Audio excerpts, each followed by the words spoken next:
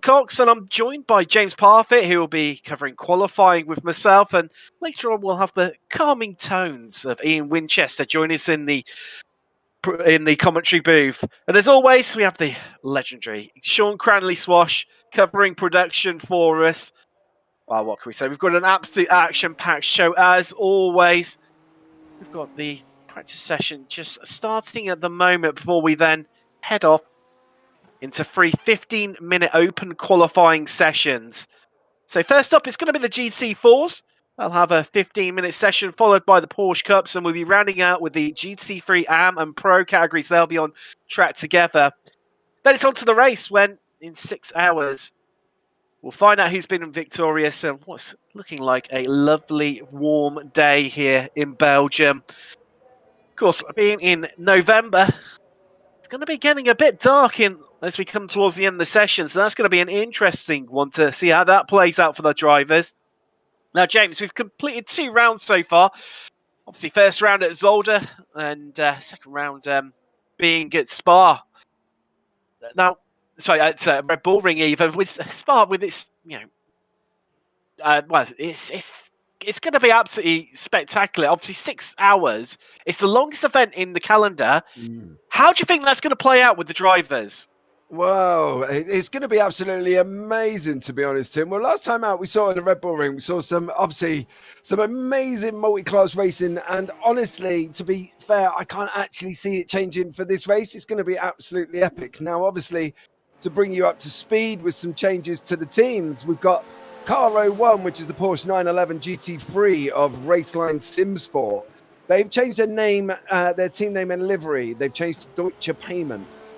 So that's a change we need to look out for. Car number 93, the BMW M4 GT3 of TechSense FitSky, has changed their name and livery changes to the SIM3D Sport. Now, we also have 3 new entries. The Porsche Cup car 222, which is B-Sim Racing, and car number 252, which is Scania Endurance Motorsport. And in GT4, we've got the car 366, which is TechSense. FitSky, the ARES, they're driving the Porsche 718 Cayman.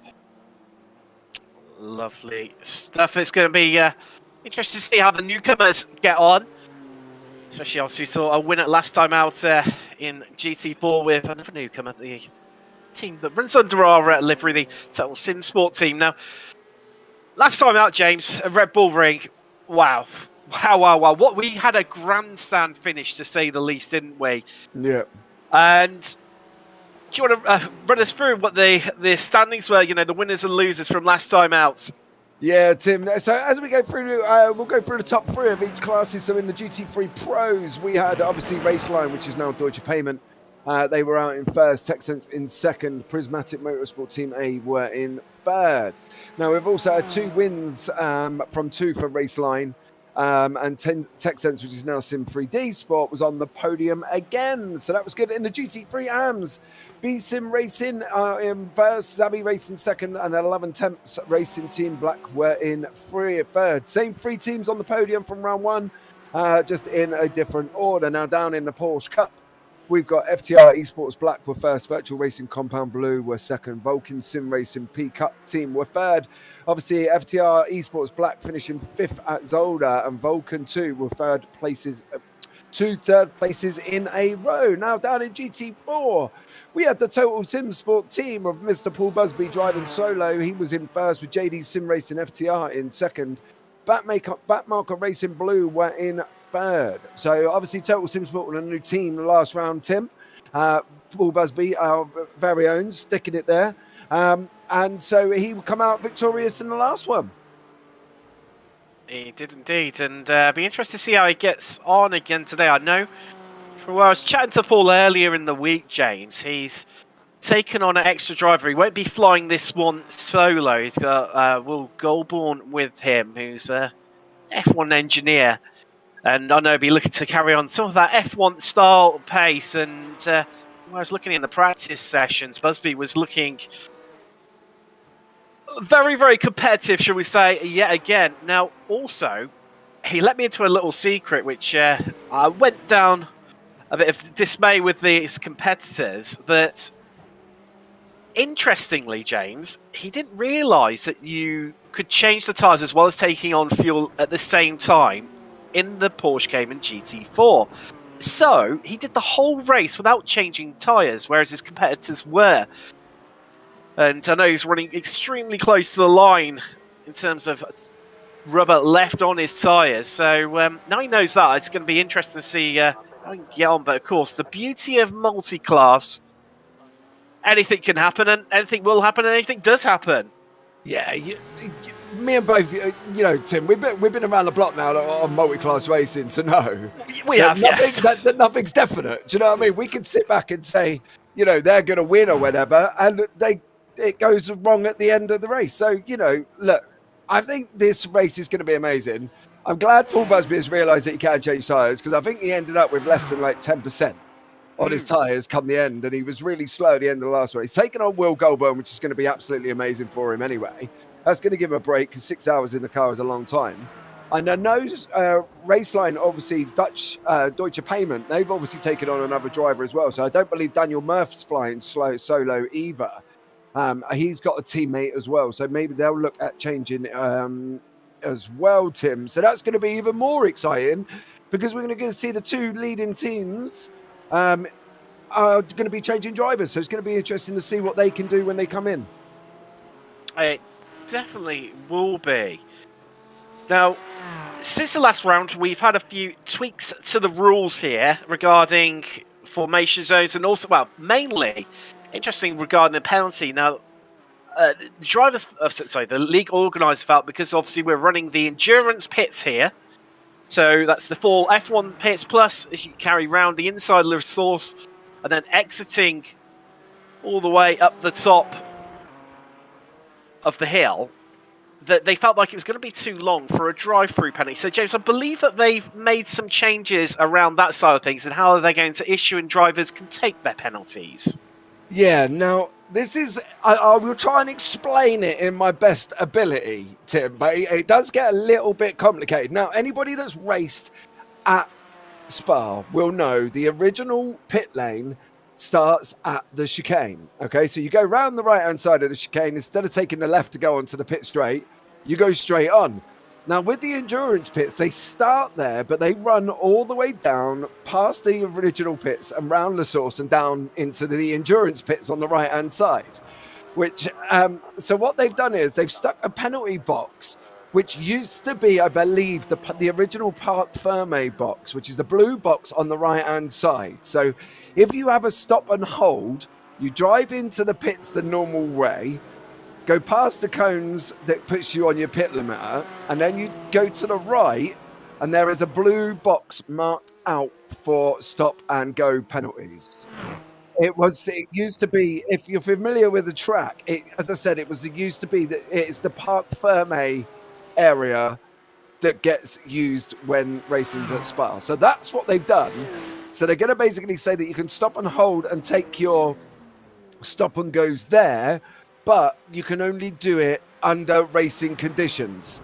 So you can't obviously get a penalty and then dive in if there's a safety car, for instance, or something like that. It has to be taken under green flag conditions.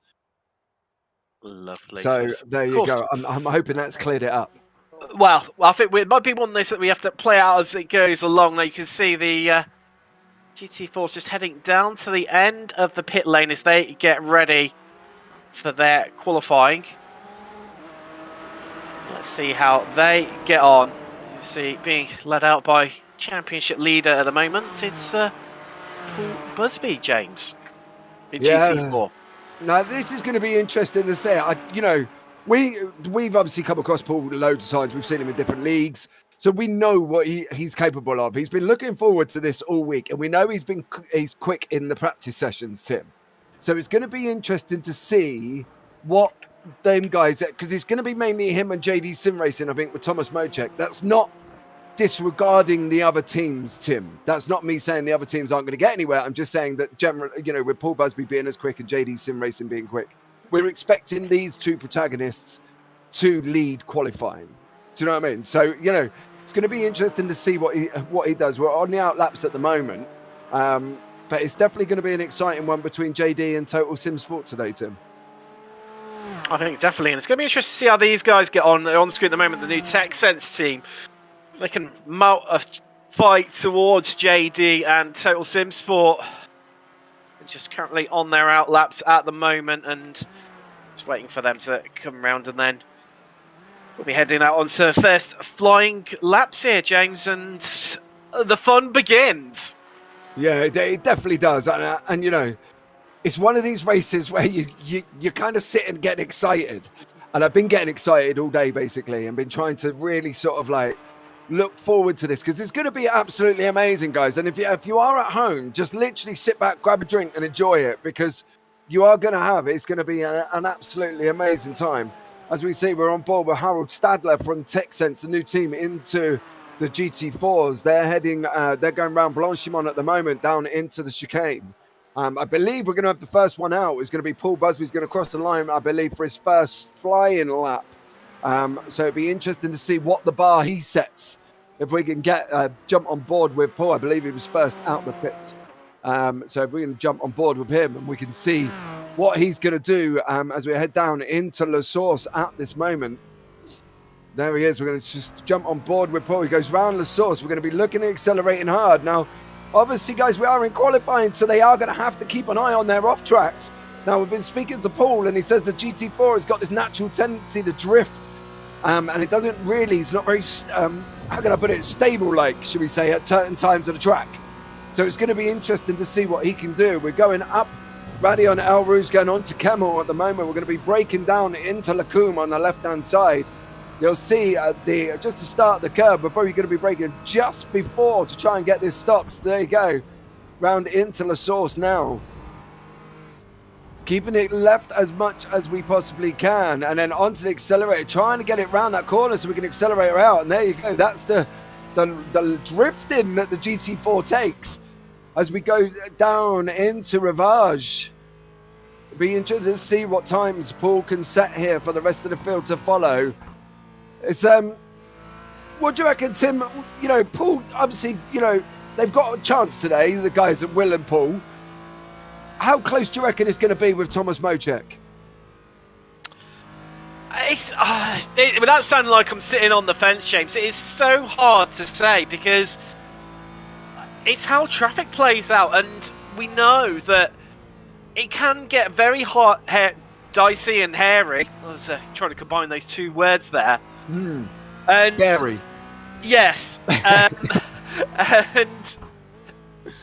you know, all it takes is one accident further up the road and mayhem can ensue. We've seen it in other broadcasts at Spa where all can break loose, and it's quite tight down the Kemmel Straight as well. If there's one incident, there's no runoff area either side. There's just barriers either side. So it's going to be tricky for these guys coming through, and that could give someone the chance, maybe further down in the pack in GT4, to suddenly pick up a few places or even the lead. As we just watched Busby come into the bus stop. Let's see how he gets on and what sort of time it's going to be, James. Yeah, it's going to be the wait until they get round, isn't it? I think they're starting actually. The time will kick in, I believe. There you go. It's a 2:27.7. So that's going to be setting the bar. So we'll see what Thomas Mocek can do as well, to see what sort of time he can come up with. But we've obviously got Lee Belcher, FTR. Thomas Mocek goes second on a 2:28.7. Tyler Langenberg of D-Line Racing Red goes at third on 2:31.24. We're just waiting for Harold Stadler, Peter Eisen from Matt Marco, and Lee Belcher from FTR Esports to go across the line. And we'll see what they can come up with as well. Lee Belcher just goes into third place, currently on a 2:34.6. 3 seconds off the pace at the beginning on the first lap. Kind of hoping that, you know, Lee's going to be wanting to get that FTR car across the line as fast as possibly he can to try and keep up with the guys in front, Tim, to be fair. He is. I mean, we've still got plenty of qualifying left. Obviously, it's a 15-minute open qualifying session. So Belcher still got plenty of time to improve, but I tell you what, driver James, Matt Marco Racing Blue, they're yet to complete their lap. Peter Elson on board for them. I think it's going to be interesting to see what sort of time they can set. I'll see TechSense must have had an off track, I'm guessing, just because they've not registered a time, but they did. Interestingly, looking at the data here, Sector 4 was the fastest of anyone. So clearly a team to keep one eye out for. Yeah, they were purple. They were 1/10 quicker over in Sector 4, Tim. So I don't think this is as clear cut as what we, would necessarily sit back and say. I don't think it is, but I'm also, as you say, depending on track, and we saw it at the Red Bull Ring, with the Total Sim Sport car, they literally nearly went into the side of somebody coming down by Roush, and they had to slam on their brakes. So as we know, anything can literally happen throughout this race, and Peter Elson must have had an off track as well, because he had no registered time on that one either, Tim.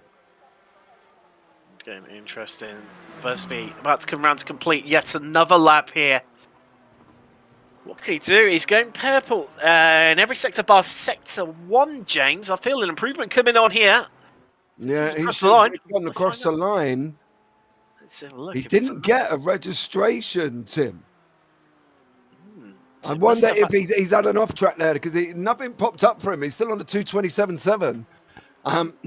Thomas Mocek's 2:28.14. So, yeah, and interestingly, James, TechSense did briefly pop into that second place, under a tenth, separating second and third. So clearly, TechSense coming into this with some pace. Yeah, Harold Stadler at the wheel. They've just done a 2:28.22. You got 2:28.14 from Thomas Mocek and JD Sim Racing in front at the moment. So we're going to be interested to see what these guys can do. We see Thomas coming out the pits at the moment. While we are watching Thomas, Martin Pierce has slowed down his lap for Backmarker Racing. Sean Campbell's in the car for qualification. Go SIM3D. So there's a lot of love around today in chat. So welcome in everybody. Rob Sullivan, Hype Squad, welcome. Much love to you. We're just seeing Tyler Langenberg from D-Line Racing Red. That would have been an off-track. And is he going to keep out of the wall? He's not, unfortunately. That would have hopefully not going to hinder Thomas Mocek coming out of the pits. I think he'll clear that car before he starts off his lap. But it's just easy. See how easy it is to do, Tim, in this Porsche GT4. They've said it before. They've got an incident limit for the race as well. So they've got to keep it under that for 6 hours. And I'm definitely excited to see if these guys can manage it, Tim. I've got to be honest. Yeah, just watching Backmarker Blue come over, let's see what they can do. But yeah, I know it is a bit of a worry for quite a few of the drivers. Of course, Spark notorious with its off-track limits. And there we go. And Elson for Backmarker Blue, yet another one's full victim of it, not registering a time. That's the thing. I think the off-tracks, we know Spa, we know the off-tracks, we know the area. It's so easily done, because at certain corners, especially go down into no name, you literally can blink at the curb and you get an off track for it. You don't even have to. It seems sometimes with the track limits around here that they are very, very tight. So we'll see how Stadler coming across the line at the moment. He's done a 2:28.05. So the TechSense car has gone into second at the moment. For them, we've got a little over 5 minutes remaining. Peter Elson has yet to set a time for Backmarker Racing Blue. Currently, we've got Paul Busby, Total Sim Sport. He's on a 2:27.7. Harold Stadler, TechSense, 2:28.05. Thomas Mocek, JD Sim Racing, 2:28.14. Lee Belcher, FTR Esports White, 2:29. Just done a 2:29.7. So he has gone quicker, but unfortunately, it's not enough to jump the cars in front of him. And then we've got Tyler Langenberg from D-Line Racing. He's on a 2:31.24, but it is really relying on Peter Elson now. Obviously they're going to start from the back of the GT4 class, Tim. So he's not going to be at the back of the pack, but you still want to kind of hope to be a little bit forward. Do you know what I mean? You do. It's a tricky one, though. This was saying earlier, it can actually play into your hands if there's some sort of incident in front of you. Just looking at the timing sheet. Tyler went wide there again. That's another off track for Tyler. He's not far off completing his lap. We'll see how he gets on. Yeah, Busby, he's improving in sectors 3 and 4 by the looks of things. So well, no, he's on his outlap anyway, so that's not going to amount to anything. So you see D-line across the line, and it's nearly 2 seconds slower than the last best. So no improvement for them right now. No, they run very wide as they come around the last right-hander or left-hander or Blanchimont. They run very, very wide. So hopefully Backmarker Racing, Peter Elson puts it in 4th place on a 2:28.76.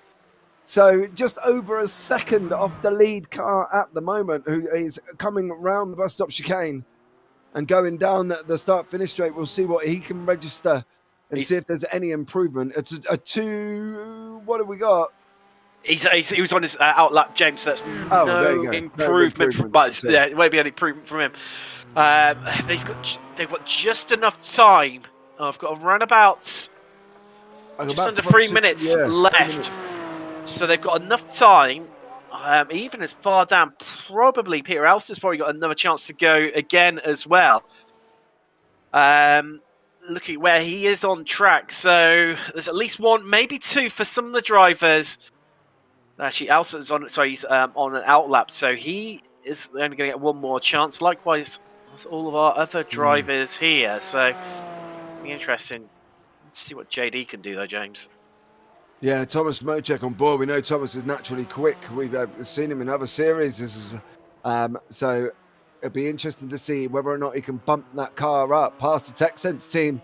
Obviously new this round, Tim. So he's going to be. It's an unknown entity to all these other drivers.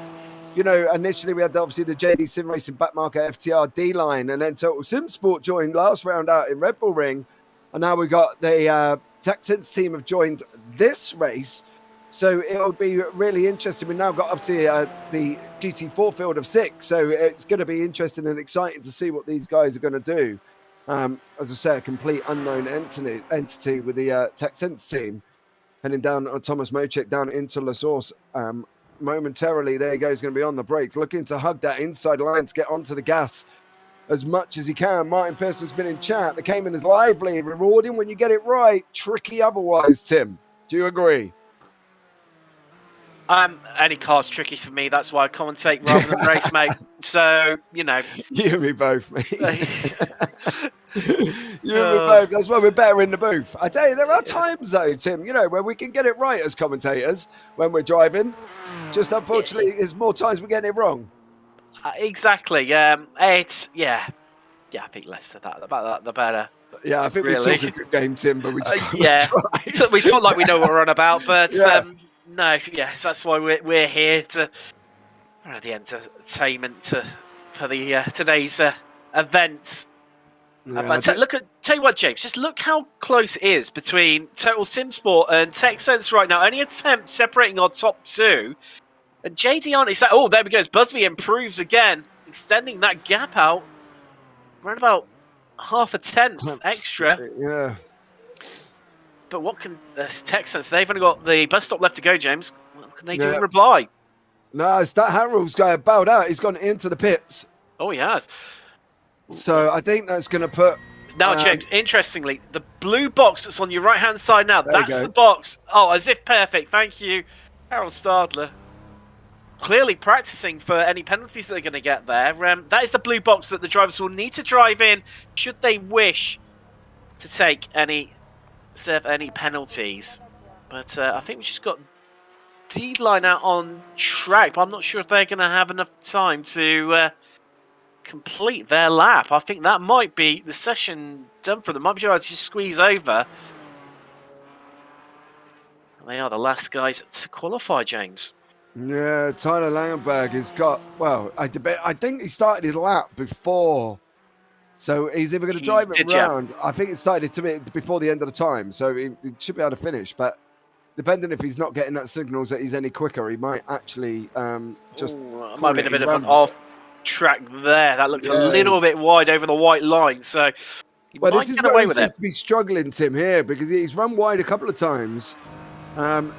Down into this next set of court and down into here. So he's managed to hold it that time.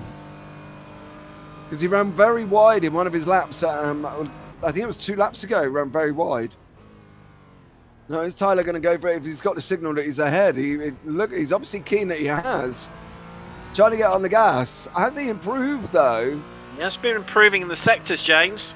Yeah, 230.85. It is an improvement, but unfortunately it's not an improvement to be jumping up the order. So they will start in 6th place. As we head across to Porsche Cup now, James. They're out on track. Now, I do believe that you've got a little message from one of the series sponsors, SIM3D. Yeah, so today's obviously race and teams in the race as well. SIM3D, enhancing your sim racing experience. Custom designed parts with a sim racer in mind for both durability and ease of use.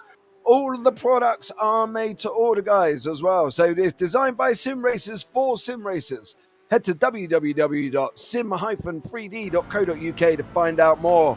All links can be found down in the YouTube description and on the Total Sim Sport Twitch channel. I believe they're in the bio as well. So much love to them for sponsoring today's event, Tim. Just seeing the Porsches get underway now, James, and interested to see how these guys get on. Yeah, I think this is going to be an exciting one, Tim, as well, because I think the Porsche Cups last time out were very close, and we obviously had some sort of incidents going on at the end of the race last time out in the Red Bull Ring, but I believe they're all sorted out now. So hopefully these guys should really be going as quick as James, sorry to cross you, mate. We've got a spinner there. I'm just trying to scramble to find the camera angle. I'm not too sure who that was. No, that's not Kevin Tavares. He's still going. No, it hasn't logged in our software. It was a great big drift from a virtual racing compound. I'm not too sure. It hasn't appeared as everyone's had an instance. They clearly managed to keep hold of it, but someone just there having a big moment. Yeah. Well, Peter Plaistow, he's still going. So was it part of the Greenleaf? It could well have been green. No, it wasn't. It definitely wasn't Greenleaf. It was white, wasn't it? Vulcan? We'll have to try and have a look back and see who it was who decided that they were going to take a top of Radion. Now was it the FTR? Because look, they're on the screen. They're on the right-hand side of the screen right now, backing out and moving behind everyone. So it could well have been cost for FTR Black, who that slight little twitch there. But also, James, it'd be worth interesting to see as well how the likes of Sakanya get on as well. Obviously, new to this championship. Yeah, now they've be really interesting. We've obviously seen it. We're normally seeing these in an LMP1, Tim, in Porsches, in other series that we've commentated on. So, you know, they got Fabio Grosseto at the moment. So it will be really interesting to see what these guys do. Now, obviously, new team, that kind of different entity that we've spoken about previously, where obviously we don't know a lot how they're going to come out in the Porsche Cup car, and it's going to be another. I think any additions, Tim, is always an exciting one anyway. I completely agree with you, definitely, and just seeing Greenleaf getting displaced at the top there by Virtual Racing Compound Blue, going with just into the 22s there, 21.998.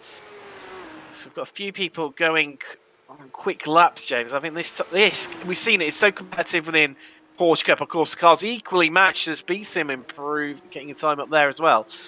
I think it was FTR Black who had that incident, James, because they haven't set a time last time around. So I'm guessing it's them. But yeah, this is so competitive within Porsche Cup.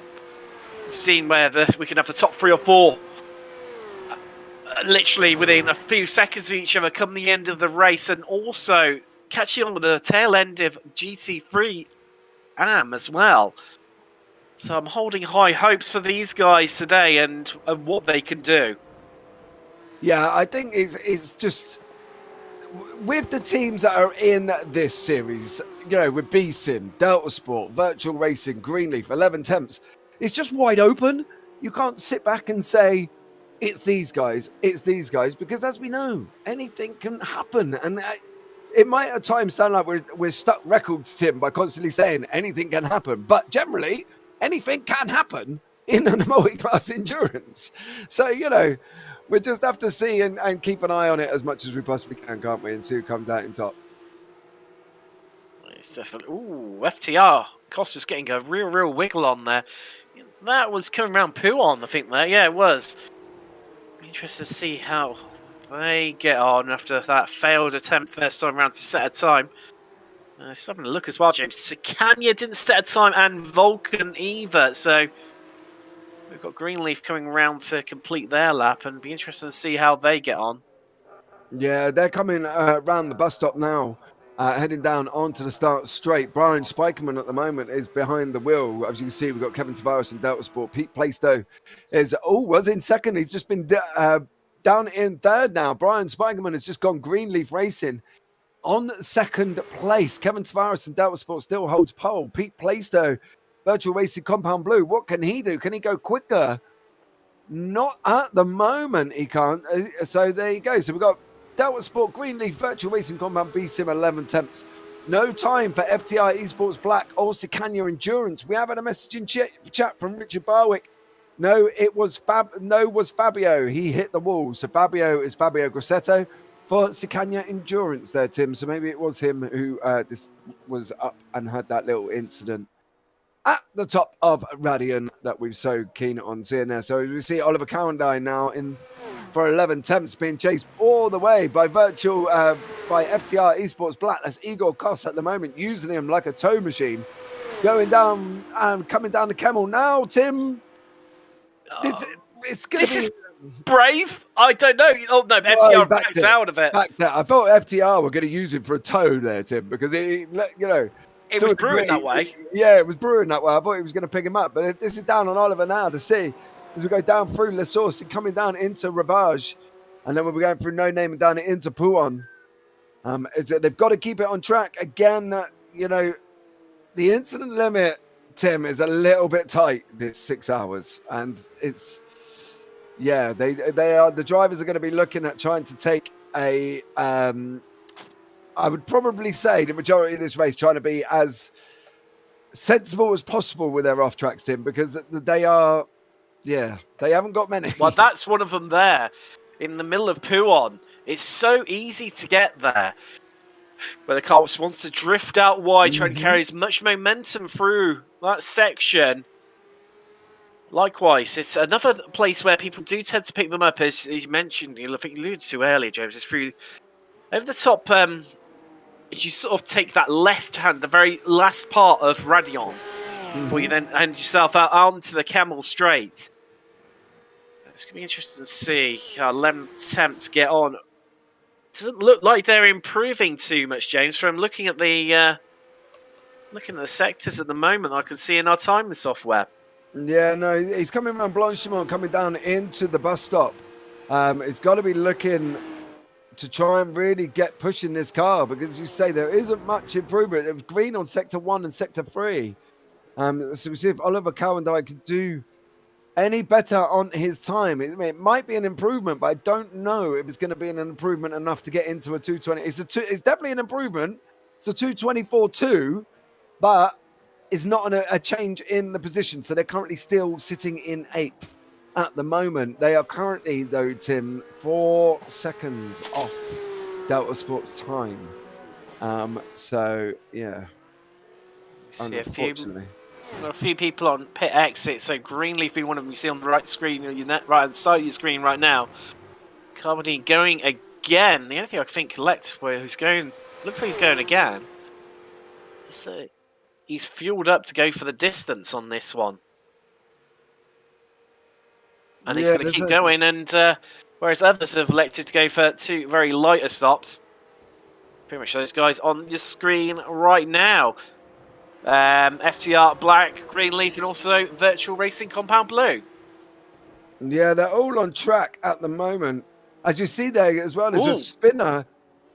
That is Rosani, I think. Let's take a little look at how that one involved, James. Yeah, from B-Sim coming round the source. This is easy done, though, Tim. On the accelerator too much, on the outside curb, or on the right, on the left-hand side, and you're just going round. There's nothing you can do. Try and lift off and keep the wheel straight, but unfortunately, it's one of the things that once you hit that curb, it's done, unfortunately. It was incredibly tight for him, and a rare mistake from them, from B-Sim, but well, it's the beauty of drama of qualifying, where these drivers are pushing it so heavily. Yeah, as we can see with Oliver there, he's coming round. He's going on to Blanchimont at the moment, but you see the corner before. That's another off track that you can just pick up without necessarily knowing you picked it up, you know, because it is so tight. Here's one here. They run slightly wide, get out onto that. Oh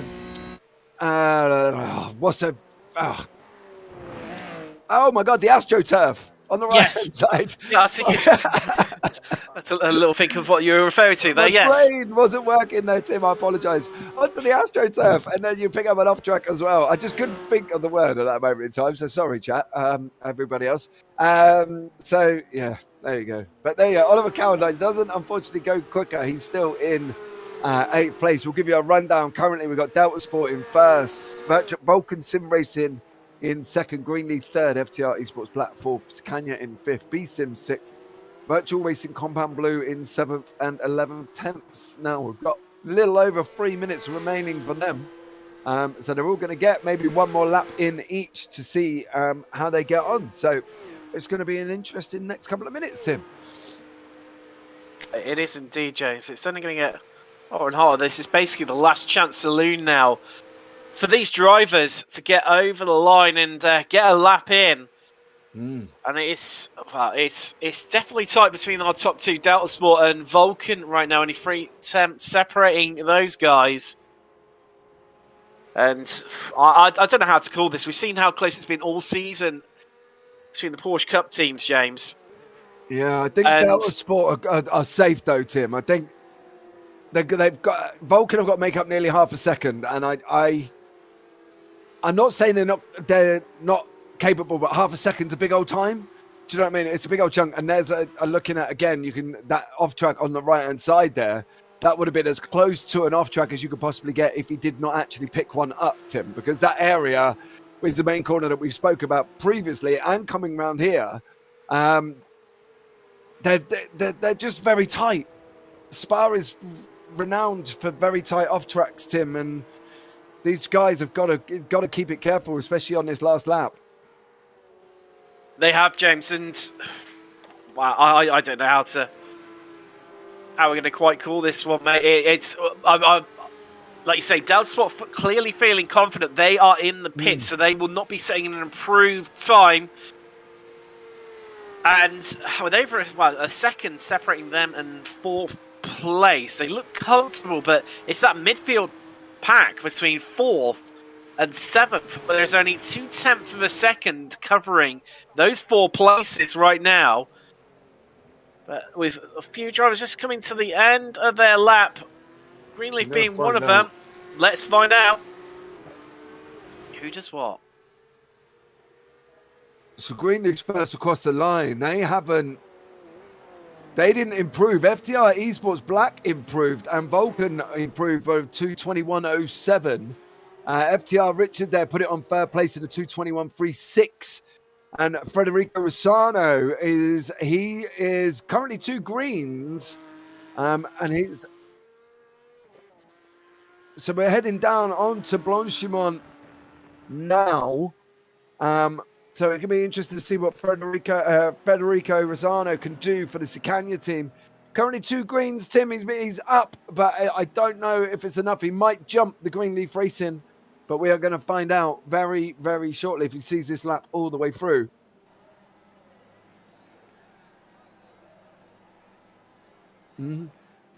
So here we go down with Federico Rossano now. He's coming down into the bus stop chicane. He's going to be coming across the line. We're going to give you his time. Oh, no, it goes into the pits. So there you go. So that's the end of the qualifying session for the P-Cup cars. And as you see on the left-hand side, Delta Sport got pole, Vulcan Sim Racing 2nd, FTR Esports Black got 3rd, Greenleaf Racing 4th, Scania 5th, B-Sim 6th, Virtual Racing Compound 7th, and 11th, 10th Racing is in 8th. So we'll go on to the GT3s now. So currently we will pick up on one of the cars at the moment who's going to be out on pole. We're on with Tom Myatt from Track Limit Racing.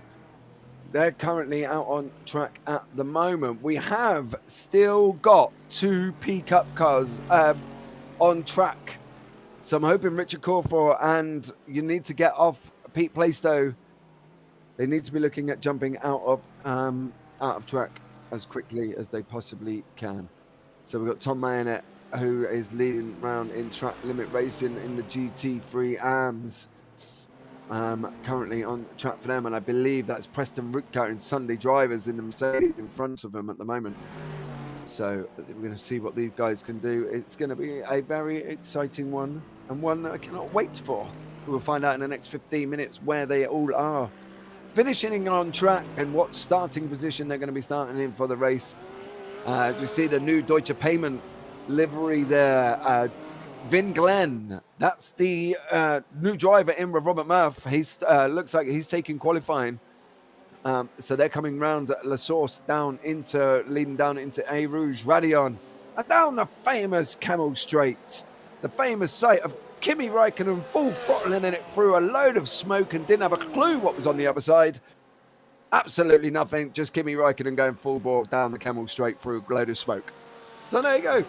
It was a real spectacle that to see. It was so typically Kimi Räikkönen as well. Yeah, what can you say really? what can you say really? It's almost like taking a leaf out of Kimi's book, isn't it? The man of few words. Yes, I was about to say exactly the same, James. Yeah, he probably wouldn't say anything about it because it is just Kimi Räikkönen. Yeah, like you say, I think it's for me. I think it's got to be. I'm gonna stick my neck on the line here. I think we're gonna see a straight fight for the win between SIM3D Sport and Deutsche Payment. That's how I'm. I'm sticking my flag to the mast, and that's what I'm gonna go with. You watch me be completely and utterly wrong on that one, but that's my prediction. Okay, so you're discounting, or you're saying? Oh yeah, go on. Okay. That the ladies at Prismatic Motorsport A, who had an absolute epic run in the Red Bull Ring, they did. Were very unlucky with an incident with Emily at the end. They were. Are you counting them out, Tim? Are you going to controversially count them out of this race? Because we've got Judith in chat. She's not going to be happy if you are, Tim. I think what it is, James, is that the BMWs are. Yeah, so they're going to be great in certain aspects of the track. So bus stop being one of them, because the BMWs are brilliant over the curbs. But where I think they're going to lose out, and especially what's going to be interesting for myself to see, is how the Ferraris get on. So the likes of FTR Red, with Jackson Larry, he's taking qualifying for them, and RPM as well.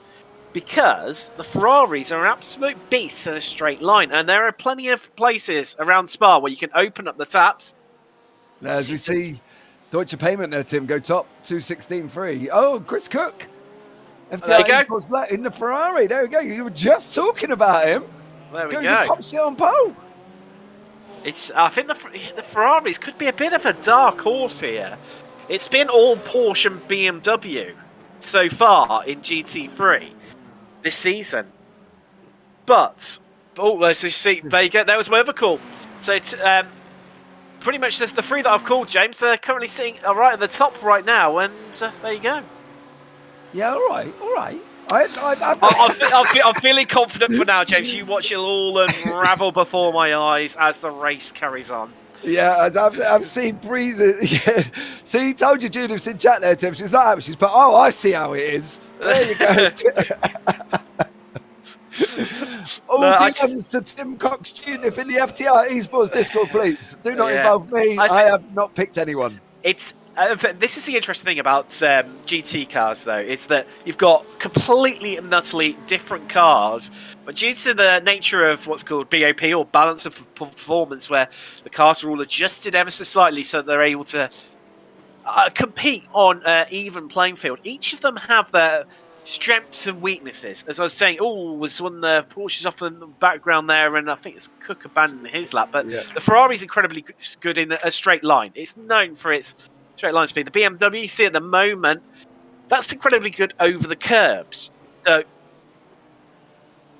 where else have we got? The Porsches, they're just great all-rounders, good at corner exits, especially off the slower corners, very well-balanced car.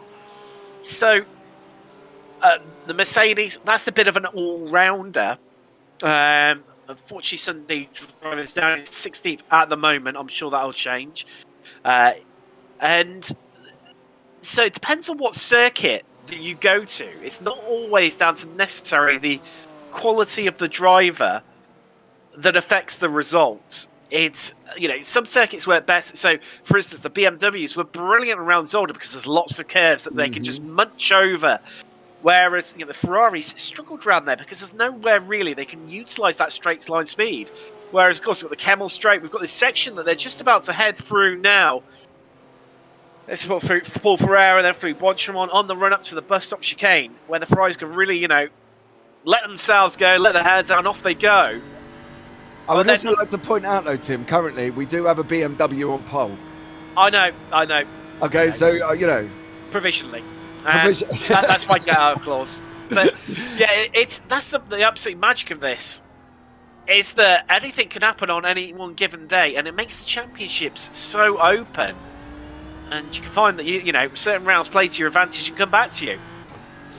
Yeah, we were seeing Tom Moe across the line from RD Simsport. No, we're 2:16.42 currently. So we've got, obviously, SIM3D, FTR, Esports, Deutsche Payment, RD Simsport, 11 Temps Racing, RTIP Racing, FTR, Esports, Red, and B-Sim, no luck. No luck. They've had a bit of a torrid couple of races, didn't they, Tim? And then Stage 1 Senior, rounding out our top 10 of the GT3s at the moment.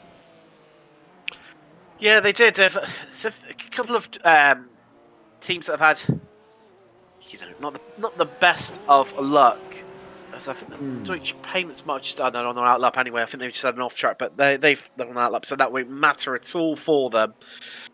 So, yeah, I think it's, it's going to be interesting to see how this plays out. Of course, the longest of the races this season. 6 hours is a long old time, James, especially for these guys when they're used to the more the shorter endurance races. Some of them do take part in other championships which do race longer, so it's going to be more of a who could be consistent. Qualifying is going to be one thing, but I don't think it's going to be the be-all end-all, and I'm not 100% sure the person who starts on pole will be the person who takes the checkered flag in what will be just over 6 hours' time at the moment. Yeah, it's a difficult one, right, with that scenario, Tim, because you would like to think that SIM3D, who are on pole currently, would be able to get away, run away, and win the event, right? They're nearly a second up on second place. You think, that's it, job done, job's a good one. But it just never is it? And it's a shame how some things happen as the time goes on throughout the race, because 6 hours is a long old time. We appreciate that. We're here for 6 hours. So it's a long old time. It's just a shame how it works out that things beyond Sim3D can control can affect their race that they wasn't expecting at the beginning. Yeah, exactly. But that's the beauty and the beast in one sentence of multi-class racing is, while you were mentioning that, James, Sim3D improved further to 15.1. It stands at the moment a full second clear of second place. That is ridiculous. That is a crazy pace that Sean Campbell for Sim3D is currently possessing. Clearly going with, I'd imagine, some sort of really low downforce type setup. I would imagine. I don't think there would be many teams looking at running a high one, Tim. I don't think they're going to be running a massive one. High would be crazy. Yeah, that is definitely out of the equation here. Medium, maybe, but that just... It makes the car easier to drive. However, you're going to be down on top speed, which is going to make overtaking along the Kemmel Straight more challenging. Equally, it could be, could get you a good qualifying time because you've got a nice clear track in front of you. You're not going to be battling with anyone. So, I don't know. I'd imagine the drivers will be going more towards the lower side of downforce, and wow, I mean, you can see at the moment. I mean, the BMW SIM3D, they are 1 kilometre an hour short of the top fastest time, which ironically was another BMW. So where I was on about earlier with the Ferraris having the best straight line pace, SIM3D currently sharing second place with a Ferrari at 268 kilometres an hour, but it's a BMW's at the front. So, yeah, I slightly undo my own argument. But, yeah, it's going to be, under race conditions, it's going to be very different, and it's going to be really interesting to see how things shape up. We've got a few people on their outlaps at the moment as well. Yeah, so I think with the current leaderboard at the moment, as we can see, there was a spinner, Emily Howe, currently in Prismatic A. They're up into 7th place, Tim. They took a while to set a time. So they're currently in 7th, sorry. But I think with endurance, Tim, qualifying, yes, helps being on pole. But as you said, does it always mean you finish on pole? It's a different story, isn't it? But you see it in real life. You think back to, I think it was 2018, where 2017 Toyota had an incident at Le Mans and broke down on the last lap. So it can happen. Anything can happen and will happen. But James, we've got 2 minutes left to go. That looked a bit over the curbs then from 11 tenths. But yeah, let's see what happens in the next, what's down to 1 minute 45 now. Yeah, so Mark Baxter Jones is going to cross the line. He's going to get another lap because he finished it, would have got it done.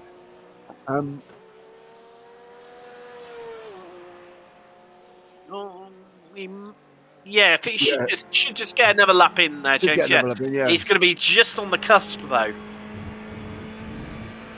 There's Tyler Campbell, who's currently 2nd place. Going down Blanchimont. Looking at taking a long left-hander, Tim, and then we're going to be coming down into the bus stop. This is the easily wide done.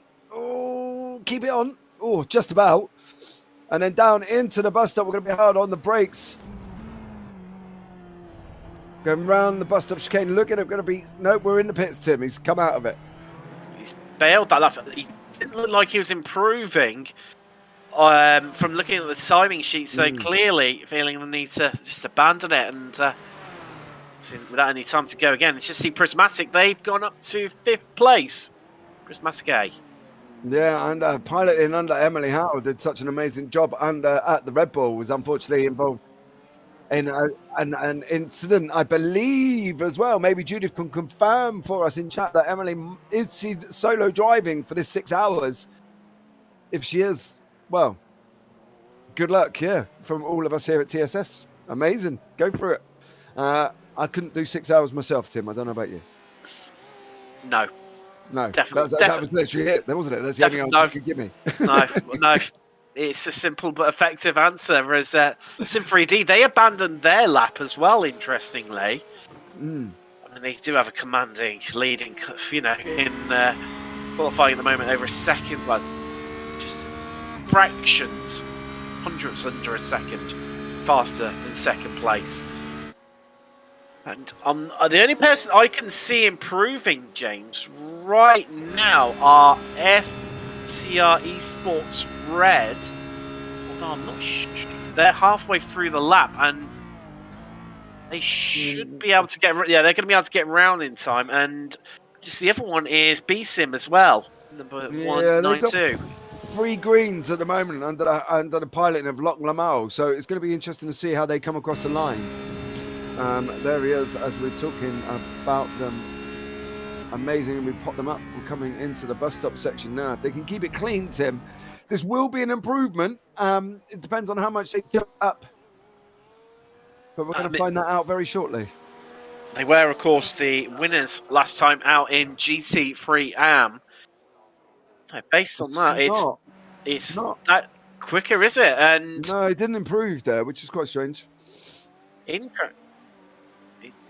Interestingly, these ones we're looking at the moment, James, are going quicker. So it's FTR at the moment and Arctic. Let's see how they come across the line. Can they improve? So FTR have not improved, and Arctic haven't. They've done to the pits. No. But Crouch for RPM, he's had 3 sectors that have been best. Well, there we go. Hauling the Ferrari up into 7th place for you, James. Yeah, 7th in class. So that's a great effort for them right at the end there. Nipped it. As it goes to show that the last laps are always important. Confirmed from Judith Cooper, yes, Emily Howe is solo driving, Tim. Wow. That's one. Very machine. Very brave lady, and doing something that I definitely would not be able to do. And yes, good luck to her, and likewise to all of our drivers, really. And see how they get on in 6 hours' time. We'll have the answer for you. Yeah, I just hope she's there. Got somebody giving her drinks and food. Very important. Stay hydrated. Yes, but not too much. Well, no, it's last thing you need is your own pit stop in a pit stop. So it's 5. It's that balance, isn't it? So we got Rob Sutherland in chat. Good lap, Sean. As a reward, you get to guess where the green zone is. Yes. Which is the start zone, which they're talking about. Now, the formation zone, I believe we're at the back of the bus stop, aren't we? Halfway down Blanchimont. We are. Yes, as a formation. So they're going to be starting their formation lap up. So, not long to go. Just have to wait for the session to close up now. Then we can bring you the official grid ahead here at the 6 hours of Spa. I'm just waiting for the last few seconds for that to disappear, and then we have to bring that up for you. And here we go. It's just moving across now. And James, you want to take us through the grid here? Yeah. So in the GT3s with Sean Campbell in pole, Tyler Campbell second, Tom Moore third, Daniel Muff fourth in the Deutsche Payment. Mark Baxter Jones, the highest of the AMs. He's in 11th temps racing. Emily Howe as was 6th. Samuel Lamont is in 7th. Jackson Lowry 8th. Brett Crouch popped it in 9th. Corey Peters is in 10th. Locke Lymar is 11th. Paul Van Loan in 12th. Hans Blankart in 13th for Stage 1 Racing. Morgan Driscoll 14th. Elise Main, Prismatic Motorsports B 15th. Lucas Provinek in Zabi Racing 16th. David Van, in 17th. Artie Buschart in 18th. Tom Mayan in 19th. And Preston Rutka from the GT3 Sunday drivers is in 20th. Now down into the P Cup we go. We've got Kevin Tavares from Delta on pole. Vulcan Sim Racing in 2nd. FTR Esports Black in 3rd. Greenleaf Racing 4th. Sicania in 5th, B-Sim 6th, Peter Playsto's Virtual Racing Compound Blue in 7th, Oliver Carradine from 11th Temps Racing in 8th.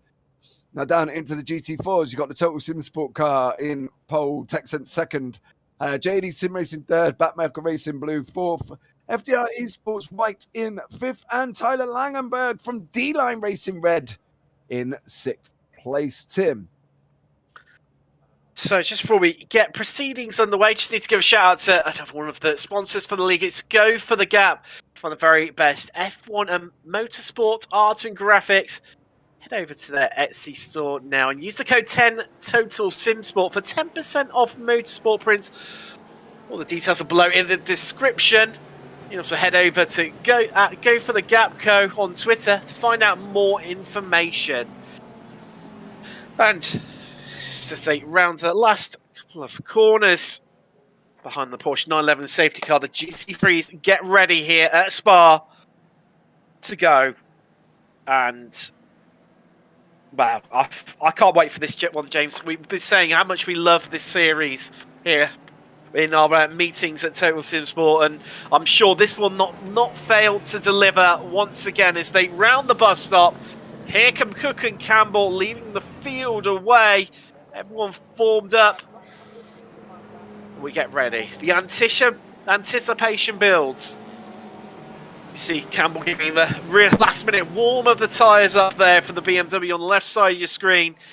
Now, of course, being the endurance pits, the start line isn't actually until halfway down the straight on the road down past the source to Arouge and Radion.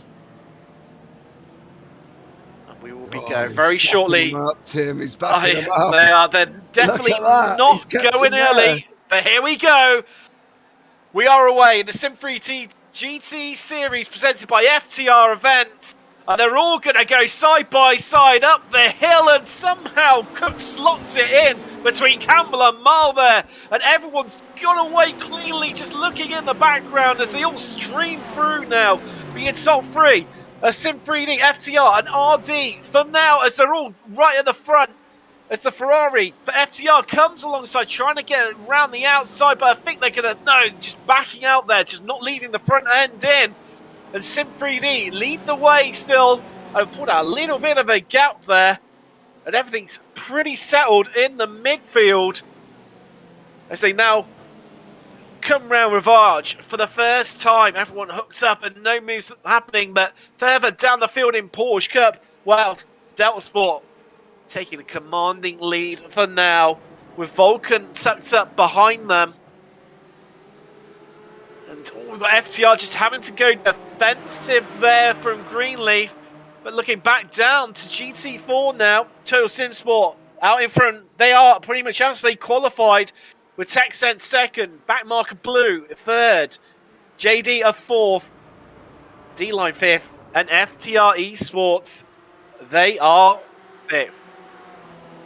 But let's head back up to the front of GT3 right now. So we ride on board with Christopher Cook from FTR Esports back.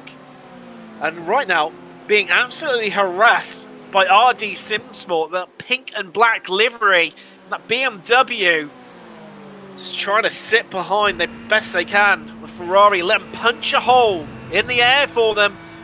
But let's see who's going to be the last late breakers. RD goes to the inside, come hard on the brakes into the bus stop. They're side by side through it, but FTR just cling hold of it. And RD unable to make a move that time around there, James. Yeah, so we'll have a quick rundown. Sean Campbell, SIM3D's out in pole first, FTR Black second, RD SimSport third, Deutsche Payment fourth, Emily Howe from Prismatics up one place, Jackson Lowry's up two. Tim, they're the biggest movers in the top 10 of the GT3s at the moment. Down to Porsche Cup. It's been pretty static. 11-10, they've made up a couple of places. It's only themselves and Greenleaf who've made progress so far on the opening lap here. Likewise, if you look at the GT4s and you see Backmarker already up one place, not satisfied with that, and now all over the back of TechSense and Total Sim Sport, they're going to be well happy to see them all scrubbling around in the background. Got TechSense, then Backmarker, and then JD all on top of one another right now. Come through the bus stop cleanly, but that has allowed Total Sim Sport at the helms of Bumsby to be just over, well, we're about second clear now. However, just heading back up into GT3, we see Funk just dropping down a place there, and ooh, Prismatic B, they're right at the back, and they've dropped 5 places. Something's happened to them, James. Yeah, not quite sure. We don't see on the replay now. Let's take a What's look. actually happening? It's coming around. That's round the source. No, it's not. That's after, just after La Source, the right-hander, just after La Source there, Tim. And as we said earlier, no, it's Lacombe, mate. A little bit further around the track. Yes, sorry. I'll allow your coronavirus clouded brain to Thanks, let you off that one, mate. There's those are aware. My fellow commentator has caught the dreaded COVID-19 due to his love for the series. You're hearing alive and kicking, aren't you, mate? Well, that's the main thing, mate. I'm staying positive. Exactly. So, well, literally for COVID, mate. Yeah. As we head back out to the front, C3D. Well, what a commanding lead they've got already. 3 seconds clear of RD and Deutsche. Deutsche have actually dropped a place. RD have managed to find their way past the Porsche. It's a BMW 1-2 right now. But FTR Esports Black, they've dropped a couple of places. You can just see them in the background there in the Ferraris. It's actually the one at the front of the train. The sister FTR Esports Ferrari, but the second of the two, they've made progress. Now, what's happened here? This is another of the FTR cars. This is down in GT4. Oh, there's a couple of slowdowns, I think, there, James, from backmarker and D-line. Yeah, I think that allowed Lee Belcher to go up into fourth in class overall. So, you know, that's worked out well for him. Passes, 3 passes for them. So, you know, it's something they haven't got to do on track, isn't it? But the interesting thing, Tim, was when we was on with Paul Busby on the Total Sim Sport, there was following the GT4s coming round the Blanchimont, round the left-handed part. There was a couple of red flashes on the timing tower. Now, if anybody wonders what they are, that's actually the cars getting off tracks. So a couple of them racked up off tracks to try and keep their positions on that first couple of laps, Tim. Let's just see, Arctic just dropping a couple of places there. Samuel, she's lost 3. Actually, no, I lie. He's lost 4 places. It's got to be surely another slowdown. You see the blue BMW there in the middle of your screen. So actually, they've lost that place there into Lacoon. They've got out-dragged by the Porsche, and then just start getting completely swarmed and mugged, where everyone's queuing up and thinking, I'll have a little bit of the action. I just got completely and utterly mugged there. And I thought maybe it was a slowdown from to lose so many places. They were all queuing up. As cars were filtering through, where they're all so completely, tightly compacted. Everyone just following through, and Paul Lamont for Arctic was left completely helpless there. Yeah, I think he just got into that situation in that mindset where he's like, I don't really know what I'm doing. Like, almost he got so swamped by the other cars that he just didn't have any, he couldn't take his line because there was people trying to dive him left, right and centre. And he just kind of needed to get on his line and settle down and put the accelerator down there. He got a little bit overwhelmed and unfortunately he got a little bit eaten. I did. Obviously, the field's so competitive here in the SIM3D GT series that as soon as you lose one place, everyone's normally then following other cars through, are using it as a door opening, and due to the nature of Spa, it's so hard to get back on the lines.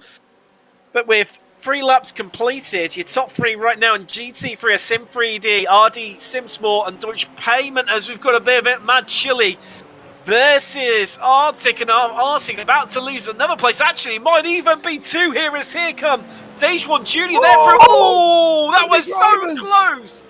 That was... drivers!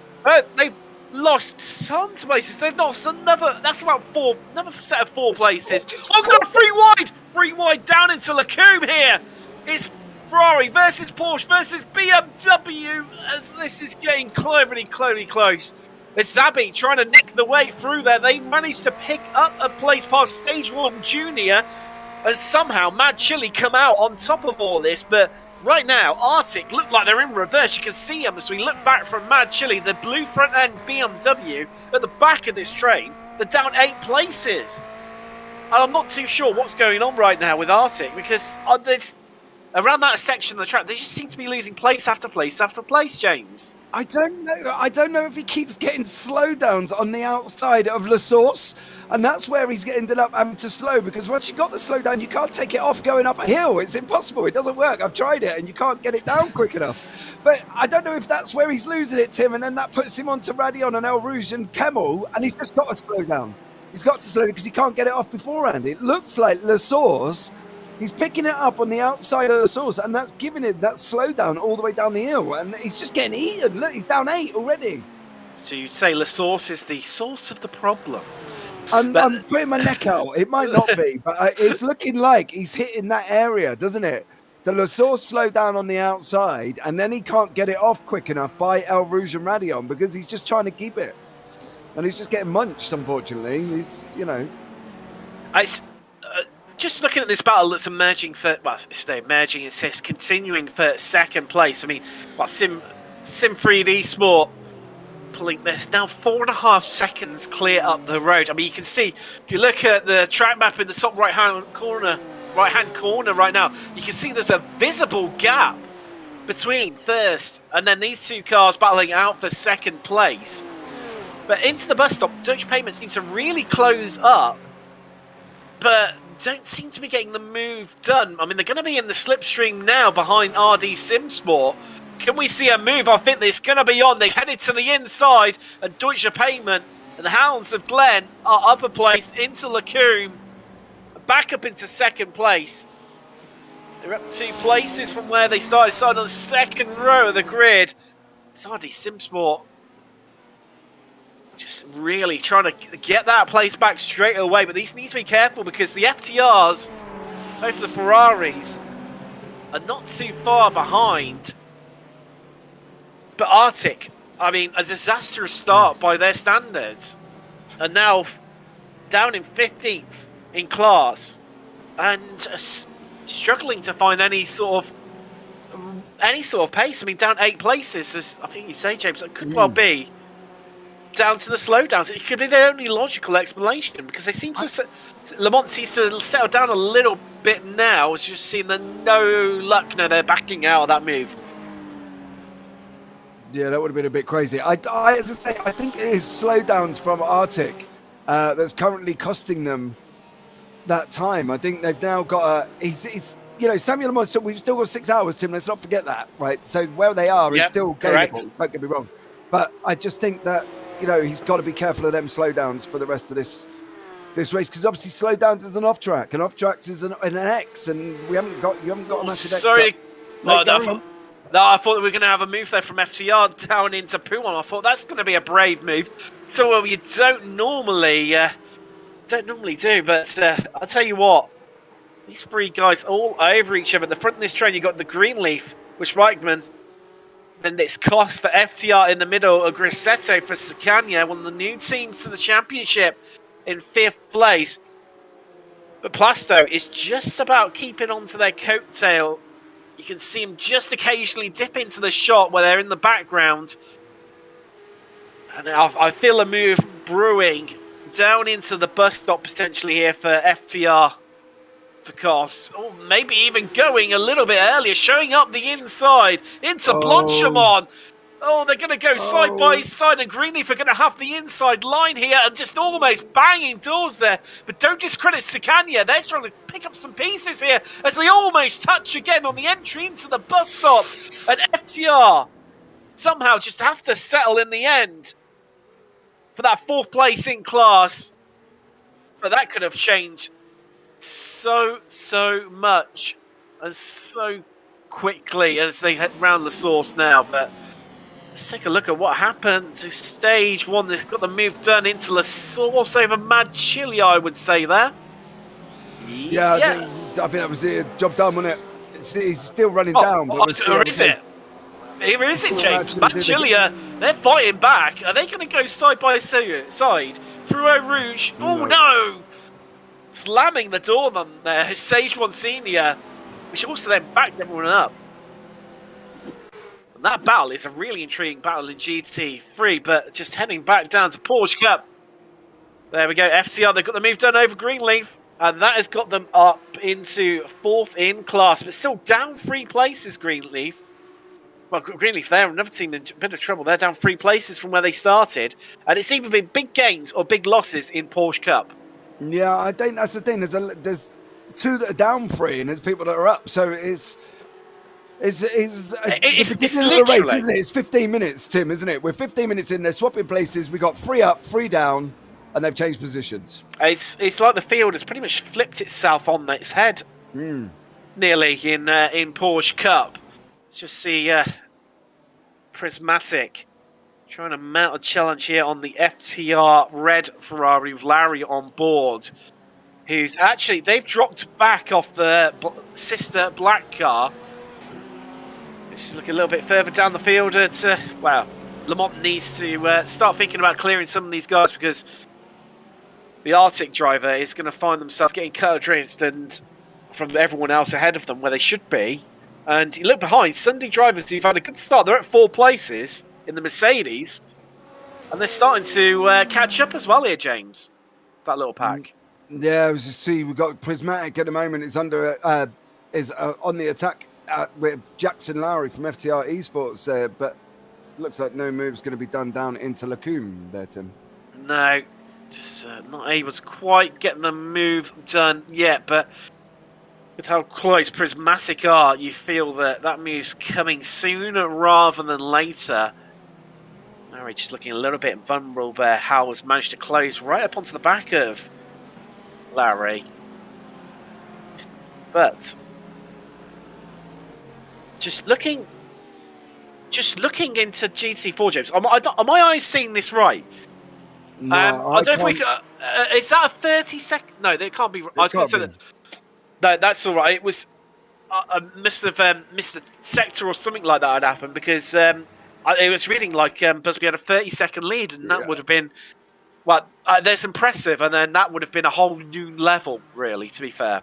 Well, that coexists with JB Wiley in chat. GT4 update, please. Well, there you go. Total Sim Sport were in first place. JD Sim Racing second. I believe TechSense are third. Backmarker Racing fourth. D-Line fifth. And FTR Esports white.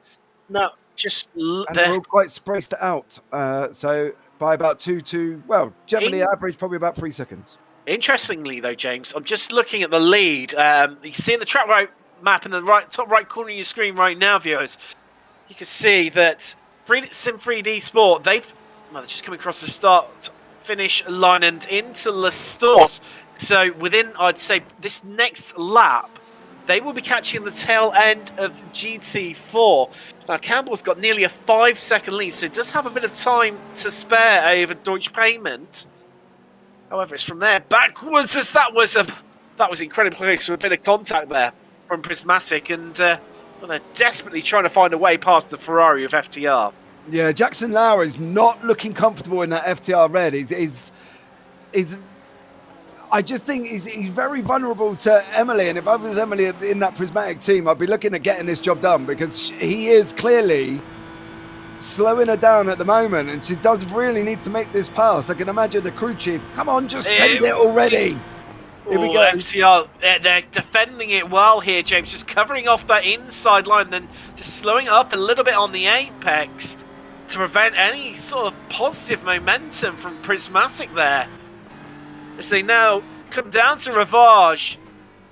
And it's not going to be a move to the Ferrari does not look happy through the corners. And maybe just relying on a bit of straight line pace there to keep themselves going. Now, just looking at it, I think this has been a change for position. Stage 1 green in the Porsche. You've managed to get past track limit in the BMW.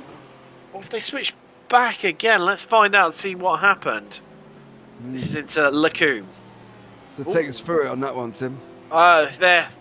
BMW just looking very, very squirrely there. Just ahead, and then had to back out of it again. But this sort of section in the midfield here. Wow, look at just that. I was just about to say it's getting really busy and really tasty. There you go. So this starts at Morgan Driscoll for Mad Chili, and that blue and red, well, the red front end, blue rear end Ferrari. You've then got behind them is Stage 1 Senior, followed by Zalbi, the blue Ferrari in the middle, then Stage 1 Junior and Arctic, who are at the back and trying to recover as Greenleaf. They've got Sicania coming up the inside. Is they're now going to come through No Name. They're going to struggle to get that off them with Greenleaf being on the inside. But Sicania fighting back on the run down to Puon, but they're going to have to tuck in and settle down. But you feel right now that Greenleaf are holding up Sicania here, James. Yeah, there seems to be a couple, doesn't there? The same scenario in GT3 with Prismatic. They're stuck as well. Just had a message in chat. Pete Plaistow dropped off the server. VRC Blue in the P Cup. So I think we may Pete Plaistow there as well. Contact! And somehow they all get round, and Morgan Driscoll on the inside there has just managed to avoid contact from cars coming round as he drifted around the source, and he's dropped from the front of this little group of cars to the back of it. But Sunday drivers just coming through and allowed to really catch up. We head to the chopper. Oh, it was contact from behind. Zabi Racing. James, I've got to say, Stage 1, Senior were looking in their mirrors, saw it happen, and a brilliant evasive move from them. They just opened up the steering, carried on. You'll see here now as we go darting to the inside. You can't quite see, they're over to our left, but they saw it coming, and that could have been disaster for so many cars there. Yeah, Zabi Racing kind of started that train, unfortunately, hit the back of Mad Chili. Not the best, to be honest. Be interesting to see what happens with that one. You see the GT3s are coming through the GT4s now. Currently, Campbell for SIM3D. Halfway through them, as you see RPM just making their way past the 11th Porsche. Johnny Olaya. It's up into 8th place for them. But I just can't get over just how tight that midfield is in GT3. So it seems clear in the FTR, and actually Prismatic, they've managed to finally get past FTR with Larry. Clearly not aided by the FTR GT4 that they were just coming past there. No, I think that needed to be done though, didn't it? Emily needs to now look forward. Been held up behind Jackson Lowry for about, well, the last good few laps. So she kind of needs to now look forward, take a line, try and use the traffic where we can, and sort of, in a polite way of putting it, get on her bike a little bit. Because she's lost quite a lot of time to the guys in front, Tim. They have lost a fair chunk of time to 5.7 seconds of gap between FTR Black, the sister team. And bear in mind that the two FTRs were really close together at one stage. As we now see Deutsche Payment versus RD. Yeah, again, it's a straight drag race now. They need to be careful. There's the FTR Porsche in front of them in GT4. They're going to come side by side through Lacombe. And just somehow Deutsche Payment slots it through. But FTR are now right up onto the back of these guys. The GT3 on the back of this train as they come through past the FTR GT4. So no, that's the tech sense, isn't it? Apologies about that. It's a similar type of liveries. Let's just see Arctic getting past Zabi, or do they? No, Zabi just keeping hold of that, and Stage 1 Junior nearly coming through, but they're not giving this up. James is almost a bit of a nudge out onto the grass, and they're going to go three wide. 3 wide on the run down to Rivage. This is going to be tight. Hold on, everyone. And somehow they all managed to get through. But I'll tell you what, Stage 1 Junior, what a move from them. Saw these two battling, saw a gap in the middle emerge.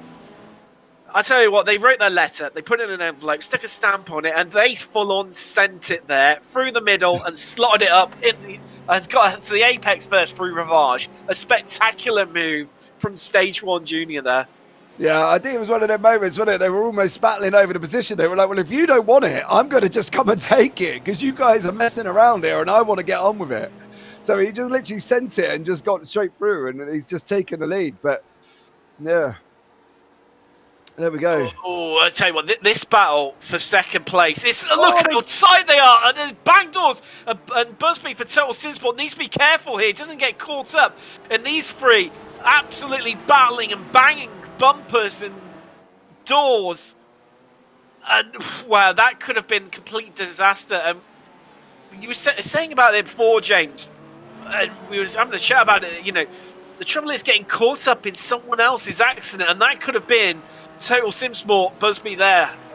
Just wrong place, wrong time. You can see why he tried and hang it out, though, Tim. You can see why he tried to hang it out, because JD Sim Racing are now only a second behind him. He lost over a second and a half with these guys trying to go past him down into just Blanchimont and the chicane section. So you could see why he tried to hang it out in there. But because look, you can see him in the background, Paul Busby with Thomas Mocek climbing all over the back of him. See, talking of climbing all over the back of them, these three are at it again. I see Prismatic and I tell you what, despite getting past FTR, the FTR Red team, James, they've been unable to really pull away as they come past the JD Simport GT4, and It's hard to know where to look at the moment. We've got action up and down the field as Zabi just getting up the inside. Oh, was that a bit of a nudge there? As they carried on through Lacombe and they have to join at the back end of Malmedy, but that's going to cost Zabi a whole host of places. And they're now all the way down behind Funk Motorsport, I believe. So, no, they're all the way right at the back of GT3. Yeah, that would have been a quick slide all the way down there, Tim. To be fair, we'll have to take a see if we can see what actually happened, but I think there was contact from the car behind. So it's going side by side yet again as Sakanya try and find their way through, and they finally managed to do it. Bit of an unconventional place into Eau Rouge, but they managed to get the move done, or have they? Because Greenleaf are fighting back and they've got the better run through. And Sakanya have had to elect to dip back in, try and get back in the slipstream. They're going to go to the inside. Yes, they are. Can they get to the apex first? Can they get it slowed down in time? Could Greenleaf hold on round the outside? Somehow they managed to. Side by side through Lacombe, same through Malmedy. As Sakanya just giving them a bit of a nudge there, but got the elbows out and shoved them over to one side, saying, Greenleaf, I'm having that place. It's mine. You know, we see now from the back end of Zabi Racing, is this Arctic? No, this was the Stage 1 Junior contact. It was contact. You can see the cars streaming through in the background there, and they are now right in the back of GT3, behind Prismatic B, after what was an absolutely brilliant start by them.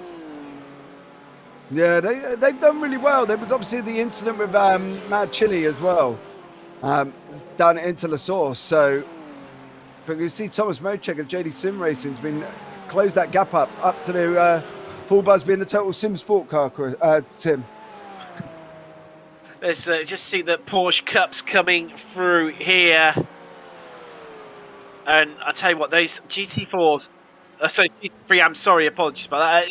The GT4s look tiny in comparison, don't they? They're like almost like toy cars. Yeah, they're very small, aren't they? Yeah, it's size difference doesn't seem like that in real life, but as you see, it's Stage 1 Junior on the defensive from Arctic. And interesting, James, that defensive line actually being on the outside seems to be playing more dividends for the drivers than being on the inside. Yeah, I think we saw that at Red Bull Ring as well, though, didn't we? Down into Remus, wasn't it? Yeah, and even Swashbuckle as well. Yeah. So turns 3 and 2 5. and 3. Well, yes, it depends. Two and 3. Well, depends what training at School of Thought you're from, really, doesn't it? But yeah, either 2 and 3 or 3 and 5. Depending on whether you count the Kings as turns or not. But I tell you, Mad Chili. Splitting hairs, Tim. Splitting hairs. Yeah, we've got lots of time to debate stuff like that, James. Lots of time. But 5.5 hours to go, Tim. I'm sure we've got, we'll find enough time to have a debate about what corners they are at Red Bull Ring. Oh, definitely. But out of this, just looking at this group, suddenly drivers have been able to make good progress from all the mayhem that's been happening around them. And they've actually picked up a few places in that Mercedes, the lone Mercedes GT3 in the field. And they're up 6 places into 14th. Well, for now, as they've got Mad Chili swarming all over the back of them, who've then got Track Limit swarming all over the back of them as well. As they come round Blanchimont now. Mad Chili's on a comeback, though, isn't it, from his incident down into La Source at the hands of Zabi Racing. So he's going to want to get back up to the Arctic Stage 1 Junior battle in front. So to put him back into perspective of where Morgan Driscoll was, he was obviously 5 places ahead of where he is now, Tim. So that incident with Zabi has put him at the back, didn't he, at the pack. So he's going to be wanting to climb his way back up. Now, interestingly, James, there's a drive-through penalty for Stage 1 Junior for that contact that they made with Zabi. So that's going to be the first first team to pick up a penalty. As they're now being harassed by Arctic, and they're going to go side by side. Oh, as they squeeze past the Texans GT4 there. And Arctic are going to have this outside line. Can they keep hold of it? No, just having to duck out of it. Oh, that was... I had to close my eyes almost there, James. I wasn't sure how that was going to pan out. Yeah, that was definitely a give me room. You're not giving me room. I think he kind of went to use the TechSense car, which, to be fair, Tim, I probably would have done in that situation myself. I would have used the car to block him in so he couldn't overtake me. But he kind of just gave him a nudge to get a little bit of room there, didn't he, on the Stage 1 Junior? So you see, just coming through past the TechSense GT4, a Sunday driver's mad Chilean track limit. Everyone just clearing there sensibly. See, look at the Porsches in the background, the Stage 1 Green and Funk Motorsport. Everyone just, well, I would say settling down, but they're just so close. You just get the feeling, James, just any second, this is going to kick off, and TechSense just almost getting in the way in the background there a little bit. Stage 1 Green had to try and clear them, but the way that Morgan Driscoll is driving for Mad Chile right now, it's only time before they try and cut their way through the field. As we say about cooking through the field, Prismatic just trying to find their way past Funk. Yeah, that's obviously at least, isn't it, at the hands of the BMW after the incident up and Lacombe. So they're trying to fight their way back through the field again, Tim. So, Stage 1 Junior in to take their penalty, James.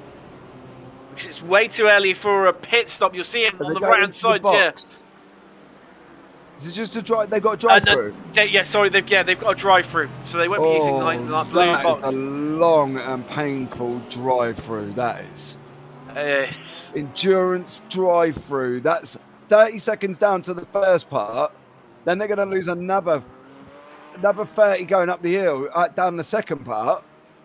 It's almost a minute on a drive-through. Oh. That is. Look, here comes the D line. That's going past, and the FTR GC4. So this cars that they've lapped now coming past. Yeah, that's a long old drive through, Tim. You are not going to be wanting to take one of them throughout this race. It feels long, slow, and painful for us. I dread to think how Kevin DeVinter is currently feeling on board that. As I think he's had a brew, had his sandwiches, and off he goes again. Out in what's actually going to be a decent pocket of clear air, but even so, that cost them 1 minute and just shy of 1 minute and 7 seconds, 106.8. I tell you what, the GT4s between Total Cinesport and JD. JD after Total Cinesport really, got a decent lead. JD, with the aid of the traffic, as you see them on the lights there, have managed to claw their way back through, and this gap now stands at 0.3 of a second, whereas it was around about 2.5 seconds. Now, yeah, this would be the first time we'd see what Paul Busby's going to do in a straight fight, because last time out in the Red Bull ring, as we saw, he cleared a load, didn't he, and got a massive gap and wasn't really in the fight for the whole 4 hours. So we've just hit the first half an hour. We did say the gap closed down, Tim, from about 2 seconds, if not more, that he'd opened due to traffic. So here we go. Thomas Mocek, Paul Busby. Let's see what these guys are going to do and how clean they're going to keep it. Busby's claim to fame is beating Fernando Alonso in a GT3 at Laguna Seca. But right now he has to hold off Mocek in a GT4 Porsche Cayman if he wants to keep hold of this lead. He's managed to pull out a couple of attempts through the bus stop there. See Zabi just ahead of them there, Ferrari and GT3. But this is, it's good to see a nice close battle in GT4, and it's going to be really interesting what JD can do. And equally, like you were saying, James, how Busby for Total Cinesport reacts to this. Paul, we know from other series, he's a cool character, but there are obviously times when, unfortunately, mistakes happen. So I'm sure he's not going to be too worried this early on with 5.5 hours. But James, Sunday drivers, they are making a move there on Funk, just trying to get their way past. Oh no, sorry, no, it's Funk coming past this. Yeah, they've lost places, haven't they? And they're about to lose another one as well. Essentially, to Stage 1 Green, who are just trying to utilise that same effect of where someone's off line and just try and follow through whoever's going through. but not able to quite get that done. It's just Funk who's got past the Mercedes. He must have. Did he have a slowdown, Tim? Wasn't he up above Mad Chile? He was, yeah. When it was all kicking off in that Sunday midfield drivers. battle. Sunday drivers that was actually benefited massively and they picked up a couple of places. They were up in 14th. They're now back down in 16th. Still at 4 places from where they started. At the hands. Just wondering if that was a slowdown that's caused them to lose that loss. I think they were starting to spread out a little bit, and just where traffic as well, that they're all coming round. You see the Porsche Cups, they are coming through, about to come through the GT4s now. And I think it's just purely down to traffic management now. Plusto is back out on track. Virtual Compound Racing Blue in the in the Porsche Cups, but they are around about 7 laps off the pace. Here we go. This is getting close between JD as they come around Blanchimont. What can Mochek do? He's going to head to the inside, but Busby's no mug. He's going to try and defend this one potentially. No, he sticks to his line. Mochek's able to get something done for now. There's no benefits, Tim. Wow. There's no benefits of him taking him at the bus stop because Busby's going to get him on the back straight. So maybe that's that's why JD elected maybe to back out of it there, and then utilise just using the curb to hook the car around there. He don't want to be taking this too early because Busby will get him back again. He wants to be waiting until he gets literally on the main up onto Kemmel before he even thinks about making that move, Tim. Here we go. So we right on board with JD, just feathering the throttle through Eau Rouge and across the top of the hill of Radion. Now, it's about the power. Who's got the better straight line speed? Is it Mochek? Is it Busby? It's closing. Here he comes. I'm going to feel it's going to take a lunge. He's not going to be quite close enough. And Mochek knows it, electing to back out of it there and roll it into the corner. But it could have been so close, and Mochek really applying the pressure. But talk about applying pressure right now. Dutch Payment and FTR are still within half a second of RD. Well, at the front too, are within a tenth of one another here into the bus stop. Yeah, we've got the FTR Ferrari as well. The hands of Chris Cook is closing out, keeping these guys honest. We're only 35 minutes in. Now we've got a replay. So this is from a couple of laps ago. Yeah, lap 16, I think. And this is Mayo getting past Glenn. Do they swap places again? Even potentially, no, they don't. And also recently, just trying to have a look at it, Peter Elson has had a bit of an issue and he's come off track somewhere. Let's see if we can take but we'll stay with these and let's see what has happened. What's going to happen even, sorry. Into Lacombe, onto the brakes, and RD hold on to it for now. I mean, James, if you're Christopher Cook at FTR Esports in the Ferrari at the back of this group, what's going through your mind right now? How do you play out this one? Now, I think this is where I may differ, because obviously I'm, at times, a very conservative driver. So if I was Chris Cook, I would probably sit there and just be watching. Fuel saving where I need to, staying close because I got the draft of these guys in front, and just looking and extending my first stint, really. These two are putting each other under enough pressure without me having to worry about putting my nose in as well, Tim, to be honest. So... just while we're looking at that one, James, Sunday drives, well, they had lost the place, but look, they're getting it back, and they're going to have the inside line down to Ravage. Well, they need to be careful because they've got Prismatic right behind them. He's going to look to come through up the inside. And Zabi's right at the tail of this. And Sunday Driver has been left to hang out around the outside of Ravage. They've managed to get just back ahead into No Name and hold on to that place for now. I wasn't sure. I've got visions flashing before my eyes there, James. It was going to end in disaster, but everyone holding it together. Yeah, Prismatic coming back through the field. Zabi trying to come back through the field as well. And while they're fighting, they're not making progress through the field, Tim. So currently, none of them are moving. They just caught up to the back of the pack and can't unfortunately getting job done. And they can't sort of move forward.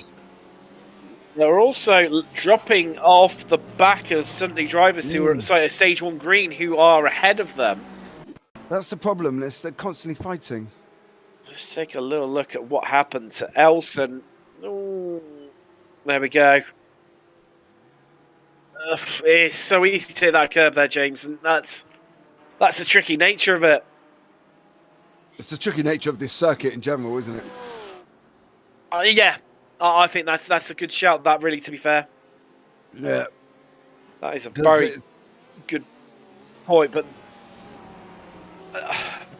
I mean, we know that we've got some quality drivers in this league, James. We've seen it time and time again. But how long can these three keep this up of being under a second covering all three of them? I think this will run now until the first round of pit stops. That's where I would be looking at making a time if I was Chris Cook, just waiting. Because there's no need to get involved because looking at pit stops, first round of pit stops, and I'd be looking at Chris Cook to be looking to take it. Zabi Racing's in the pits now. So they're obviously coming within that window that they're going to be thinking about taking it. So maybe Chris Cook can hold it out there and just wait for the other guys to go in. Now, just looking at this is mad chilly. Good man, that is defending from Funk there. Again, mad chilly, and everyone needs to be careful because more they keep battling with Funk behind them, they're dropping off track limit, and Arctic, after that disastrous start with these off tracks, has now picked up a couple more places. They're up into 12th in Clark. Oh, no, that's contact. That's contact between Prismatic and Stage 1 Green. That was a brave place to pass into Puon. That just showing why it is so challenging there. You run the risk of contact. Let's take a look. Man, up the inside, and it just goes. And Sunday Drive is incredibly lucky not to collect them both on the way through there. Yeah, we're going to have to look and see how the stewards look at that, because it's whether or not they take into consideration that Elise hit the curb, which unsettled the car, which made her run that natural wide line anyway. But I suppose in a way, Tim, she kind of was up beside the car, so could that be an argument? We'll have to wait and see what the stewards do about that one, I feel. Yeah, well, I'm sure they'll be looking at that. I can see them already typing a message out. We'll keep you up to date with how that one progresses, and track limit just getting... They're in a battle with Mad Chili further down as we watch the battle for second place, and all while this is going on, SIM3D are 11 seconds clear out front as track limit have actually lost. They were battling with Mad Chili. They've lost another place to Funk, who's come through with them. So we're on board with track limit there. They've gone to the left side of the track. I mean, it's a bit of an unnaturally wide line. That's allowed Mad Chili through, and that meant Funk as part of the sit through. I mean, it's another victim of the slowdowns here, James. Yeah, I think that's going to be somewhat of a story this afternoon. I'm hoping the racing doesn't get affected by the slowdowns, but unfortunately, we've only had 45 minutes, and we've seen quite a lot of them already. So, now, yeah. Talking of incidents, James, Prismatic, surprise, the incident between Prismatic B and Stage 1 Green is under investigation right now. I don't think there's any surprises come in from that one. And interesting message there from Nick Glenn, saying that in chat on YouTube, saying Vin Glenn, who is currently second, third and fourth are all in the pits together. That is a little bit early. Should be lasting a little bit longer, I would have thought, as Prismatic 8, they're in as well. Vin Glenn for Deutsche Payment has just turned 15 years old and is putting us all to shame here right now, I think, in the Porsche. And yeah, you just kind of made me feel about I'm ancient now. Well, yeah, James, You know what I mean? I've got a 14-year-old, so I know exactly how you feel, mate. But look, I think looking at it, RD have started off. Look, everyone's into the pits pretty much. It's only literally SIM3D. Now, interestingly, FTR are the only ones out of that group who have. No, that's the sister car. Apologies about that. FTR Black, who were locked in with RD and Deutsche Payment, have come in. So SIM3D, FTR Red are in the pits. Likewise, carried on. Likewise, Track Limit, they've carried on round again. Just waiting for Stage 1 Junior, and we'll find out in a second what they are going to do. And likewise with Zabi, who are well down, but they've already eaten into the pits a couple of laps ago, which is very early. As we head back to GT4, JD just not having an answer right now, or equally maybe being happy to sit behind the Total Sim Sport team. Now, just trying to keep an eye as well on the battle out front for you. But what was the battle between second place? It looks like, to me, I would say, they've all come out pretty... Well, if anything, RD have managed to get a bit of a jump on them, if anything. But let's stick with these guys for the moment and see how this one plays out. So they come around, Eau Rouge and Radion now up over the top. No. Oh, well, no, this could help Busby because he's moved in behind the Ferrari to get into the slipstream and pull himself along the straight. But could this now create issues? Because JD, they're going to follow the Ferrari through, or are they? No, they elect to back out of it. The move looking too risky. And right now, these two are playing high-stakes poker at high speeds. And I hope it doesn't end in disaster for either of them, because this could be an epic battle to remember for the rest of the season, the way these two, if they can keep this going up for the rest of the race. Can you imagine 0.27 seconds away from each other for the next 5 hours and 15 minutes, Tim? They go in the pits together, come out together. The concentration needed alone from these two drivers to keep up this high intensity would be absolutely insane. And 11 temps should not have been looking... Oh, that was brave.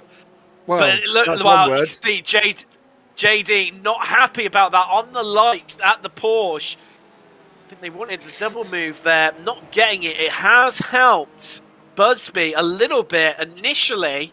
The Mocheck has been able to close back up again. Oh, interestingly, just taking a look from the steward's announcements. I have to keep flicking away and looking back at this because it's a brilliant battle on the screen right now between these two. But there is a 20-second penalty for Prismatic B for their incident and their BMW between them and the Stage 1 Racing Green in the Porsche down at Pouwan. Tough one. It is. It is tough, but they can take it to their pit stop. And talking to pit stop, they're coming in together. Your leaders in GT4 are in. A long run, look. And we head back out as Mad Chili clearing back through the field.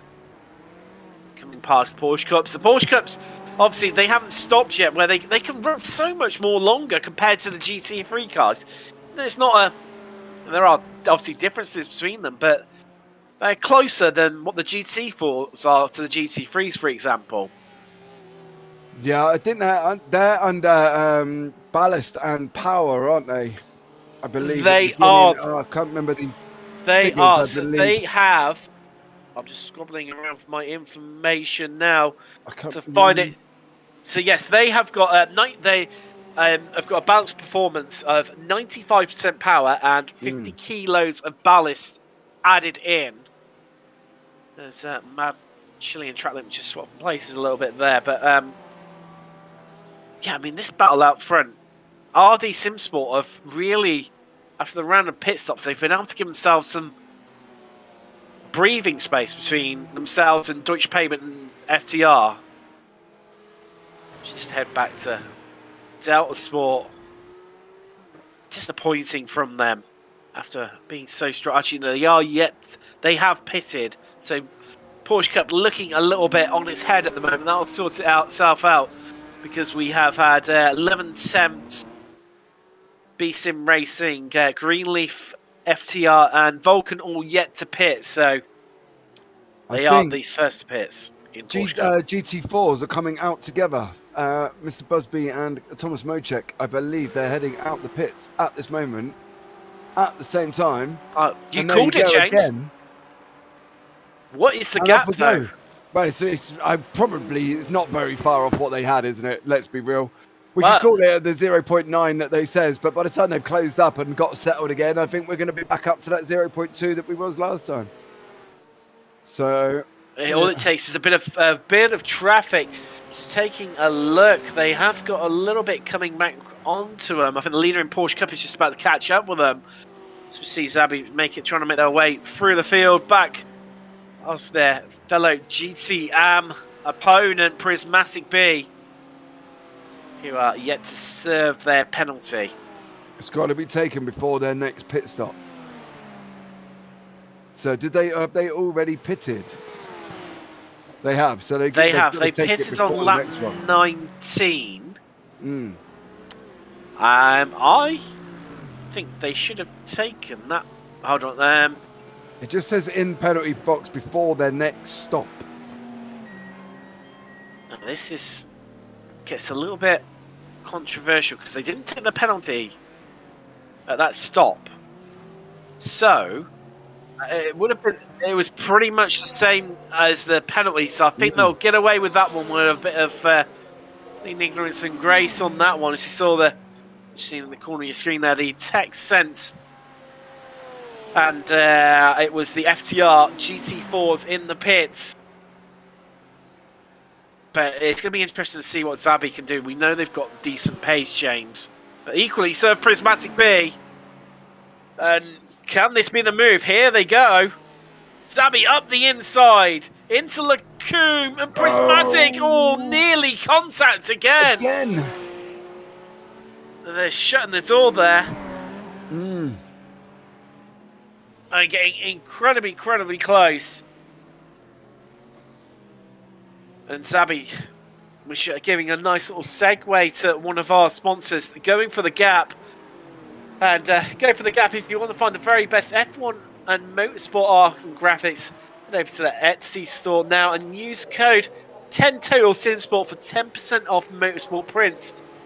You can also head over to Go for the Gap Co on Twitter to find out more information. All the details are below. And you called it spot on, James. Yeah, I thought Busby had managed to get a half a second buffer over Mocek for JD, but I stand corrected, James. You nailed that one, mate. Yeah, they were going to be close. I think the traffic seems to have played a massive part, and it looks like almost Mocek is controlling that traffic situation better than Busby, because Busby he had the 0.9 seconds coming out of the pits, so he had the 0.9, and let's not forget Busby isn't traditionally a multi-class racer. Mocek is. We've seen Mocek in a couple of multi-class series, so he seems to be handling the traffic a lot better and not losing places, where Busby may be sticking his nose in like we saw at the bus stop earlier on, Tim. He probably should have been backing out. Do you get what I mean? He looks like he needs to just be handling the traffic a little bit better, and Mocek's doing a better job at the moment. After having such a clear win last time out, the Red Bull rig. New territory. He wasn't though, was he, for the whole 4 hours? It's virgin territory for the Total Sim Sport driver. And you get the feeling that Mocek of JD knows that. And he's happy to sit behind the leader and just turn up the pressure to the max. So we see leader of P Cup, they are in pits, likewise second place. So that's Vulcan and Greenleaf, the last cars in the entire field to stop. And they are in together. Yeah, so we've had Richard Bowie in chat. Jane, sorry to cut across you, Zabby. They finally got past Prismatic B. The move done down into Lacombe. And then looks like they're going to keep hold of that as Prismatic fighting back again, but they're not going to get that inside line. Sorry, James, you were saying? No, at that precise moment, Tim, that was all happening. I was actually reading YouTube chat. FTR Red took tyres to see if it was worth it later in the stint. So I'm presuming we're talking about Jackson Lowry in the GT3 has taken tyres to see how they go through later on in the stint.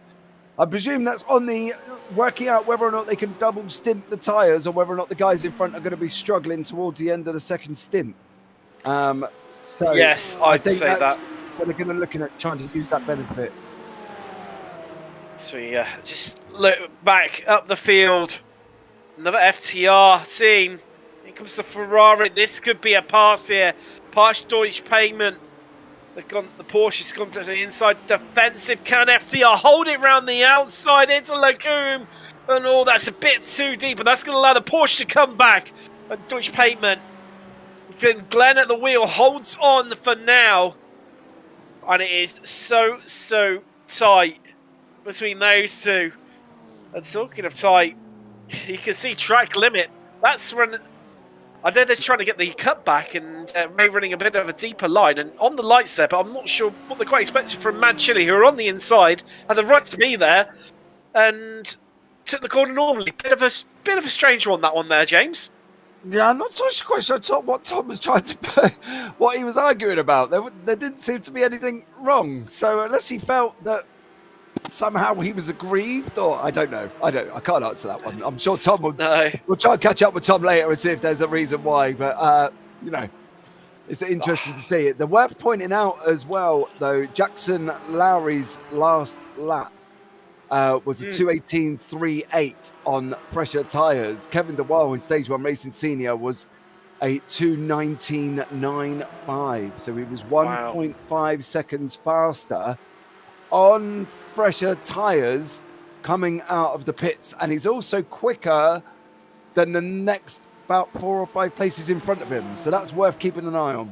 James, this is going to be interesting. We've got the Greenleaf Porsche Cup right in between our leaders here in GT4 as they come down to the bus stop, and Greenleaf electing to stay behind the Total Sin Sport Porsche Cayman, and this is playing into the hands of Greenleaf, backing out again and almost allowing the JD GT4 to, well, almost give a bit of a look to come past, but they seem to be happy to sit in the middle of them. This is a bit of a strange one. You can see JD not happy. They're on the lights, flashing like mad at this car that's in the middle of their battle.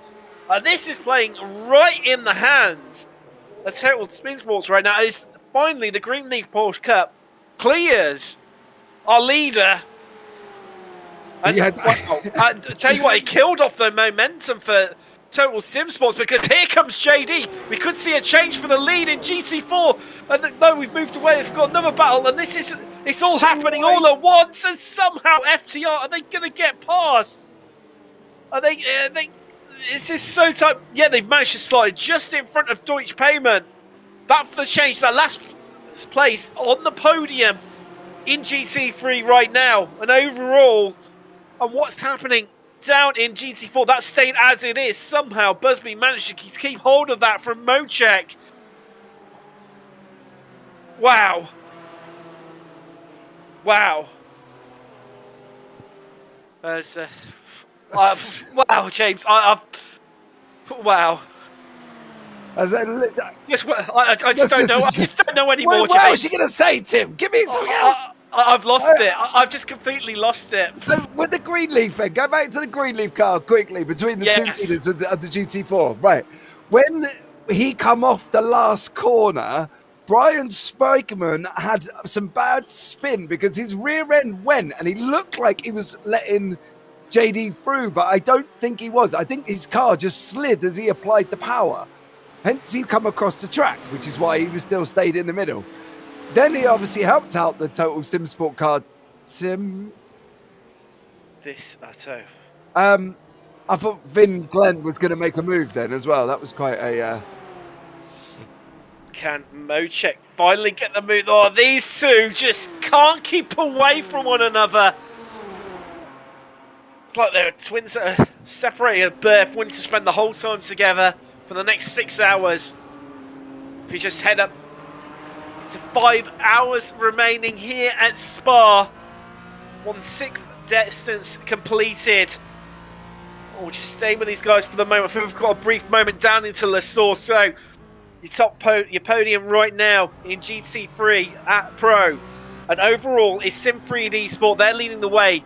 Nearly 11 seconds clear of RD Sim Sport in second place, with FTR Esports Black holding on to that last place on the podium. But you have to wonder for how much longer, because the youngster at the helm of that Porsche, that Dutch payment car, Vin Glenn, it's been absolutely scintillating, and those two are going to be battling out all the whole time. Then GT. Oh, here we go, James. Down into Lacombe. Can this finally be JD Simsport's time to shine? And they've got it up the inside finally. Oh, it's Total Simsport. And for the first time since the opening round of the season, somebody holds the lead that isn't Total Simsport in GT4. And it's taken them an hour, the whole of the last race at Red Bull, and an hour here at Spa. And finally, JD have got ahead for now. I'd be interested to hear about the tyre life. What are these guys? Ooh. Oh, that's big contact there between Zabi and Sunday drivers. Zabi are in the wall. That's allowed Prismatic to come back through. And that's going to be looked at by the stewards there, surely. That is big front end damage to that Ferrari, and is it cramping as well, maybe, James? Let's take a look from above. Sunday drivers just turned in, and Zabi were passengers in that one, I feel. Yeah, that's going to be another incident under the stewards to be having a look at there, Tim. I think, to be honest, wasn't the most cleanest of moves, was it? No, it wasn't. But here, well, I'll tell you what, it's looking as cleanest of moves. Here we go, side by side through Blanchimont. Chelsea's having to back out, and JD just holding on to it now. I'll tell you what, James, you were saying earlier about can these two keep this up for the whole race, and right now, the answer is yes. As you see, JD just trying to break the draft there. There's Mad Chili coming in for a bit of pressure from track limit. Well, these two, that midfield battle that was just complete chaos at the start of the race, James, seems to be settling itself down a little bit now. Whereas these two are just all over each other, aren't they? Yeah, they're not so much, are they, to be fair? But it'll be exciting to see how this materializes. It's 4 hours 57 minutes. Let's before it all started kicking up, we were just telling you about the orders here. So your top three in GT3 AM, that's B Sim with first, Track Limit. They are second, and Prismatic B have clawed their way up to third in class in GT3 AM. They still have their penalty to take, which you get the feeling that's going to elevate at least Sunday drivers and probably 11 temps as well. Then let's not forget though, Tim, Sunday drivers are going to be within that steward's decision. They are. That is being looked at the moment. Connection between themselves and Zabi. Cut either. That might not be clear cut. No, that is a very good point there, James. Very, very good point. Porsche Cup, well, Vulcan are leading the way, but only just over Delta Sport, who, after all the mayhem that was, near the start, everyone seems to have sorted themselves back out again. Well, these two haven't sorted themselves. Well, yeah, they have. They've calmed down maybe just for one corner into the bus stop. I mean, how long can Vin Glenn keep that up? It's hats off to the youngster. Absolutely amazing stuff. Porsche Cup, Vulcan versus Delta Sport for the lead. 4 seconds behind them are the newcomers, Sicania in Porsche Cup. And then that's looking, and then down into GT4 while we know about what's happening in front, the top 2 places. JD SimSport ahead of Total SimSport for now. And then we've got the TechSense, the new team to the championship. They are currently on the podium. Just trying to get through. They've got GT3s coming through. That's FTR and stage 1 there. Must be really closing up and talking of getting close. This Delta's finally got they've got the move. They've got the move done into Lacombe. Past Vulcan there, James. And that's back into first for them. Back to where they no, they started in second, didn't they? So yeah, quite back to where they started, but not far from. No, they were it looked like a very facilitated move, didn't it, really? I wouldn't like to say that he let them pass, but this is the Busby JD Sim Racing team. Well, JD horrifically defensive already along the Kemmel straight to the inside. We've seen this outside line work for Grand Lacombe. Can Total SimSport hold on? Here we go. They're still side by side through Malmedy. Can Busby hold on? No, he can't. Just looking for the switchback. Going to head to the inside. JD forces him right up against the grass as they come down into Ravage. And Total SimSport have the inside line to retake the lead here in GT4 for now. But no, JD are fighting back through to No Name. Can they keep? No, they've had to back out of it. A tuck behind him. And after having the lead in GT4 for what? A lap and a half, maybe 2 laps. Total SimSport have retaken it. And talking about changing of position. I think, Glenn, get a move done here on FTR. No, not for now, but this feels like it feels like this is another move that is brewing here, James. And it's only time, it's more when, not if. Yeah, Vin Glenn is doing absolutely outstanding for the Deutsche Payments, and Chris Cook. No, credit where credit due. Both of them together, they've kept it clean, they've kept it close, and most importantly, they're still both on track. So that's great for both of them guys. And they're down to 2 temps. These guys are down to 3 temps. Oh, 4 hours, 53 minutes left. And look at these, and the GT4s. Let's not forget that these guys have been going now for a good 45 minutes or more. Well, here they go again. JD all getting hard onto the anchors there. You saw the nose dip down. Trying to find their way past Total SimSport again. Well, we just... what we could do is having split screen.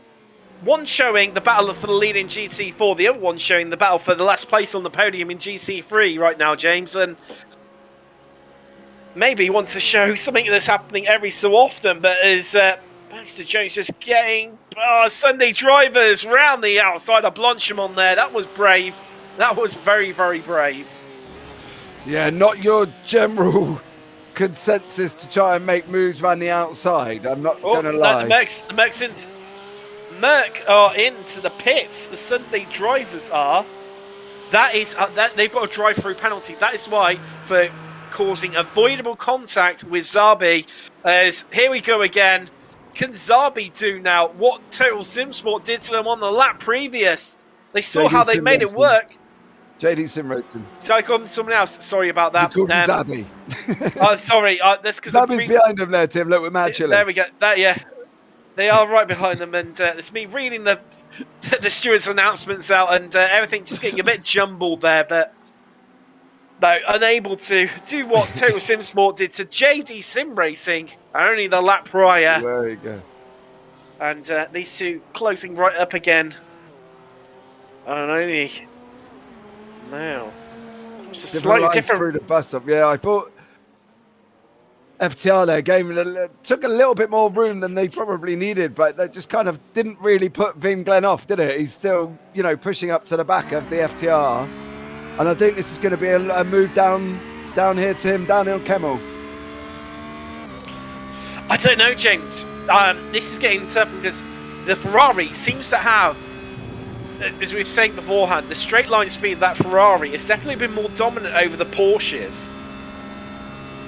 And especially with a defensive line like that from FTR, it is going to take a mammoth move from Glenn at the helm of that Deutsche Payments Porsche. You see, FTR just sliding it up the inside. Wow! As they zip together, all interlocking. Wow. Oh, that epic carriage. You see the FTR car just like, nope. Come straight across his face. Oh, now can this be the move, James? Deutsche Payments is going to be at the inside, into Rivage. FTR are going to have the inside line into No Name, and they're going to keep hold of it, but that's the Sunday Drivers Merc ahead of them. Obviously, running now down to Puon. And no, Deutsche Payments not able to keep momentum going there. But what part can that Mercedes in front of them play in this story? Oh, if you're sitting there, Chris Cook, you are begging that Sunday Drivers gets out of your way. Please. Because he'll be sitting there, he just wants a clear run. He's coming down into Blanchimont and he's just going to want to get a clear run down there. He isn't going to want to have to take offline. The only other good thing it might be that Sunday Driver, if he can use it to kind of block in the Deutsche Payment. Make your move early and let the Sunday Driver know which way you're coming, because there you go. Well, no, they need to be careful. This could be nearly just into the back of one another through Blanchimont. So they now run down. Oh, he jinxed to the outside at the last second. FCR making a dart. The Mercedes pulls right out. Brilliant move from them. But the 911 really taking an interesting line through there, really hooking up and getting the car straightened up as quick as possible to get on the power. So you just see 11 attempts. There we go, making their move over Prismatic B. So Prismatic B down after that. Oh, no, they had to take their penalty, aren't they? Sorry. Yeah, it's still yet. That's what's happened to FTR in GT4. Oh, no. And a victim of the curbs. Up. Across the hill at Radion. And let's see, I think they've got away with it in terms of the car isn't crabbing and get it back home to the pits. But I think Lee, one of the drivers who's going to solo it, Lee Belcher for FTR White in their GT4. Oh, wow. And that's definitely going to be heading to the pits, I would imagine, James, surely to get that repaired, because it's going to cost them so much time. With so much of the race left, it's worth the gamble of taking the repair time. Yeah, you've got to be looking at, it's a plus, isn't it? You know, still got 4 hours 48 minutes. Taking, what's it going to be, 16 minutes maybe repairs. If you've done it, there's a possibility other people can do the same thing, Tim. So taking repairs now probably isn't going to do too much harm. That's the Texans, I want to say. Just moving out the way. No, that was Boucher, wasn't it, in the FTR? It's where it's missing that bonnet. Just completely threw me there, James. Obviously losing part of the livery and having similar style livery and colours as. Guess who's up there again? And wow, look at the pace Busby's got for Total Sim Sport through, wow, across the top there, and did the move well ahead of the time. So he came down into Lacoon, but Mr. got an absolute monster amount of acceleration through Eau Rouge and Radion there, much better line, because he just absolutely ate up Mocheck for JD Sim Sport. Yeah, so JD Sim Racing even. A lot. You're mixing them both up together there, Tim. You put them into a pot and you've come out with JD Sim Sport. I have. So we just see, this is better. Two teams with completely different names. FTR Esports and Stage 1 Racing Senior. Two complete liveries as well. Makes our lives easier as commentators. Yeah, it definitely does on that one. Makes your life easier currently. Yeah, it does. Yeah, it does. And that's Jackson Lowry down a position from where he started, and after what was a strong start from them as well. Oh, he got a good run out there, Jackson Lowry, didn't he? Got a good run running outside. Oh, incredibly, James. Incredibly. To the point of wasn't even. Well, didn't even. It wasn't aggressive enough to be a slowdown. No, I just think he got a better exit, to be honest, and I guess not putting yourself into that position if you know he's quick. I suppose in a way, 4 hours let go to him. James, there is a reason for that. So, stage 1, there was an incident between those two, and it was declared that within 3 laps, stage 1 senior had to give the position back to FTR. Yeah, just seen it pop up on the screen. So at a safe location. So there we go. That is why that was done.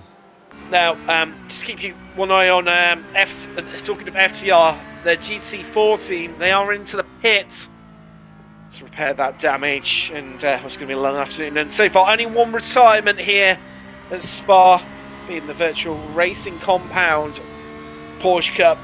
Pete Plasto, and disappointing for him after strong qualifying there, James.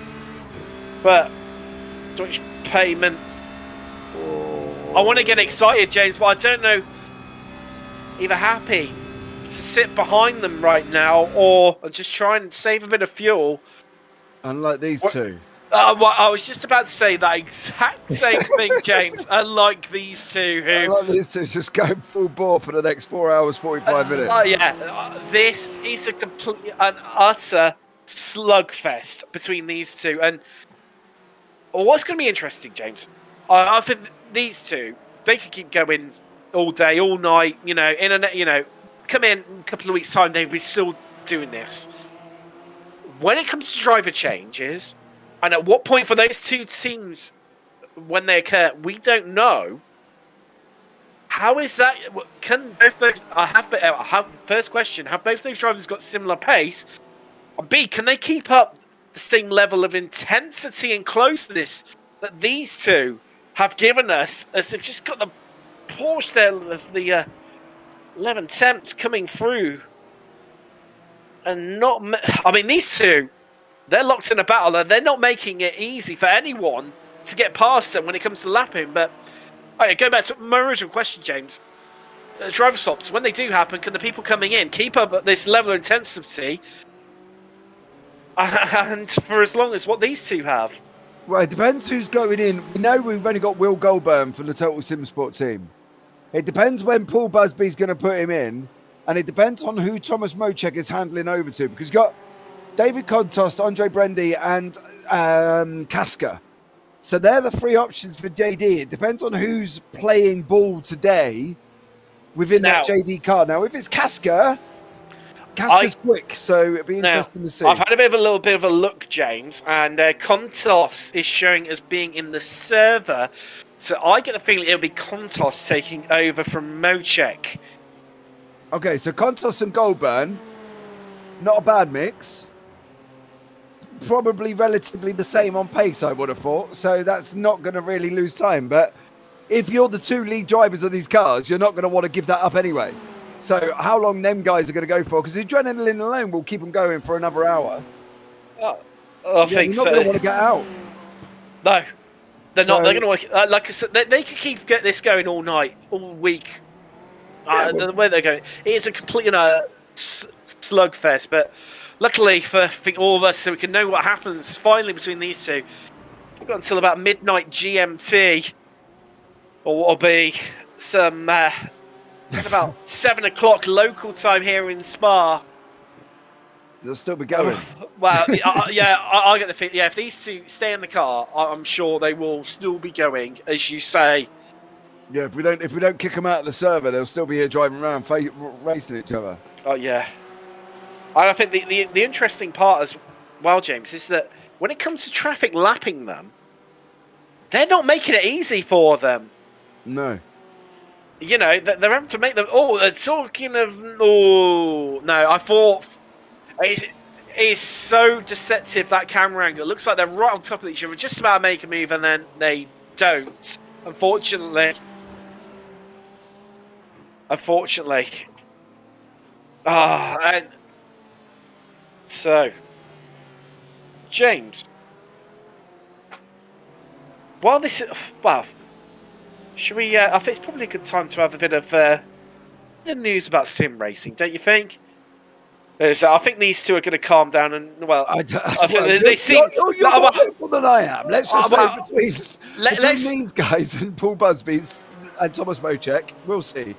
Well, let's start off a conversation, then something will kick off, because you know how it works. Whenever we start into a conversation, something always seems to happen. So, apparently, it's just literally just been announced on Twitter that Watkins Glen is getting a big update, and of course, it was yesterday it was last night.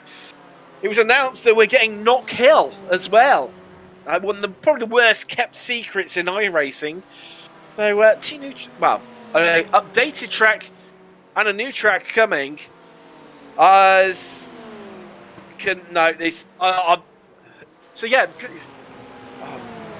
Just wondering whether I think they're gonna stay as they are. We've got a new track and an updated track coming to iRacing, which is great news. Always love a new track, don't we?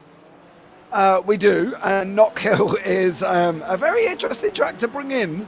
We had this discussion the other day. We did. Yeah, well, I think we struggled to come up with a conclusion that the fact that there were certain places of what could be pure chaos racing at certain points of Knock Hill. And as for Watkins Glen, it'll be interesting to see what they're going to do with it. It just says, obviously, the update for December's build. It doesn't tell us what they're updating. So it's going to be interesting to see what they're going to do. So, excited. So I'm guessing we'll rescan the track, but so how much difference that's going to make, I don't know. But we'll find out when the new version is released to us, and be interesting to see. It's a circuit that everyone loves to drive on. It's great for racing on, with any type of car, and we've had some absolutely cracking races that we've commentated on there, haven't we, James? And it's one that's loved by drivers, fans, commentators, everyone. Yeah, well, we did the 8 hours of Watkins Glen, didn't we? Not long ago. Yes, we did. And that was quite absolutely epic. And I do like Watkins Glen, but it's just a lot of, Oh, hold on, Tim. Sorry, I've stopped mid-sentence. Because, I think here we go, maybe. No. That D-Line car's playing a part, should we say, at this moment in time. It is, and we'll undoubtedly be worried, because undoubtedly I've seen these guys that have been battling since the very start. Oh, he's going to want him out of the way. He's going to want him going down Rocheland. I'd want to take the off track. Surely this has got to be the move from Deutsche Payment. Surely. He's got nobody going. The FTR's hugged the inside line. He's going to take the next inside line, Tim. How wide is FTR making? Making that Ferrari 488. They're literally making it as wide as the track, because it's good as Vin Glen is for Deutsche Payment in that Porsche. Just wow. We've seen some brilliant defensive masterclasses over the races, not just in this series, but also across all our broadcasts here on Total Sport. And right now, what we're seeing from FTR Esports Black it's got to be up there with the best of them. Yeah, Chris Cook he's doing an exceptional job. I'd hate to be in his sim rig with him, because it's going to be sweating, and I believe he's another young one, Tim. I won't. James, everyone's young compared to us, so Well, yeah, I know, but come on. Let's not broadcast the fact that we're old, Tim. Well, When you hear that Vin Glen's 15 and Chris. And the worst thing is, Tim, is I think these two ages combined are still younger than me. I don't know how you stand where you're at. Well, but I believe we're looking at... Oh, James, no, it can't finally be at I tell you what, how that front Well, FTR have run slightly wider. This is as close as it's ever been for Dutch Payment. They're going to have their work to do around the outside. They're going to really, really struggle here, but they're holding on. They're holding on for dear life. At the hands of Vin Glenn, FTR's run wide, and finally, Dutch Payment at the hands of Vin Glenn has made it past here at Spa and up into the podium places once again for them. How long? I've lost track how many laps they spent setting up that move, but finally a big weight off of Vin Glenn's shoulders has come, and undoubtedly within the Deutsche Payment team right now. Now the question is what Chris Cook can do. Now he's got to look at, accept the fact he's lost a position, but he's got to try and stay with Vin Glenn, and that's the difference. You know, we've got 115 in front, 17 in the car behind. You know, at that age, well, I was out playing football. I wasn't even driving, Tim. I don't know about you, but these guys are driving in a sim in an endurance event and trying to get to the end of a 6 hours and having an epic battle for about the last 20 laps, I'm probably going to guess. So, yeah. Well, yeah. This started since lap 1. No, lap 2, wasn't it? Yeah, when they finally adjusted themselves a little bit. Obviously, the Ferrari's dropped a couple of places since the start. Now it's all settled down, James. Let's have a little run through your order here with around about 4.5 hours left at Spa. I love your optimism. Settle down. Yeah. Well, in other words, we've got a micro breather. It's the SIM3D Sport team at the hands of the American Sean Campbell out in front. What can we say? 15 seconds clear. We've hardly mentioned them. Over second place, RD Sim Sport, who after the pit stops have pulled out 6 seconds over their competitors. It was a three-way battle between the South Deutsche Payment and FTR over those 2 places on the podium, but since then RD have cleared away from what is now in third place Deutsche Payment. Have finally find a way past 4th place FTR Black. However, while these two have been battling, that has allowed Prismatic A, clearing the FTR GT4 there, come back into the mix a little bit. They're 13 seconds down currently, which is not bad. Emily Howe going to undertake the 6-hour endurance race by herself, which is absolute credit to anyone who can do that one, just for completing it, let alone where they are currently right now. Rounding out your top 10 in GT3 Pro, it's No Lucky M Sport, RPM, B-Sim, FTR Red, who've been heading down backwards quite a bit. They're currently in 9th. Stage 1 Senior are rounding out your top 10. The other big movers and shakers, of course, down. Well, realistically, it's No Lucky M Sport. They're up 6 places. Funk are down 6. They're in 16th place. Now, heading across to GT3 AM. 8th place overall. It's B-Sim Racing. Look, Lamal currently on board for them. And 2nd place in GT3 AM is Track Limit Racing. They are 11th overall. 2nd in class. And then rounding out your top 3 in GT3 AM are 11 Temps Racing with Mark Baxter-Jones in the Porsche. The wheel, so a 1st and a 3rd for Porsche in GT3 AM. BMW in 2nd. And the same 2 manufacturers on top in GT3 Pro as well. Of course, then we've got the Prismatic B after their penalty. No, they're still yet to take their penalty, aren't they? They're 4th in class. 5th are Sam Helson. And then Paul Hendricks for Sunday drivers after that. He has taken his penalty. And then Zabi running up the field in AMS. Then across the Porsche Cup, we've got Delta Sport leading the way. Vulcan are 2nd. FTR Esports Black are 3rd, rounding out the podium here. Then moving down to GT4, well, we've seen so much of the top 2, and they're still pretty much inseparable. It's Total Sim Sport leading the way over JD Sim Racing for now. TechSense, some 8 seconds behind them. Currently 3rd in class, rounding out your field in GT4.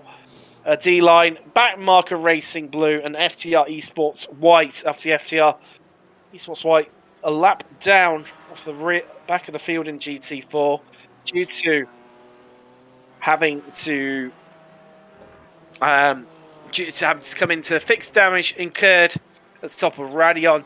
The only retiree so far with an hour and a half's worth of racing completed so far is Virtual Racing Compound Blue in Porsche Cup.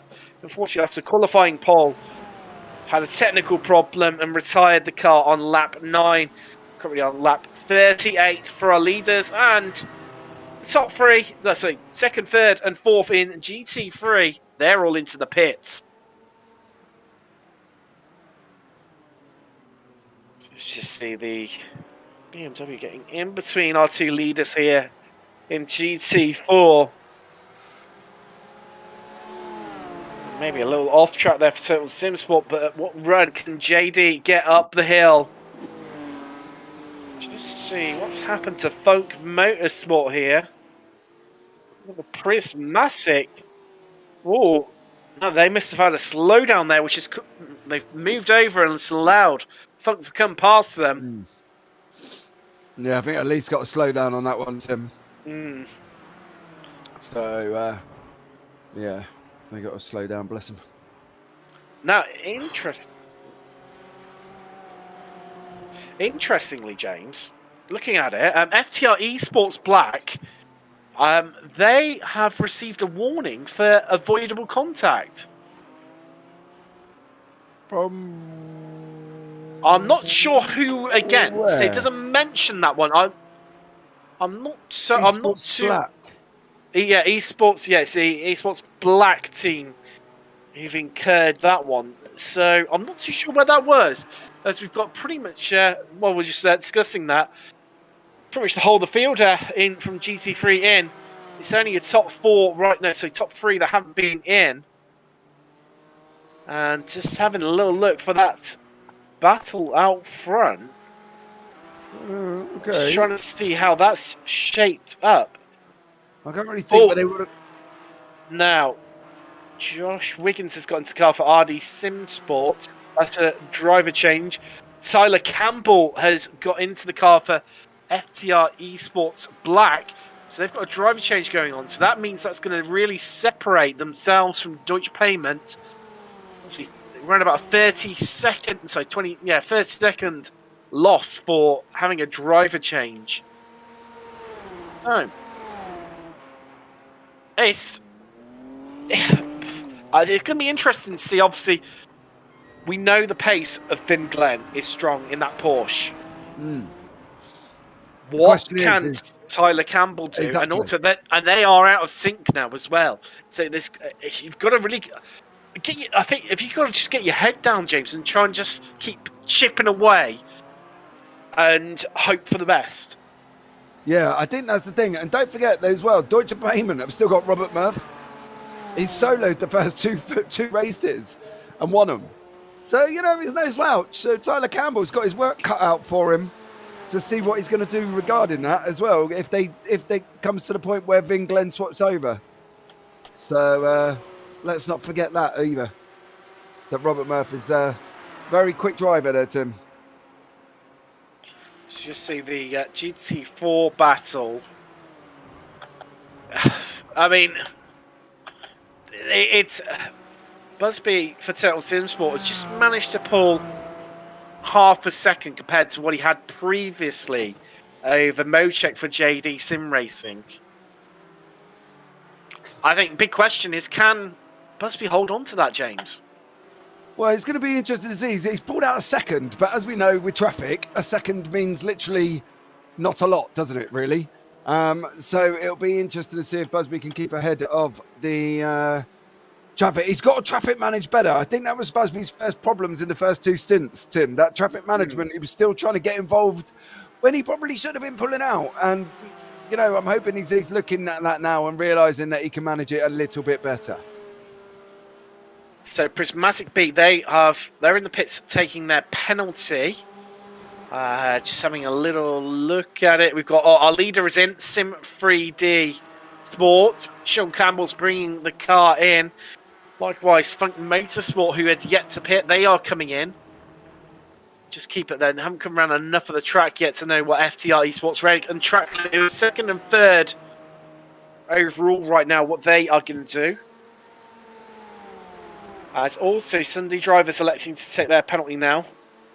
So they are still stationary, unfortunately. And they're just heading out now. So that's going to bring them out last in class. And actually, I tell you what, Delta Sport in the Porsche Cup have been making good progress and have hauled that car. They've been 16th overall with 2, 4, 5 GT3 cars behind them. It's a brilliant result from them so far. I know pit stops are going to play a little part of that, but even so, that's still, you've got to be there to take these chances. Yeah, and Kevin Tavares is quick, as we know. So he's definitely taking the opportunities to move his car up into the position that he's in. But as you say, pit stops are going to play a part now, Tim. So it'd be interesting to see. I don't expect it to be finishing like that. But hey, this early on, big shout to him. Do you know what I mean? Definitely. And just talking about our leader, SIM3D, being in. James, I believe you've got a message from SIM3D, one of our sponsors for the event. We have SIM3D, enhancing your sim racing experiences. Custom design parts with the sim racer in mind for both durability and ease of use. All our products are made to order, designed for sim racers by sim racers. Head over to sim-3d.co.uk to find out more. All links can be found in the YouTube description and on the Total Sim Sport Twitch bio. I have recently used them myself, Tim. I can definitely vouch that the product was top class. I sent a mate a birthday present, and yeah, he loved it. So head over to SIM3D. Absolutely amazing. Did an amazing job on the item I wanted. So yeah, so much love to the team and Calvin over at SIM3D. Let's just see. I think we may just stick it on record saying this and just play it out every 5 minutes, really. There's these two and GT4 as close as they've ever been, really. Yeah, these guys still going at it. It's surprising, actually, at the moment. They're one of the closest battles on track, if not the closest battle. And that's been epic for an hour and 35 minutes in. I think the interesting one is, James, obviously, in GT4 for the first 2 rounds, they were a little bit, not saying sounding derogatory to the drivers, a little bit, a bit of a non-event. They got spaced out, and that's how they stayed for the rest of the race. And, it wasn't really a lot to show, other than just, yeah, they're still in this order.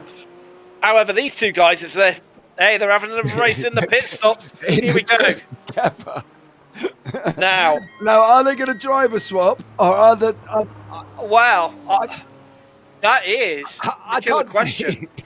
I can't see these guys driver swapping. I really can't. I don't even believe Thomas and Paul, if they are not forced out of this car, they're going to be going for the next 4.5 hours. I think it's going to be a crowbars at the ready inside Total Sim Sport and JD Sim Racing. While they're in, makes sense.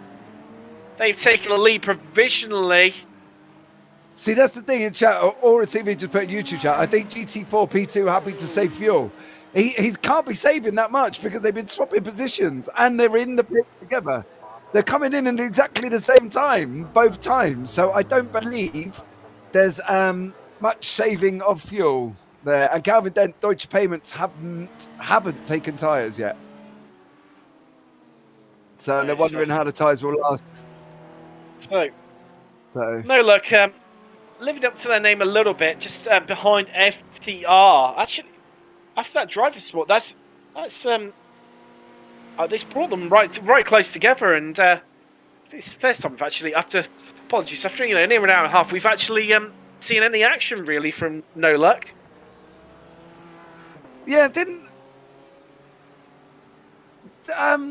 have they changed name? They haven't changed names, have they? No Luck haven't. No. Oh, okay. No. Sorry, I must have been thinking of something else. But they had a couple of rough rounds, didn't they? Zolder was a bit terrible for No Luck. They literally did have no luck all the way through Zolder. And it wasn't much better in the Red Bull. So the fact that they're up to 7th in class, yeah, well done to them, really.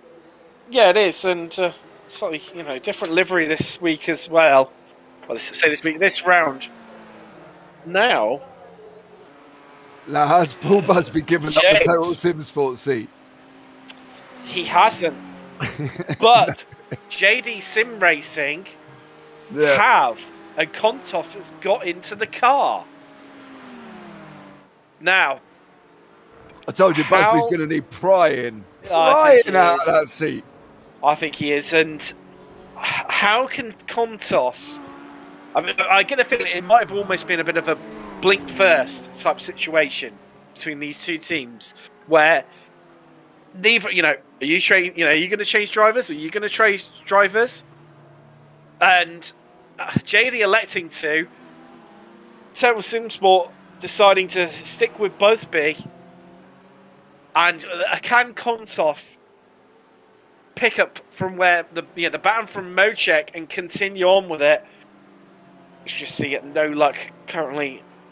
I think any joy getting past FTR there, but yeah, I mean, can Contos carry on shining the light for JD and keep that gap close to Total Sim Sport? That's the big question. I think it's lost quite a lot because he's driver swapped, haven't they? So there's the gap. You can see it visually on screen. He's lost a few seconds. He's lost a good few seconds, so you can see it visually on screen there that Paul Busby has managed to get away. But I want to say, I just think, I don't know if David Contos will be able to maintain the intensity of Mocek. That's no disrespect to David at all, because obviously we know David from other series that we covers. But I'd like to see Will try and get Paul out of the car. That's not going to be an easy feat. But it's going to be interesting to see where these guys are in a couple of stints' time, I think. Now, Calvin Dent's been in the chat. Deutsche Payments haven't taken tyres. Wondering how the tyres will last on their third stint. Well, let's just have a little look at... it's a good point. Obviously, we're getting... deeper into the afternoon. We're going to be past the hottest part of the day. We're just coming to 3 o'clock local time here in Belgium. And just trying to have a little look at the temperatures for you. Track temperature is 25 degrees Celsius. Air temperature 24. So not exactly hot here, James. Well, but not exactly cold either. So, funnily enough, somewhere slap bang in the middle. Well, it's obviously the track and that is looking a lot better than us in the UK are today, Tim, with snow and wind and coldness and everything else. So obviously there isn't that in Belgium currently, as we're going to look at Arctic Racing. Oh, that's very squirrely. Got onto the curb. Go to your amp for Arctic. Just, I think that would be their first, be like the second or third, I think, maybe, lap. Yeah, I think it's the second or third one on that one. Just getting a bit squirrely there, weren't they? Yeah. So we got Matthias Doring in chat. Which place needs Deutsche Payment to defend their title? Well, they're in first. In an ideal world, they could stay within third. First, Judith Kuba, let's go, Emily. Yep, doing a fabulous job at the moment. And James Holman, come on, RD Sim Sport. RD Sim Sport, Tim. Yeah, RD. They've had a bit of, they've got Wiggins currently on board. They've had a bit of, I don't know. It's a bit of a hard one to tell, really. A bit of a mixed race, really. They've had been involved in some brilliant battles. Obviously, after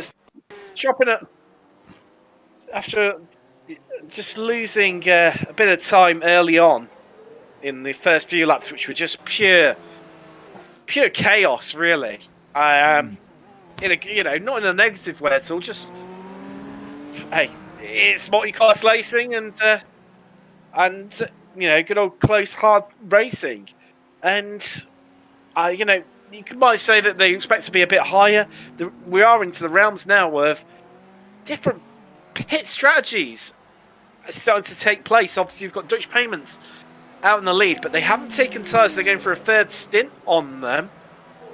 SIM3D, they've had a driver change. Molinazzi has got on board for them. So, I don't know. It's so hard. I mean, I think from this point onwards, it's going to get more tricky of us trickier for us to try and understand, as the race evolves, James. Correct me if I'm wrong, with these different strategies and how they're quite playing out, people having, teams having different driver swaps at different times, some taking tyres, some taking not taking them. I think, to be honest, that's what makes it interesting for us, because we don't have privy information to what their strategies are. We're sitting here, we see it live as much as you guys at home do. We haven't got secret key messages into some of the drivers.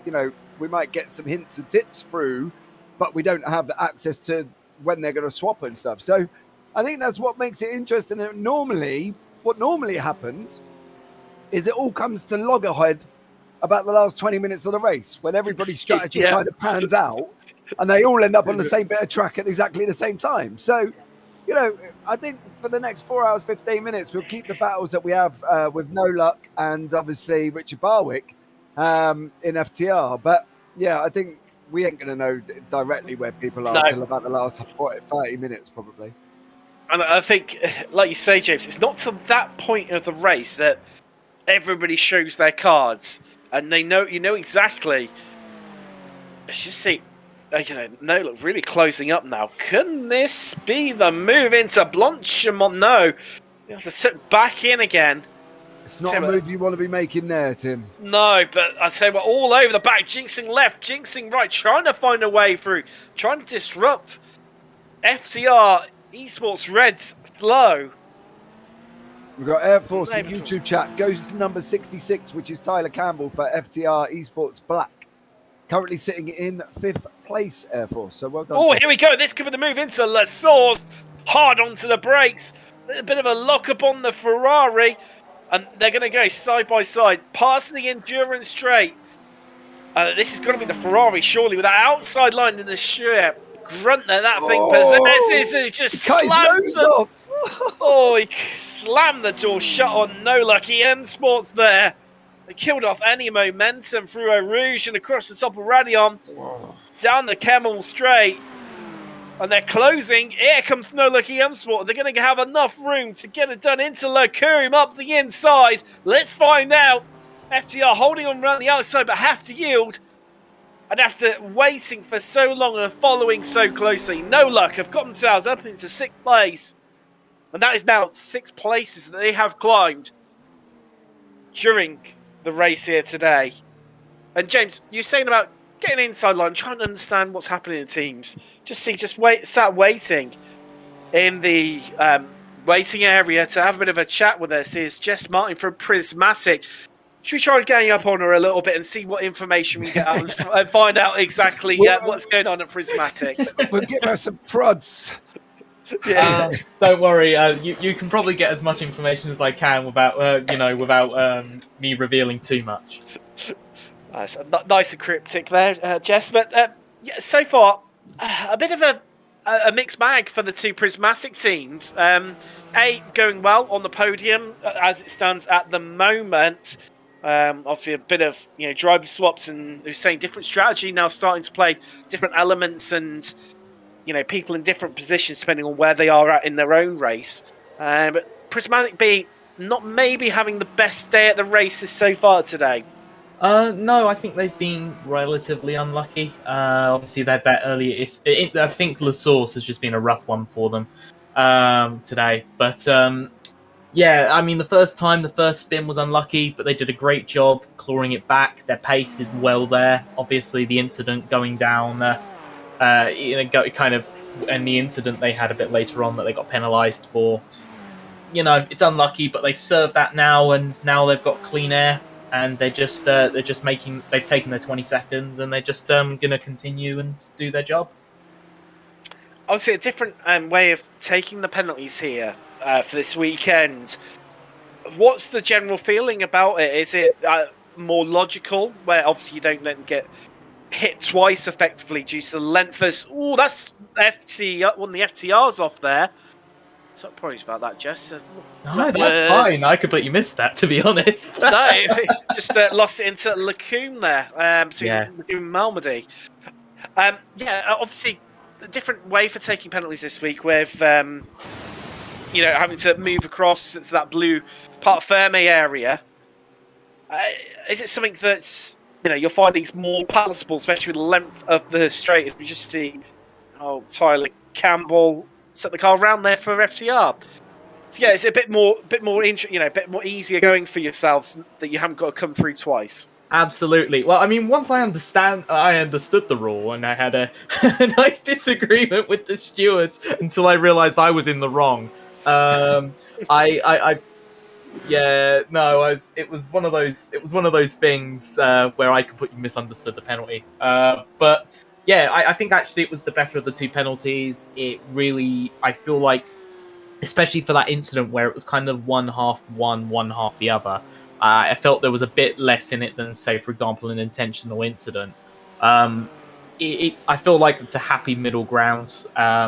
Yeah, sure, hated that we got a penalty, but I got the feeling we were probably going to get one. And yeah, but the blue space and having that kind of penalty box is genuinely quite a good. It's quite a good way of doing things. Quite comfortable, quite effective, and it seems to have not impacted the race, which is fantastic. Now, I am right in saying that Emily Howell, who are currently watching on stream for Prismatic Motorsports A, is doing the race by herself. Is that right? And yes. How that's a crazy amount of effort and concentration required. It's not just the 6 hours of the race. You've also then got qualifying beforehand as well. So it's a long time to be sat in the sim rig. Yeah, absolutely. But she was very adamant before the season. I kept asking her, "Hey, do you want another driver to run with you?" And she said, "No, I'm doing this Iron Woman style. I'm doing this for a good laugh. So I might as well do it solo, including the longer 6-hour races like here at Spa." So, no matter how much I could have insinuated, it's probably better for her health. She kept arguing, and I'd rather not argue with our best driver. That's completely fair enough. I don't blame you on that one, and our hats off to her here from everyone at Table Simsport for taking this one on alone. All credit to her, and good luck to both the Prismatic teams for the rest of the race. And I'm sure, knowing yourself, you'll probably pop along a bit later for a catch up. Well, I'm always here to have a chat and fill you in with some information. Brilliant. Thank you very much. That's just Martin, team manager for Prismatic Motorsport A and B in GT3. Wow. Do we know, though, Tim? One of the things I didn't quite get in there quick enough. Sorry. Is Elise running solo? I don't think so. I think Elise has got... that is a really good question. I'm sure we'll find out. I just wondered, she's been 3 stints, that's all. She's got Lilac Zaya with the company. Okay, cool. There you go. That was cool. The All-American ladies at Prismatic B. You can see them on screen at the moment. Not the best start to the race after that penalty really costing them dear. That's going to be interesting. They've got the Stage 1 Junior BMW not far behind them. Close up to about a second. And I think it's going to be interesting to see what Prismatic B are. Sometimes, from having these early on issues, you can quite often grow into a race and improve as it goes on, James. Yeah, I think obviously at the beginning, poor old Prismatic B at Lacombe, coming out the back end of Lacombe, decided to spun it as well, as we see Chris Soffer. Chris for Tim for Sunday Drivers. Oh, sister. Well recovered. A nice little trip through the gravel. I'm sure that I got into the air intakes and all sorts. All good fun and spitting a bit out onto track, but... Yeah, so they had the off-track at Lacombe, didn't they, Prismatic B, and then they got the penalty. And I suppose the only good thing is it's all done over and dusted early, isn't it? It allows at least to really sort of now say, okay, well, we've got it. Let's settle down and carry on. So see where they can recover from. Currently 17 in class overall, so, not bad. 4 hours still remaining. Yeah, just trying to get it out of the system early on, like you say, and over and done with. I think it's going to be, as we've approached 1/3 race distance here in Spa. I'm not sure. Too sure how it's going to develop, really, James. I think it's going to be quite interesting, and we've got a move. Well, looking like a move here between Vulcan just trying to get past Sakanya. They have got the leader coming through from Deutsche Payment. He's going to, I think that's going to delay that from happening. But quite often, as we've seen, slower cars using the back markers to follow people through is. Hello, we've got a bit of it. Ooh. Getting slotting them through here, and D-line and back marker all over each other. It's like what we've seen from Total Sim Sport and JD. 3 cars, 3 so classes. Long. All the classes in one little bit of track there. Love it. It's the reason why we just love multi-class racing here at Total Sim Sport. For moments like that, just to take a moment, just to take it all in and enjoy the view. Appreciate the fact that they're all on track. Well, exactly. As the great Jimmy Broadbent said, the cars aren't real, but the racing definitely is. And look at these two. Here comes back marker blue. They're going to have the work to do around the outside. If they want to get past D-line into Lagoon. Here we go. And they outbraked themselves. No, they timed it to perfection there. And a swooping move round the outside. And that got them up into 4th place in class. And here comes stage 1 on Prismatic B. And that battle is over. 16th place in class right now. And you'd think the way that stage 1 have been catching them, Prismatic, I think that they've got to be keeping on that position over Prismatic the way that they were catching them there, James. Yeah, I think they've just got to let them through and just carry on. I think at least it's in that kind of consolidation kind of area. The 16th, 17th. There's no point fighting with Kevin De Winter.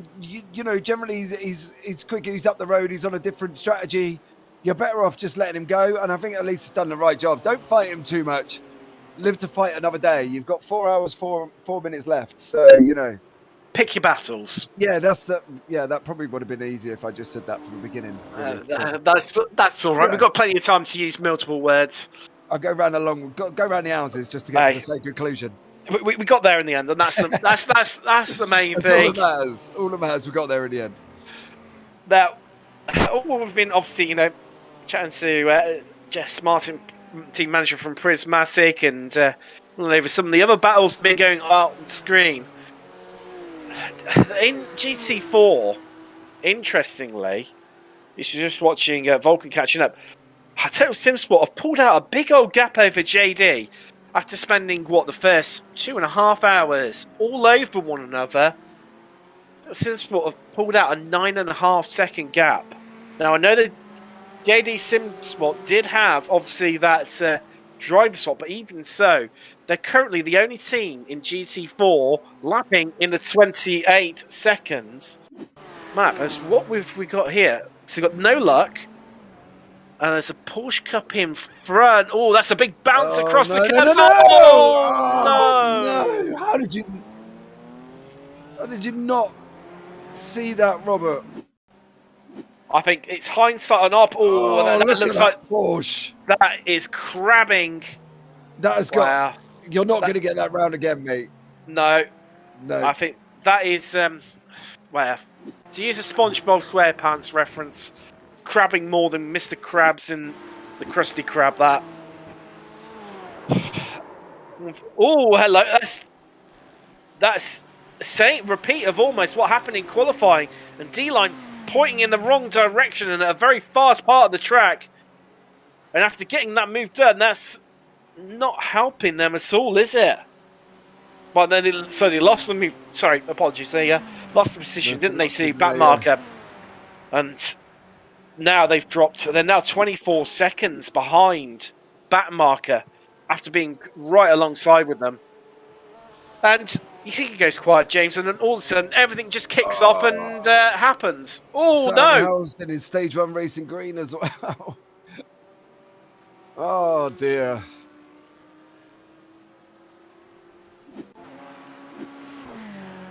I wonder... Sarah, just as a little in hindsight scenario, because we'll have a good hindsight. I wonder if hindsight, if JD Sim Racing knew what they know now that Paul Busby was not going to get out the car, whether or not they would have swapped either. I wonder if Thomas Mojek would have stayed in the car if they knew what they can see now. If they knew what they knew now. If you get what I mean. Yes, I do exactly what you mean. Because 9 seconds is a big chunk. And that is a long time to catch that one up. But I believe, James, you're going to go off and get yourself a brew. I am, yeah. I'm going to go and take a breather. I will leave you at the capable hands, Tim, of Mr. Ian Winchester, who has joined you in the booth. So I will catch you all soon. Ian, thank you very much, James. Welcome Hi, Tim. along. Sorry to talk over you there. I was just maybe jumped the gun a little bit.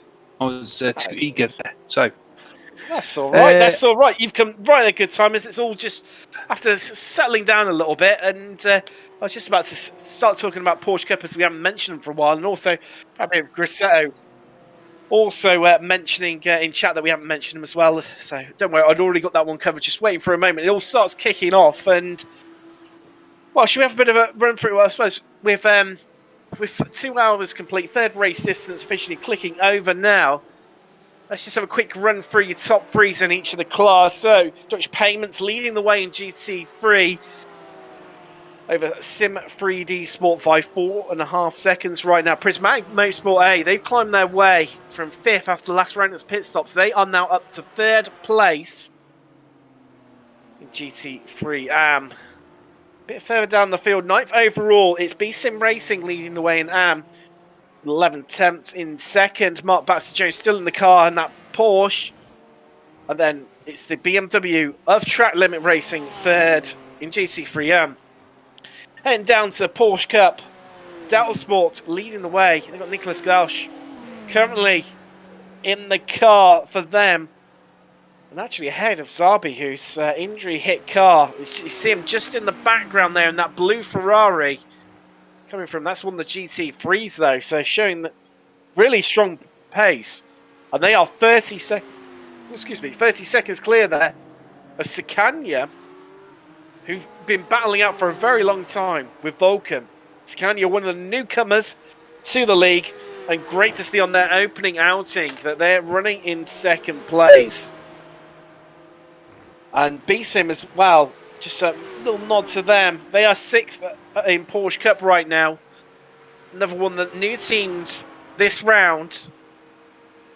And a good outing from them so far. Now we'll head down to GT4. We've covered it so much this race. But Total Sim Sport leading the way at the helms of Paul Busby after what's been an absolutely epic contest between themselves and JD Sim Racing, who are 2nd in class. But since their driver's drop just drops a little bit back, now just shy of 11 seconds off the lead. 3rd place in GT4. Wow, a great debut outing, and now only 4.7 seconds behind JD Sim Racing in 2nd. It's the Texan Fitzy RS team. Daniel Taylor currently on board for them and making good progress. Now, it's just having a little look here, and then it's starting to kick off between RPM and FTR. Red, a bit of Ferrari on Ferrari action.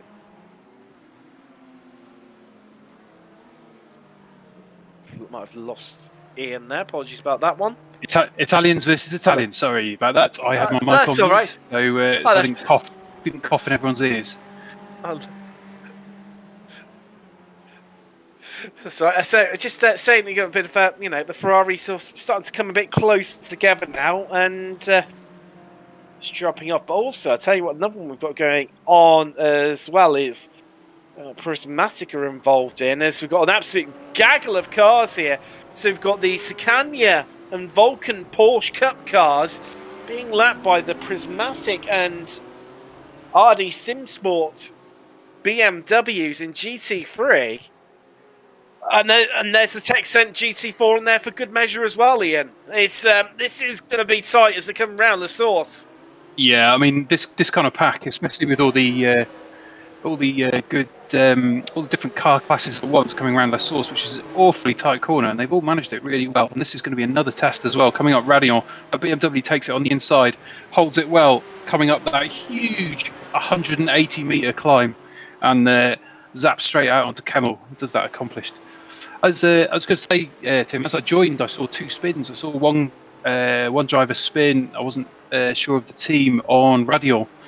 My heart goes out to him because I've spun there many times myself. Yeah, that was the D-Line GT4. They had a similar issue in qualifying. I mean, they did well to keep it out the wall, as we've seen both in sim racing and in real life. When it goes wrong there, it tends to go wrong in a very big way, doesn't it? Yeah, because this car will just snap. And I know you shouldn't really use the word tank slapper because that's kind of a bike thing, but it generally tank slaps you. It does. It's. I mean, once it starts going, you're just a passenger, really, aren't you? At that stage, and it's the lap of the gods as to whether you can save it or not. And I mean, they did incredibly well. Did Tyler Langberg to keep it out of the wall? Let's just see them come past the second place GT4 of JD Sim Racing there. A bit of emergency brake to make it around Les Combes. And no, that's wrong. Yeah, because I don't know if you've ever got in that kind of situation in a real car. It's actually quite easy to catch, but I was thinking these speeds are probably 3-4 times what you would normally be doing, so that's probably why. It's probably got something to do with it. Yeah, it's definitely not too bad, but Stage 1 Senior, they've closed, just looking at it, they've closed right into the back of, oh no, this is green, but Stage 1 Senior, oh, and a big drift there. Oh, that was, well, luckily for the big runoff area that's no longer, that used to be all gravel there, and they were able to cover it quite comfortably through Pouon. You can see the sire marks there already. That's showing a bit of a collection down there from the instance we've seen so far this race. So I've just been looking at the, I'll just wait for this to see if there's an overtake coming around Stavelo as we come onto Blanchimont Street. He's kind of, will he draft him properly? He's quite far away. He's got a good exit though. Car 111. That time is tumbling, isn't it? It's coming down. It's taken nearly a 10th out of him already as they come around Blanchimont. And that little touch of a brake there, you have to, otherwise you will not make it. I feel this is going to be a lunge on the brakes as they come down. Showing his nose. Is he going to? I think he's going to win.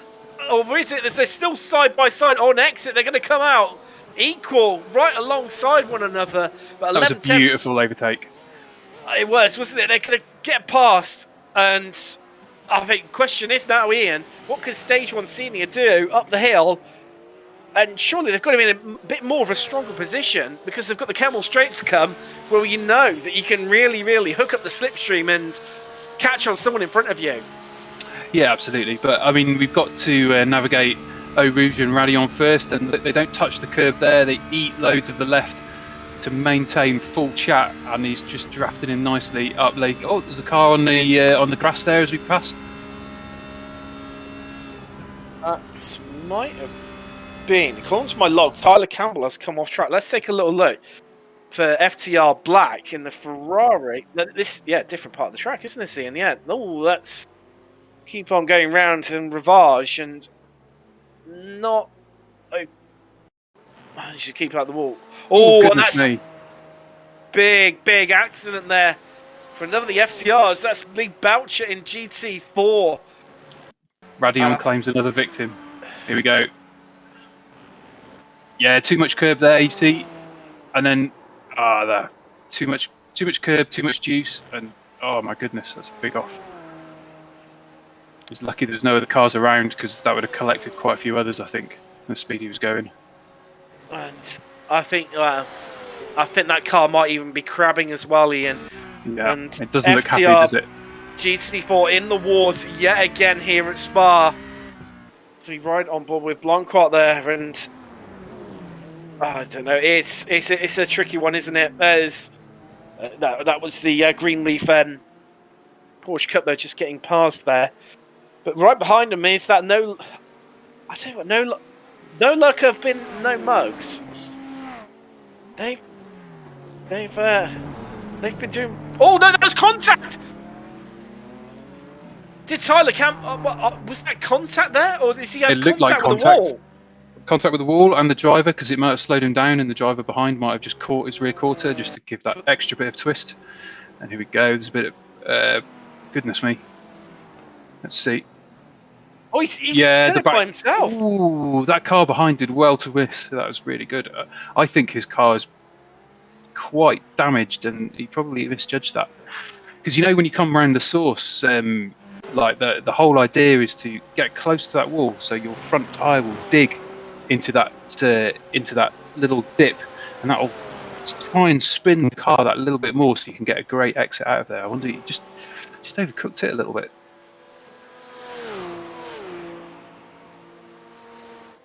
So it's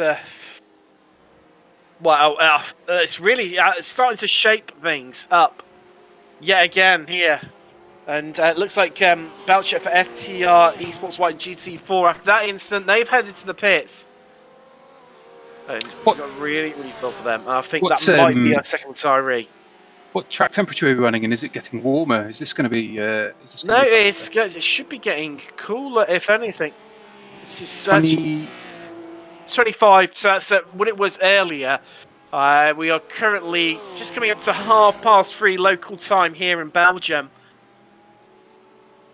And it's only going to get colder as the night starts to draw in. Of course, it's been November. It's it gets dark early here out in the forests. Northern Europe.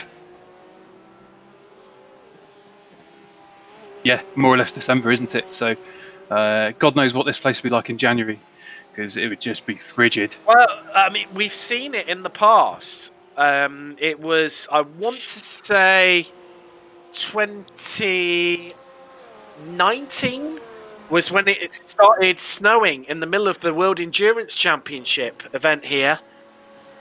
And I think that... producer Sean just saying it. I think that was May. I think that was as well. Yeah, the classic Northern European summer. Warm. Yes, it's ever so spectacular, but yeah, it can happen here, and especially one of the things that this track suffers with as well is due to the length of it. You can eventually find that it's raining on one part of the track and not on the other. Now, I think RPM have just got past No Luck. There's no luck. No, they're I think they've got a condition issue, so ignore me on that one. It's just the RD versus Prismatic. Well, they've just made it past, and it's one of the big features of Spa, where it can be raining on one part of the circuit and not on the other, due to the length of it and the differences in elevation as well. And yeah, the track temperature will change, won't it? For that very reason. So, like, one bit could be nice and cool and sticky, and then another bit will be all warm and slippy. Cool and sticky, warm and slippy. There we go. That's today's mantra. I don't know, Tim, have you driven much Spa in the P Cup?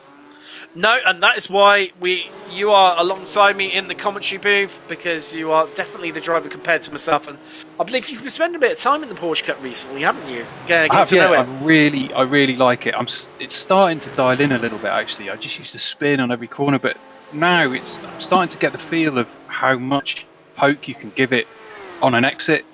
And okay, I'll still spin, but probably only maybe once or twice a race, a practice. So I did a race yesterday where I didn't spin at all, which was really nice, and it's cool. But I did a quick lap this afternoon in Spa, and the temperature was 36, I think, and I put in a 2:25 in the P Cup. Now that's not a bad. So it's 10 degrees hotter now. Last time around, Oliver Carwadine at 11 tenths, who's 7th. He was probably closest that time. with a 2:25, and our leader is looking at the moment, Nicholas Gauch for Delta Sport, did it in a 2:24.4.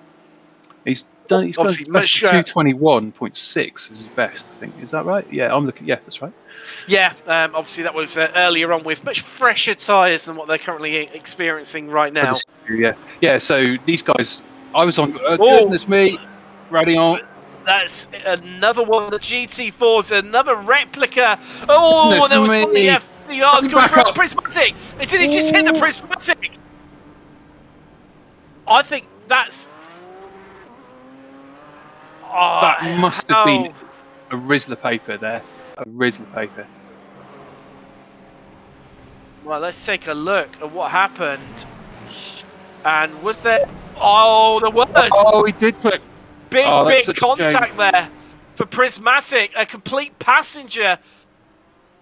That's Prismatic B after what has been a dramatic race for them and Elsie Main. That steering rack's Experiencing more difficulty. He's gone. That car's going to be crabbing like mad even if she could get it going again. It's just done the sensible thing and just driven it along the barrier. Right on board. Let's get a first person perspective of that one. Oh, that little reverse that yeah, would have missed it. It was that little. It just rolled back at the last second. She looked safe. Did the American? And I think they're having a driver change, so taking it to the pit. So Lilac Zai is going to get into the car, but you can see she did probably the right thing to save anyone else getting caught up in it. Just took it off the track and just drove it into the barrier. So it slowed down. I think that steering wheel, that front wheel looked pretty broken. It looked like the alloy had been smashed up. It was hanging off the hub. So good to Lee. Got a feel for you there, Lee. You've had a dramatic race. Good to have you in the chat. So you've been stationary for a while, so I'm guessing maybe if you've retired the car, but I've got a feel for you. It's been a really dramatic day at the races for yourself, for the FTR Esports White crew. Just watching Delta Sport go round Pouon. I was doing a qualifying lap here probably the other week, and I spun, and I got a 0x. Came off there and an instant disqualification, which was very weird. I was quite distressed. I tell you what, it's an interesting point here, Ian, that Sim Racing Baggio has just made in YouTube chat. Now, obviously, one of the parts of this league is that they run race director software, which is the ability to throw safety cars. And it didn't trigger one there, so I'm guessing it must have been right on the cusp. I mean, we've seen it a couple of times. It's got to have been close to being launched there. And my golly, if that had have happened, and we've seen absolutely, a lot of the GT3s are into the pits right now. So we've currently got RPM, No Luck, 11 Temps, B Sim, Stage 1 Senior, Arctic, and Mad Chili all in at the moment. Already been into the pits have been RD Simsport, Deutsche Payments, who have dropped behind them. Only about a second behind difference between those two. It's looking like there's a couple of tyre changes going on as well from those pit times. Oh, we're just seeing No Luck versus RPM. We see Van Loon back in the car for No Luck. As they duel it out. And they've got... Just trying to work out who that is behind them on track. That's our leader, Sim3D, Eric Molinati, currently on board for them. Want to get held up too much, but does have a healthy gap of over a minute in the lead here at Spa, so it can force it. Take a bit of time. You see, with the flash of the light, not overly impressed that unable to find his way through just yet. Now, Ian, it's this where it gets a bit tricky, really, because obviously as your leader, you've got a healthy gap, but equally, you don't want to be held up too long behind two battling back marks, and it's all the more tricky when they're within the same. Well, one of them has exactly the same car. You know, No Luck have the BMW M4 GT3. And it makes it all the more trickier for being able to pass them quickly and easily. Yeah, it's basically it's the same as with anything, though, isn't it? You've got to make sure your markers are right, you get your exits right, and then so you're only a couple of tenths behind them as you start a long straight. You can draft them, and then just pop out and round. We're coming up to what used to be my least favourite part of the track, the bus stop. But in the last couple of days, I think I've really started to nail this, and I've started to pick up maybe 4 or 5 tenths sometimes going through there. So I do love this track, actually. I mean, Hockenheim will always be my my favourite mistress, but this is a close second. I think, absolutely. It is a spectacular circuit, and just matched with a lovely camera angle there as they came round the source. You see what I was saying there? They were trying to dig that front tyre into La Source. Yeah, that camera angle really shows it well, doesn't it? Just how close you can get in to the wall. A bit of rotation. And interestingly, SIM3D Sport unable still. There we go. Oh, having to sit behind these two as they battle it out between RPM and No Luck. He's going to go for the late break, maybe. It's going to get up the inside and clear off. No, there's contact! Oh, it's been taken out! That was a big bang. No Luck have hit in the battle with RPM, our leader here in GT3 Pro. And overall, as they went up the inside after spending so long behind, and Eric Molinati, a complete and utter passenger there. No, I'd imagine. Do you think that was an apologetic flash of the lights, or I couldn't do anything? Flash of the lights. Sorry. Wow. Or here we go. Let's take a look from above. Oh, yeah, there's a bit of netcode there. It was incredibly clumsy, I think. Not enough braking, you're saying? I mean, No Luck, maybe. I mean, this is why I commentate rather than race, because I'm able to give these opinions and not be able to execute themselves. Oh, there we go. Bus stop takes. Goodness, that's a really dangerous place to park. Yeah, right on the exit of the bus stop. But luckily, there was no contact. What would have caused that, Ian? Is there a bit of a bump in the road there? I think because Ferrari sometimes, if you give them a bit too much juice too quickly, that you will swap ends. And I think maybe he was just a little bit eager on the go pedal there. And depends on the state of his tyres. So what are we, third hour, aren't we? So. So I think it's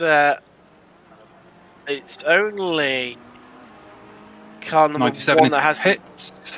Deutsche Payment. I think they're the only time yet to not take tyres, but they've got to take that. I mean, we've had some brilliant driving from that team so far. Let's just watch this battle in just this La Source, and then afterwards, Sean, can we have another look at the contact in Les Combes from a rear view from the car that got hit? Let's just see. We can do that. Interestingly, these two are battling out on track. It's Porsche Cup versus GT3, and this is actually over position on track. So this is over 17th place. The credit of Delta Sport, they've been. We've said it before how they've been mixing it up in with the rear end of GT3, and once again here, he's going to show his nose. Here we go. No. I wonder, do you think he's put too much wing on, or has he got damage? Is he carrying damage? It's got to be floor damage, maybe, or something like that, 'cause there's no visual damage. It's a fascinating little battle that's just being played out here. As we've got SIM3D, they're into the pit from the lead, like by FTR Esports. They're in from second place in GT3 Pro. So this is looking from the back as you requested. Yeah, here we go. Oh. Yeah, that was just clumsy, wasn't it? I think you're absolutely right there, Tim. He just turned in. He was too keen on the turn in and didn't give enough space. Now this is going to be really interesting because they're going to have damage. Surely they're going to have to fix. Mind you, I say that they've come in, done the pits. They've only been stationary for 7 seconds longer than the average sort of pit stop time, which is around about 30 seconds in the GT3s. The So stewards sorry, Tim. The stewards made the decision with that. No Luck Esport have been given a drive-through penalty for avoidable contact. We've seen just how costly that is, and I think definitely avoidable, that one. But I think SIM3D, I think they might have got away with one there, because if all it's taken is to repair that damage is 7 seconds. Wow, yes. That is incredibly lucky, to say the least. But just looking back through the penalties, and there was a 20-second stop and go penalty given in the penalty box for Prismatic Motorsport for avoidable contact. What on earth happened there for that heavy penalty? That was in Puon, where they had just a bit of a collision at the apex, and just as we come up to the sort of half, with 3 hours and 35 minutes left to go, a quick message for one of our sponsors for this league. Let's go for the gap. If you're looking to find the very best F1 and motorsport art with graphics, head over to their Etsy store now and use the code 10TotalSimSport for 10% off motorsport prints. Also, you can check them out on Twitter by searching for @GoForTheGapCo for more information. You find all the links and codes, etc., in the description below. Here we are watching the lurid blue of Busby. Do you think his back tyres starting to get a bit... there we go. I wonder if that's coming in for a tyre change, because he got a little bit squirrely. No. That's right, producer Sean, because you can fuel and change tyres at the same time in the GT4s, I think. So it's well worth doing. You can, which Mr. Busby didn't realise for the first race and did it on one set of tyres, and much as the dismay of his fellow competitors, but he's into the pits, and likewise, Consos for JD Sim Racing. Now, when they came in last time, before you were on here, that gap, which you might probably have caught anyway, was around about 3-4 tenths of a second between those two teams. When they've come to the pits now, it's opened up to 24 seconds. And that is a big gap. That's a huge time. So it's around, what are these cars doing it in? They're doing it in 2:30. So that's a fifth. That's 20% of the track. That's huge. It is a big old amount. And Backmarker Racing Blue, they're currently holding on to third place right now. They've got TechSense in front of them and going around to lap them, interestingly, and GT4. But we've seen Prismatic back out on track after repairing that damage, and cost them around about... Didn't actually cost them too much, actually. Surprisingly, since the state of that BMW. Now, just having a bit of a look at things. Now, in this league, the teams do get one fast repair. So clearly, that is what they've elected to use that. As Lilac looks to pull away back through the field. It's the American driver. That is the one, the Porsche Cup's in front of them. Making easy this corner here. No! This makes easy. There we go. That's exactly what I was saying. Crunch. They caught the curb, I think, there, and that just unsettled the car because they were just squeezing it through on the very edge. Yeah, I think there was a bit of a bounce. They're going to go straight in the pits, or are they going to carry on? Right, off we go. It was a good pass apart from that. There we go. Locked up, bounced up the curb. As the same. That is a good save from Lilac Zayat, because that could have been far, far worse. The Prismatic. You can see the bit of aero there with the bonnet poking up there with the crunch it's just had. So that's going to reduce top speed a little bit on the Camel, I feel. But no, they didn't pit. They went straight past. They went straight through the bus stop and off they went. So they might be waiting for fueling. It depends how far off their fueling window is. So, and do it all at the same time rather than a double pit stop. Long way, because that was they'd only came in just over a lap ago. So it's their first flying lap. As what's happened to 11 tenths have locked up at the bus stop. And that's Zabi going through. Rejoining nice and safely. It's going to be a corner cut penalty there as well. Slow down, I think. They've got a leader coming up behind one of the prismatics. I'm just trying to take a little look. I think that's Zaya in the prismatic B car. I'm sure it's psychological, but that lilac looks slower now because I know there's damage on it. I'm sure it's not, but just my mind playing tricks on me. But yeah, because you got to be doing like sig packet maths in your head. It's like, well, how many seconds a lap am I losing? So if I stay out for another 10 laps, will I lose the amount of time I would be in the pits to repair all my damage? So there's a lot of like, not only that, you've got to keep the car on the track through these quite fast corners. And funnily enough, Tim, I was just about to talk about the Blanchimont curve. It's a really seductive corner because you think you can take it at full chat, and you have to brake when you're in these cars, and just a little bit, just like brush it. But you think, oh, it's just a 120 corner, but yeah, you have to really just like get that nose in so you can get a bit of grip on the front tyres and make it round. Otherwise, you're running off, and then you get penalties.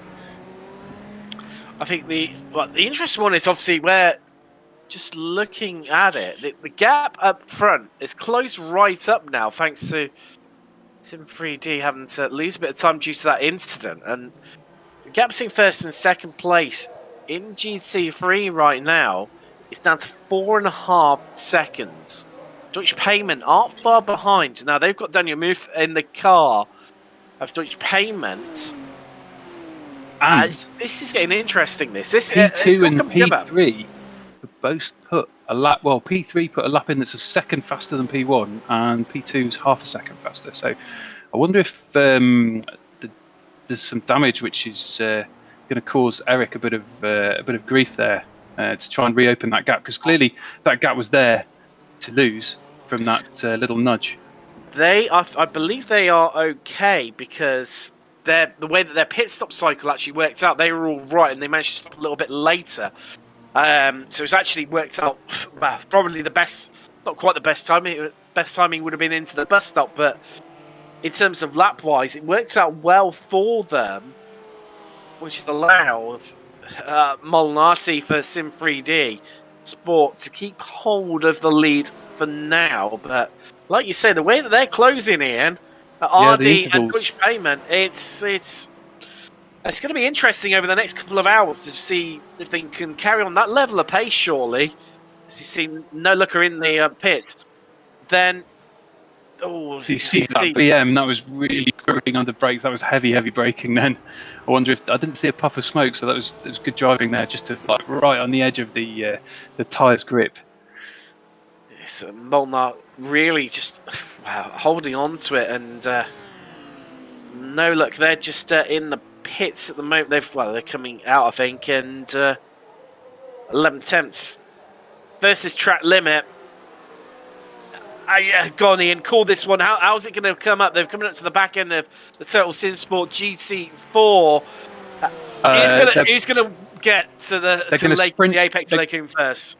They're going to sprint past Busby in the GT4, who kindly stays off the line for them. Ooh, goodness, no, well, maybe not.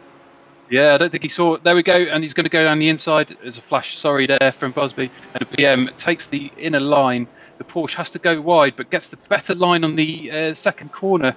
But then the BM really comes forward, and then just down as we come to Rivage, there's going to be some heavy braking, because that BM was right on the edge there.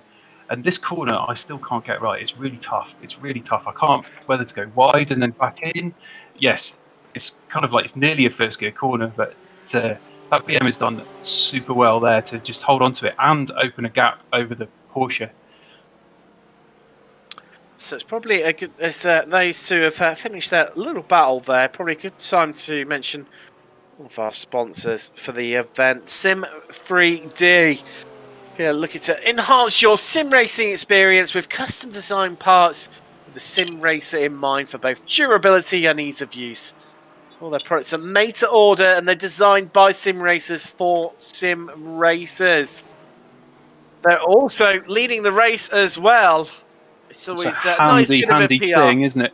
But just going back to that, as we were talking about the lap times, Eric has put in a faster lap than P2. P3 is still putting in 2:18.10. So I don't. Maybe he's not carrying damage. It seems he's back to. Maybe there was just a little bit of an accident there for that half-second extra.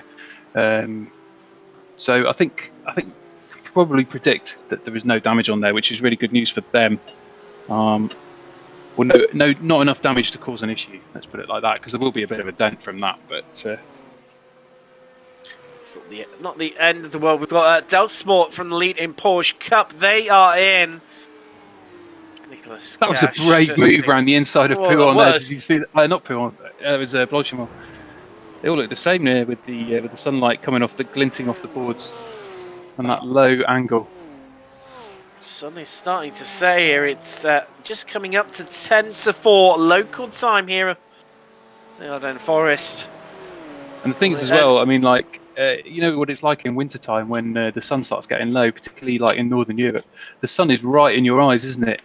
Like in the morning and evening, and it's just pretty blinding. So hopefully they won't struggle too much here. With a bit of luck, and they've got, oh, that's not helping them. That GT4 in the middle of them there. It's 11 attempts at the hands of Brian Crawford, and just try to negotiate it. That's the tech sense. Did you see the additional the GT4 kind of the additional rotation it was getting over the Porsche in the line between those two curves? Like the back end came round a little bit more. It's like I don't know if you noticed that, but I don't know if whether it was stepping out or whether that's just the line that they prefer in that particular car. Because Busby was saying, Paul Busby, our GT4 driver, was saying that these things are quite boat-like, the Cayman, and you can't really adjust your line once you've committed. As we just see Sunday drivers absolutely all over the back of Prismatic Motorsport B. They come past JD Sim Sport. Now, I have to say, I do like that livery on the Merc. That is pretty special. That black fading to orange. To be fair, you are a Merc fanboy, so it's probably yes. Anything's going to look great in the Mercedes in your eyes. Now, hopefully, producer Sean can give us a roll bar view of the Merc, so we can hear that lovely V8 at some point. Not right now, but maybe sometime soon. Yeah. So, we're just coming up to. We are actually at now sunset time, so it's just going to get darker and darker from this point onwards. How can you not fall in love with that howl? It's brilliant. Well, I'll tell you what, you see, it's going past the BMW, all of that grunt from Sunday drivers being put to use as they come through into Blanchimont here and around the outside. Swoop Sunday drivers. That was so brave. That. Look how much time he's opened up as well. Goodness me. That Prismatic car is definitely going to be damaged. I mean, just looking at the top speeds over the last lap, they are carrying around, well, if trusting our timing software is correct, some 13 kilometers an hour slower between the Merc and the BMW. Obviously, that BMW carrying damage, and that's how much it is affecting them right now. See, at this point... Now, look at it. Look at this. Yeah, we were saying about this earlier, you know, where it seemed like they were closing up, and you were saying how much the Deutsche Payments, Daniel Muff, for them was closing up and putting better times. And he's just, well, he's got within sight, and now he's just eating up the time. He just put a 2:17.8. My goodness me, that is a fine time. It was very nearly their fastest lap of the race so far. It last time around 4/10 off it. Yeah, that was all that separated it, and you can tell definitely it's dropped down a degree. I mean, that's not gonna, I wouldn't imagine, Ian, that would make too much of a massive difference, but the air starts to cool and the engines start to breathe a bit better. the racing is coming alive, and they're going to be right over the back of RD any second. And I think you can probably, yeah. Do you know? I was thinking that earlier when we were looking at a GT4 and the BM. Oh, BM made a bit of a mistake. It might have given a chance. Here we go, coming through Snabbelow. That was an excellent pass, really safe. Goodness Around me. the outside, that was, well, all out. And just Daniel Muff there dispatched that with clinical precision. That was definitely a take no prisoners move. Here we go. Oh, brilliant. On board. Keeping it on the edge, up that curb. And the BM really misjudged that then and gave the Porsche a bit of a chance and gave him his opening. And the BM, to his credit, kept to his line on the inside and let the Porsche through and didn't try and defend too hard. That was excellent driving from both drivers there, actually, and very fair, I feel. The BM could have been a bit more indignant about that, but basically did the good thing. Now they've got the Porsche Cup of VSR just coming past that. Goodness me, that went really wide and the probably outbraked himself. It's really easy to do in La Source because if you're not really concentrating and you miss your 100 board brake marker and even a couple of meters late, it will make you overshoot a long way. And then it's another track infraction, isn't it? So I think it's 60, isn't it, before we have a drive-through on this, and then every 20 thereafter. It is for this particular event. Yes, there is. So now, just having a little look through things, we've had so the penalty earlier that was 20 seconds wasn't a stop and hold. It was 20 seconds to be served in the blue box on entry. It doesn't require a separate trip down the pit lanes. Now, that was the one that was for the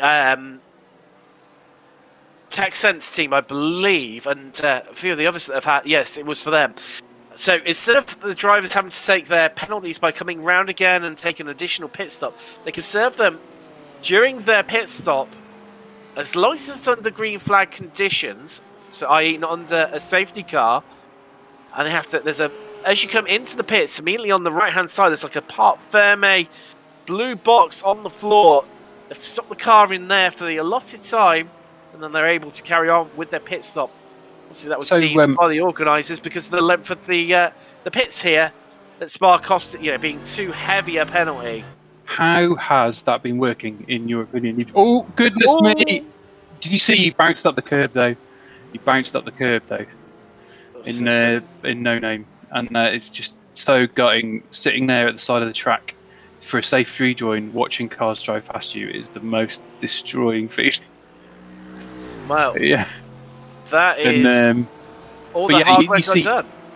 You see exactly what happened there. It's just ate a little bit too much curb, and that compressed the suspension too much, and it bounced the balance, and it upset it entirely. And there you go. Just see the RD SimSport getting past Total SimSport there. Now we've got Vulcan Sim Racing. They are in from the lead in Porsche Cup. However, they were yet to stop, whereas everyone else in Porsche Cup has. Be interesting to see where they come out. Delta will be taking the lead. There we go. No, they haven't quite yet. They're almost there. They should be flying past them to resume that. It's Steam on the left-hand side of your screen right now in the pit lane. It's Delta Sport head past. And up over Rouge and Radion. I think Spa's probably got to be in the running for the longest pit lane in iRacing. It's got to be, really. All the way down from the bus stop. I was going to say, I don't even think iRacing. I just think world motorsport in general. It's going to be a real challenge to find anything. That Porsche goes a little bit wide there. That'll definitely be an off track as he's coming down through Rivage and No Name. Of course, TechSense new to the championship in GC4. Ethan Bass got some nice shiny rims on that Porsche there. Look at those. They're really pretty sweet. Chrome rims. Not many people run those, to be fair. It's a brave man that could carry off chrome rims, and At least they're not spinners. Ethan Bassett managing to do that, and so you see Mad Imagine- Chili coming past them. That's Morgan Driscoll aboard the nice pass Ferrari. around the outside. Imagine if you had spinners, it might actually give you a bit of extra momentum sometimes because they just carry on spinning while you're braking. Sure, I don't even know how to answer that one, Ian. I'll be honest with you. No, I was. It was just my brain taking a bit of a sidetrack there. Oh dear. So let's have a little look. So yeah, Delta Sport and Sakanya getting through. Vulcan are 14 seconds behind Sakanya. You can see on the screen right now. Did you see that Porsche ate the curb as much as that Merc, but handled it so much better? The Merc did exactly that move, and it got bounced around. This is the beauty of having multi-class, and these the Absolutely. Porsche Cup. I know they've got a bit of a BOP put onto them and balance the performance. So just reminders, they have got a 50 kilo additional ballast, and also That's right. they've had their engine power reined back to 95%, so 5% reduction. So That's right. Yeah. Yeah. So that's it's a 500 brake car. So 5% is 10%. 5. So it's not much really. 50. Yeah. It's Yeah, it's 25, isn't it? It's enough just to make a difference. But having said that, credit to the team at Delta Sport, and they, quite often we've seen them this championship.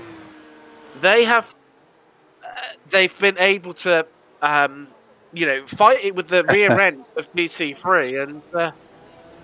We're just gonna have a look at an off track. Sorry, Tim. There we go. Let's take a look. Oh, this doesn't look good. Oh, No! That was the JD GT4 there, and they've collided with them. I mean, they're trying to go 3 wide on corner exit, which was never going to work. And RPM and Hans Richardson coming off worse there. Going to be a bit of front splitter damage there, I feel. So they might notice a bit of. Yeah, I don't think that was anyone's fault. That was just like a racing incident, wasn't it? We'll see how the stewards view that one. That's going to be an interesting one, definitely, Ian. Let's just see a bit of Porsche on Porsche action there. GT3 versus Cup. And we've got a note from Martin Pearson in the chat. We were talking the nonsense I was talking about spinners. He was theorising that the spinners could be used for brake cooling, which it's not unreasonable. You put a bit of extra fin on there, so that does the job. I think it might be also add a little bit of air resistance. So I don't know. It might be a much of a muchness there. It could be a balance of performance mod actually. And that's a new and unique one coming in there. But I've got to say, Sakanya, new to the championship for this round, and you've got to say, Ian, really, hats off to them. Second in class right now, and similar strategies being played out by the whole of Porsche Cup generally. And what a great way to kickstart your time in the championship. Absolutely. I mean, they're second place, but producer Sean, are they second place in the championship as well, or just second place in this? No, the first race this week. Apologies, I missed that. Okay, but looking at the fastest times from everyone in the P Cup, they're all, apart from Delta Sport, they're all pretty similar. Look at they're within 0.3, which is rather special actually. So that shows there's a lot of skill with these drivers, because this is a tricky car to manage. There's no ABS, there's no driver aids. It's basically your brake and your accelerator that are there to stop it spinning, and it's really easy to overcook it, particularly when you're feeling pretty eager to get out of a corner and try and get the foot power down for the next straight. And if your slip angle, steering angle's slightly too much, it will just swap on you, and there's nothing you can do. Now, it'd be interesting to see whether JD Sim Racing incurred any damage from that earlier incident. I mean, I was keeping one eye on their top speed down Camel Straight. It didn't look to be any major difference, but I mean, that's going to be really interesting. And also, I mean, they're 36 seconds back from Total Cinesport in the lead of GT4 right now, who still haven't changed their driver, and I think they've got to be along with, I want to say, D-Line and Prismatic. I'm just trying to have a little think. Mad Chili, I don't think they've yet to change their driver either. So yeah, still going strong. Now there is no rules around that. You can have one as is being done. Prismatic Emily Howe, she's doing the race completely by herself. There's no rules around it, but no possibly will be getting out of the car, and I think it's coming in. You know, when he does eventually hand it over to he's coming around to lap fellow GT4 team Texent Fitzy. I think those spinners, those chrome wheels. It is. Ooh. That suddenly driver's Merc nearly in the back of Texence there. But yeah, when Busby comes into, when he does eventually hand it over to his co-driver, surely, I mean, as it stands at the moment, a 36-second buffer to hand it over with. You couldn't ask for a much better stint, really, could you? Absolutely not, no. And because I don't know if you looked at chat, Paul looked like it had a bit too much curve there. I don't know if you looked at chat. There's a bit of heckling from the gallery there from Martin Pearson telling me that I really am full of rubbish. Well, Martin, this is what I'm here for. Actually, I'm fulfilling my role. So thank you very much. Also, we've had FTR Esports saying coming up to the halfway point. It's been a very exciting race so far. Well, it has, and it doesn't feel like 3 hours at all, and things yet to really calm down as still battles emerging. We've got Vulcan, they're only a second ahead of FTR Esports Black in Porsche Cup, and Porsche Cup has been a bit of a weird one. It's been very quiet for chunks of the race, and then all of a sudden there's a flurry of activity and it all starts happening with them, and Chris, I guess that's from those guys. You could probably think about it as just like the way the caterpillar of cars moves around the track, as like similar classes all kind of bunch up as they're all doing different times. So that'll be where the action arrives. That is a lovely analogy, and couldn't have put it better myself. A caterpillar of cars. Now, just looking at this, Ian. Obviously, as I know, you spend a lot of time up close and personal with the Porsche Cup. Sorry, just looking at that there. So FTR Black got to within 7/10 of Vulcan ahead of them, and then all of a sudden on the entry to Lacombe dropped around nearly 2 seconds. I'm not sure what's going on here. Lacombe is a tricky one because you've just hammered it down Camel, haven't you? And if I still haven't really worked out my personal breaking point with there, but obviously it's to do with track temp, and I've never done enduro, so tyre management and how tyre wear is still kind of outside my kind of experience at the moment. But it might have just literally missed its been a little bit nervous of his tyre. It's looking a bit squirrely though, isn't it? Like just there, you see the nose kind of jumping around. So maybe he's trying to protect his tyres. I mean, interestingly, last time around, Ian, they were so FTR, who are currently on board with Richard Crawford, they were a second quicker than the car ahead of them, Vulcan. But literally, within the space of that one corner, they've dropped of Lacombe and Malmedy, that little 2 corners there. This car is not looking happy. Look at that; it's not going around there very well. I wonder whether the tyres are nearly. What gear are we in now? I can't see this. Second gear. Second gear. Goodness, I dropped to first there. Fair enough. That's why he's faster. There we go. And come on, see how he does the source. So look at that 100 board on the left. He should be braking about now. Tucking it in. There you go. Tucking it into that little dip. Get the rotation and out. So he's gained time there as well. You see. So that was a nice exit. Yeah, I think you're right, producer Sean. I think he just did the. Goodness me, you can hear the tyres. They're they're right on the edge of that. You could just hear them just squealing in protest as you flat out up Radion. Here we go. So let's see how he does Lecum again now. So he should be braking about nowish. Tight in, little dab on the brakes, get the nose turned in, back on the power, not too much, and then over to the edge, and then tiny lift and maybe a bit of a dab of brake, and then braking hard now. We've got that. Well, 4 GT4s there between Texsense, FTR, the D-Line, and Total Sim Sport. Just, a couple of technicals there, and D-Line gives us a nice flash of the lights there.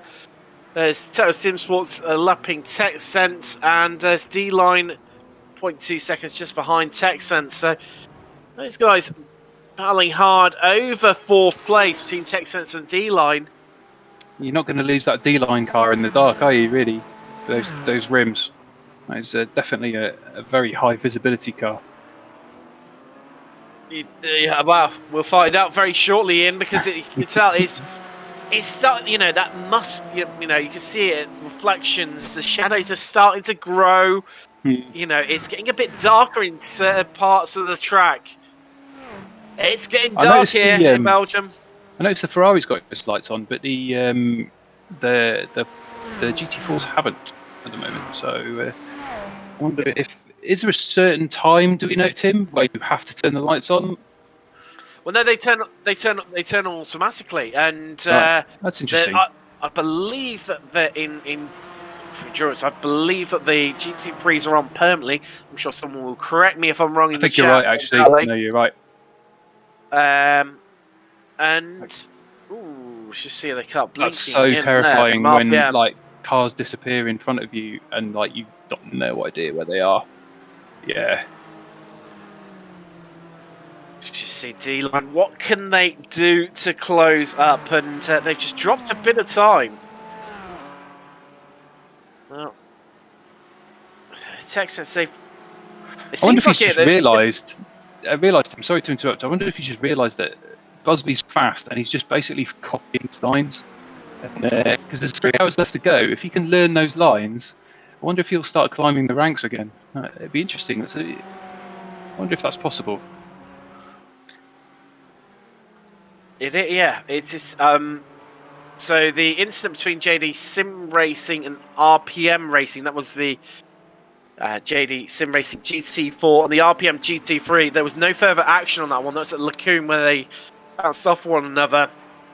And RPM definitely came off the worst, but it is fascinating this year because Texsense have, let's say, not had any pace, but they've struggled a little bit, today to their peers around them. However, he's clearly taking advantage of draft here. So, well, and he's pulled around about 3 seconds. He's obviously latched on. It's just like, if I can stay behind Paul and stay behind drafting, then I'm going to climb the right. I'm going to climb the order because as Paul catches up to other back markers. Oh. Ethan did a 2:28.98 last lap.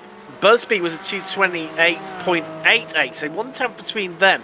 D-Line was at a 31.2, so 1.2 seconds quicker from Texsense compared to D-Line. I mean, D-Line are going to be cussing because they're like too far back to take advantage of draft, and like Ethan is, it is too late, and they're just going to be sitting in Busby's draft and learning the class leaders' lines in this KN. So payment, sorry.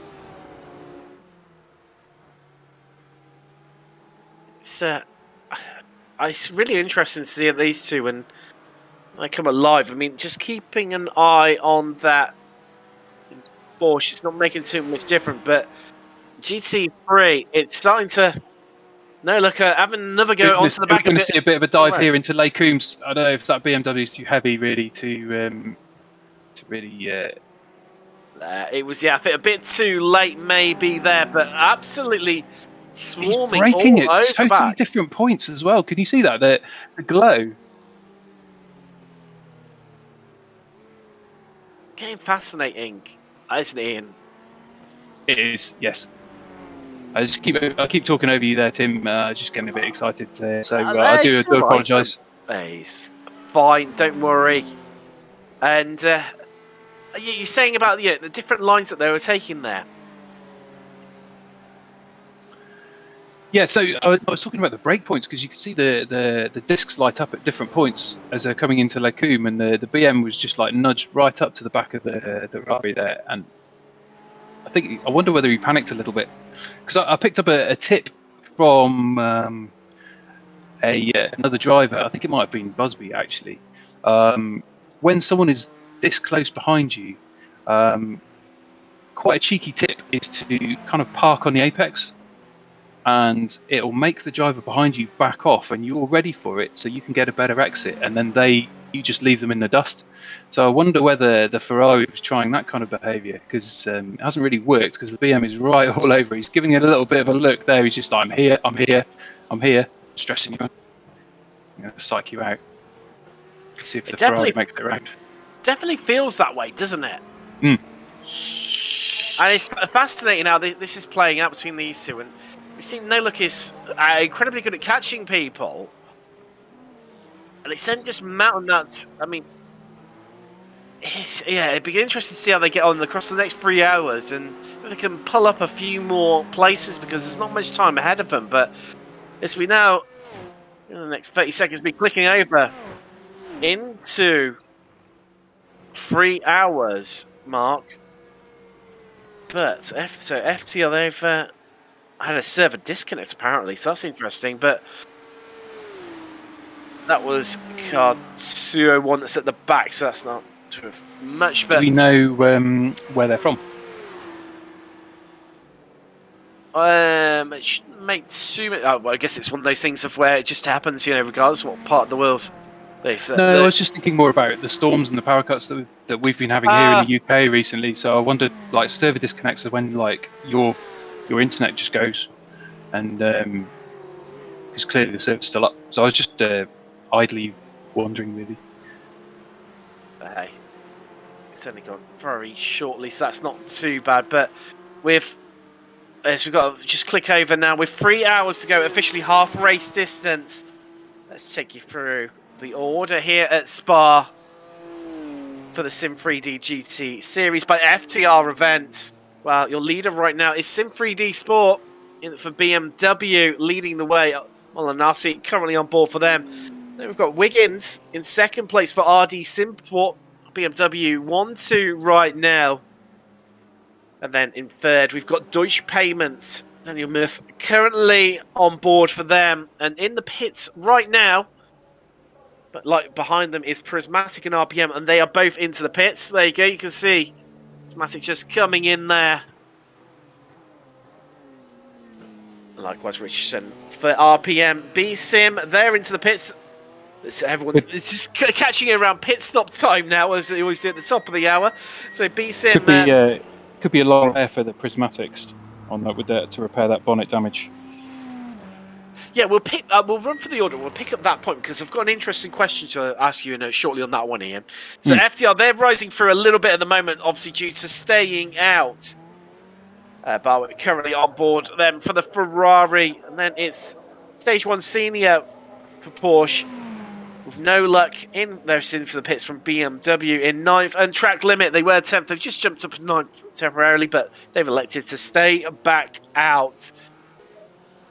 For 11th downwards, you've got 11 temps in the Porsche. Arctic, who've had a really eventful race, and back up into 12th place. Mad Chili, they've climbed 1 place, but maybe should have been better off, they might argue, as Driscoll just heads to the bits. Funk Motorsport, they're down 4 places, but they're in 14th place overall and in class.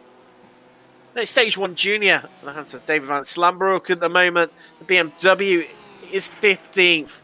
And then we've got a couple of Ferraris. This FTR Esports Black, followed by the incredibly unlucky Zabi Racing, who've really been in the wars and been looking to have a much better second half of the race. Likewise with this car as well.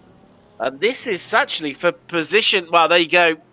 Prismatic into the pits, allowing Sunday drivers through. And then in 20th place, last in class right now, one is the Stage 1 Green.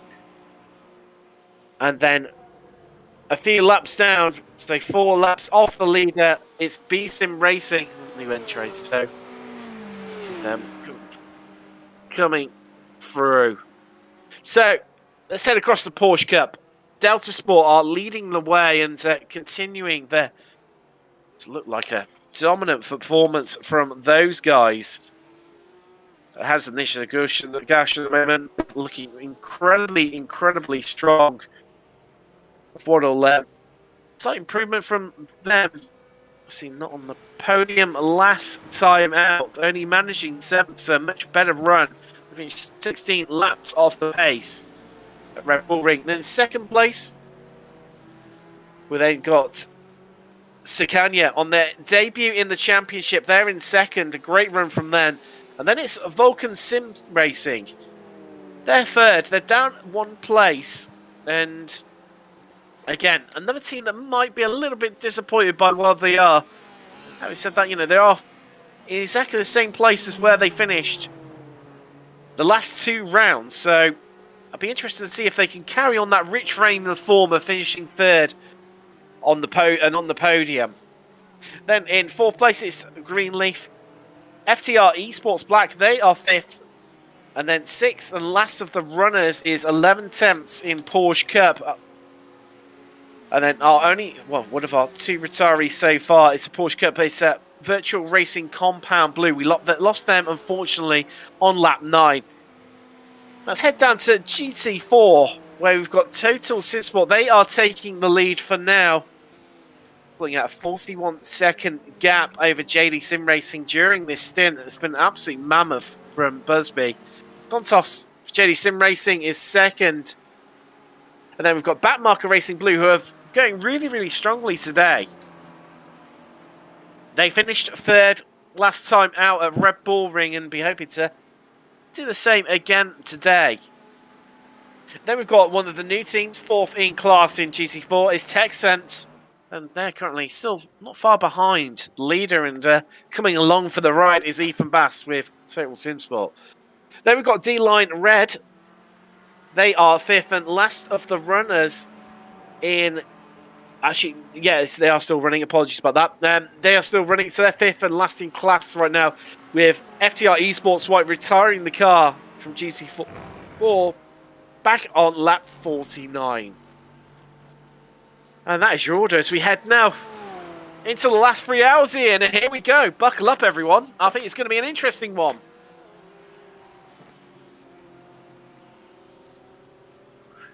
I don't know, while you were reading that, I was just kind of looking at the stream, and like the way the sunlight was glinting off the rubber on the track with those bright red stripes. It was really beautiful. Just a bit of aesthetics there. I was looking at Ethan Bass. He's lapping at about half. His last lap was half a second faster than Busby, his last lap. So I think it looks like Busby's starting to claw a little bit back away, and not that it matters because it's not really for position, but I think he's dropping back a little bit from, so he's going to lose the advantage of that draft. But you were saying he's a pretty fast driver anyway, I think, Tim, didn't you? Yeah, it's definitely one of the strong drivers is Ethan Bass, and maybe if he'd had the option to start the car, might have been closer, but you never know. It's this, as we said earlier, the magic and the beauty, but yet the beast at the same time that is multi-class racing, that all it takes is to be the wrong place at the wrong time, and it completely transforms your race, either for the better or for the worse. And I think teams understand, though. You're just out there to have fun. I mean, sure, you want to do well, but you are out there to have fun. So it is. I don't know if you've. I would just quiet down while this little bit of thing's going on. If you want to take over. Oh. No, they go. They've headed into the pits, and that ends that one completely. Funk Motorsports into the pits. Likewise, Track Limit are as well. And sorry, Ed, you were saying. So yeah, I don't know if you just catch any of the. This has nothing to do with this particular race, but it's just a bit of colour, I guess. The Fassbender series on YouTube when he's doing the Road to Le Mans, and you can actually learn quite a lot about racing from watching it, because Fassbender's no slouch. the way the team operate around him is really lovely, because like he's clearly not as fast as a pro racer to get into the team, but they're all just kind of like, they're all just geeing each other up. So hopefully that exists within the teams here. So what I was talking about is you saying Ethan not being first in the car and making up time. So it won't rankle. Hopefully within the team, it'll just be like everyone's out there to have fun. And on that note, I think it's talking of having fun. It's a tip here from one of our sponsors. It's Go for the Gap. To find the very best F1 and motorsport art and graphics, head over to the Etsy store and use the promo code 10 Total Spin. Timothy, let's have another go. 10 Total Sim Sport for 10% off motorsport prints. You also check them out on Twitter, where they are at Go for the Gap Co. Find more information about them, and also all the descriptions and links are below. Now, interestingly, Martin Pearson saying in the chat on YouTube, gonna use all our off tracks in my next stint, then leave it for the rest of the race. That's an interesting one. And Judith Cooper saying commentators aren't looking at chat to start posting strategies. Well, you can tell us what your strategies are, Judith. I know you're supporting the Prismatic Ladies, but I'm sure all your competitors around you would love to hear them, and but give them a bit of the inside edge, as it were. Yeah, I'd like to ask Judith if you'd be able to enlarge on that point a little bit about the. Are you saying that we are giving strategies away, or no, nothing like that. Don't you worry. I'm not worried. I'm just wondering. No offense. So Martin is going to use all our tracks for my next stint. Yeah, I mean, this is one of the issues. We spoke about this earlier. It's just watch 11 attempts and coming under a bit of pressure. Well, applying the pressure. Apologies for onto track limit. And it is one of the big issues, track limits around here, that they do do bite hard. And I do wonder, Ian, as we head into the second half of the race, how many people are we going to see start picking up penalties for reaching the track limit allocations, the incident point allocations. So they're allowed, I think it's 60 points, isn't it? And then you get a drive-through penalty with 20 every after that. I'm correct in saying, aren't I? Exactly that, yeah. So 60 for the first, so you get a good chance at it, and then like if you continue to abuse it, then every 20. So we've just had SIM3D come into the pit, and Dent has got into the car, but that seems a bit early. A little. He's out.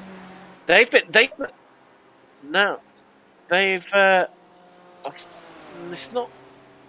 Yeah, I think they've had a driver change finally, and we saw Dent absolutely ripping it up at the last round. Last but one round. It was Zolder, an absolutely stunning performance for the team that was called TechSense back then. Now SIM3D Sport, and definitely looking forward to seeing how Dent gets on. RD SimSport, they've had a change.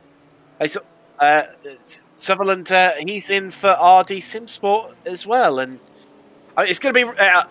I'm looking forward to this second half because I think we're going to have a fair bit of drama, Ian. I think we are, because I mean, obviously fatigue is going to start to creep in. Well, I'm assuming. I've only ever done 26 laps with this. Here we go. Over to you. Normally when we start talking about something, that's when they get some. You see Crawford just backing out for 11 attempts there. I'll tell you what, BMW taking a really hard defensive line there into the bus stop, Ian. And is it going to compromise their exit to completely and utterly different lines? Yep, absolutely. It's that BM. It's just massive and heavy, isn't it? And the Porsche is light. But the Porsche is light and dainty, and the BMW is just like big and heavy. So that's why the lines are different. And yeah, I think that's all it is. Well, you can see that race leader is Deutsche Payment, and they are right behind these two guys, and the last thing they want is to get caught up in this battle. So we've got Sutherland in the car for RD Simsport in second place in GT3. Bit of a way down, but remember that gap at the moment. It's 9.5 seconds back to SIM3D Sport. And it's going to be really interesting to see what are the hands of Dent, how they can close it up, if at all. And we'll find out over the next few laps. But I think for me, the interesting one is Deutsche Payment.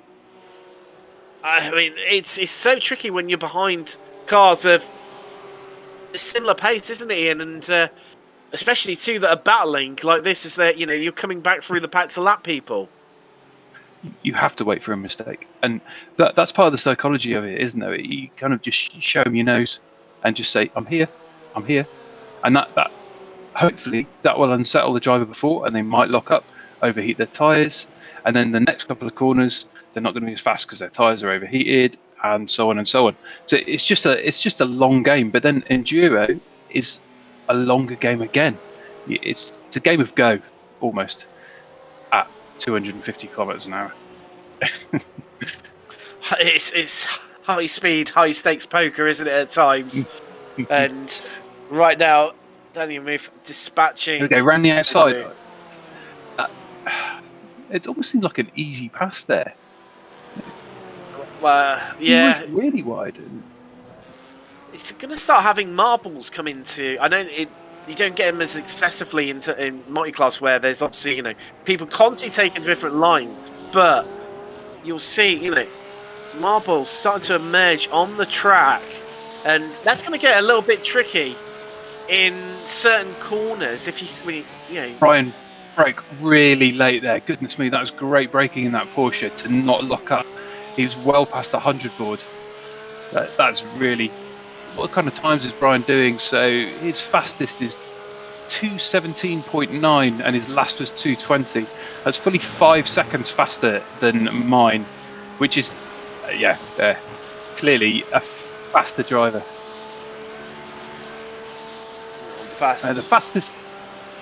fastest life at the moment out of the top class is Calvin Dent with a 2:17.6, which is insane. I'm just kind of quickly looking down. No one else is even close. His fastest lap is fully a second faster, more or less, than yes. We've seen great performances from Dent. As we see down in GT3 AM, Prismatic being caught by the Sunday drivers Mercedes, and we've seen that great performances from Dent. So it's going to be interesting. Well, he's nearly half the gap already to RD Simsport in second place. But let's stick with these guys for the moment and just trying to look at the top speed differences. So they seem to have maybe corrected it at the last pit stop, because Prismatic B looking a little bit more competitive against the Sunday drivers. I mean, I can't really say anything apart from I'm just listening to that Merc engine as it drive past. It sounds like a proper engine. The Porsche and the other engines, they sound a little bit hair dryery. I know that's wrong. That's not because they're super powerful, but the Merc is just like. So that's because it's still used. It's the non-Evo version of the car, which still uses the 6.2 litre V8 from the Mercedes SLS. The new version uses the 4.4 litre V8 turbo that is found in the actual road-going version of this car, Mercedes GT. And is there anything better than a good Merc 50 cal soundtrack? I don't think so. It's. Do you know what it reminds me of? It's I used to. I don't know if you ever into VWs, Tim, when you were younger. When my friend he had a Mark II Golf with a VR6 engine in it, and the howl was just incredible. And this kind of reminds me of that. And I know it's a bigger engine and a different car, but it's just that really visceral growl. It's just, I really love it. I don't actually like driving the car. I think it's this big ugly lump of a thing. I'm actually really bad at driving it, but I bought it because of the engine noise. Unfortunately, it seems to be it's not one of the most at the moment due to the balance of performance within iRacing. It's not one of the most competitive cars within iRacing, so I think that's probably why it's a bit underused. And being the last generation as well, we've had new shiny machinery in the BMW, the new Ferrari Evos come along, the Porsche Cup. So you do have to wonder, will Santa, Ian, be bringing you the brand new Merc Evo on iRacing? That, I think, this is a killer question we need to be asking ourselves right now. Yeah, I mean, who knows what Santa's up to? I mean, well, you've got New Watkins and Not Kill being delivered for Christmas, and I think this is true actually. So while we're watching next, what is being updated on Watkins apart from the nice bit of graphics on the road as you drive through? What is there anything else? Just rescanned it, and that's it. They've rescanned it, right? And that's just what you can argue. Be a bit of a track furniture updates, and that's it really. And I think Not Kill's going to be a really interesting one. Unfortunately, we won't see it probably within this championship. It won't really fit the GT cars around it too well. No, the Porsche Cups do go in real life. But I tell you what, these three are all fighting over position. See the Merc, it's taking the BMW draft, and it might, because it's going to go on the inside of the Porsche as well, I think. Yeah, it's obviously it has. It's well done. It was the Porsche Cup, both passing it for position overall. That was a nice place to pass it though, because he understood the draft was with the BM, and it's like that was his chance. And from the Cup, it's a little bit slower. But I mean, I love the Merc, but I think I'm just not skilled enough a driver to appreciate its weight, because it's all front heavy. And which should in theory give you more grip on the fronts, but then like it's going to swap ends because all the power is going to the back, isn't it? So it's naturally going to want to spin on its axis more than the Porsche Cup, and I've kind of got used to the Porsche Cup. And when I first started iRacing, I was just jumping around all different cars, and it was suggested that I didn't, and it took me a while to understand that.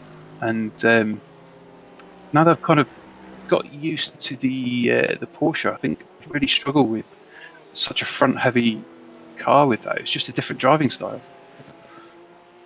It is. It's interesting, I think it's like all these things really where, some people can drive lots of things, and some people can multitask, other people just can't really, as these two.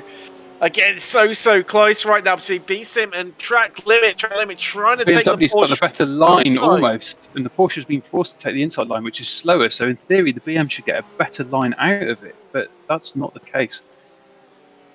I don't know, it's getting tight between these two. They've been slowly. Track Limit, we catch up slowly. But so what? Oh wow, this was 9.5. The gap was, I think we called it in. It was about 9.5 seconds for SimSport. Had to catch up over RD SimSport. The gap is now down to 3/10. In the fight of the BMWs for second step on the podium. But worth mentioning, Prismatic, you see him just in the background there. They're only 4 seconds behind. What can Hal do, especially as these two are going to start battling? And you feel there's going to be a big lunge, maybe from Dent down into the bus stop, far away from finding out as they round Blanchimont now.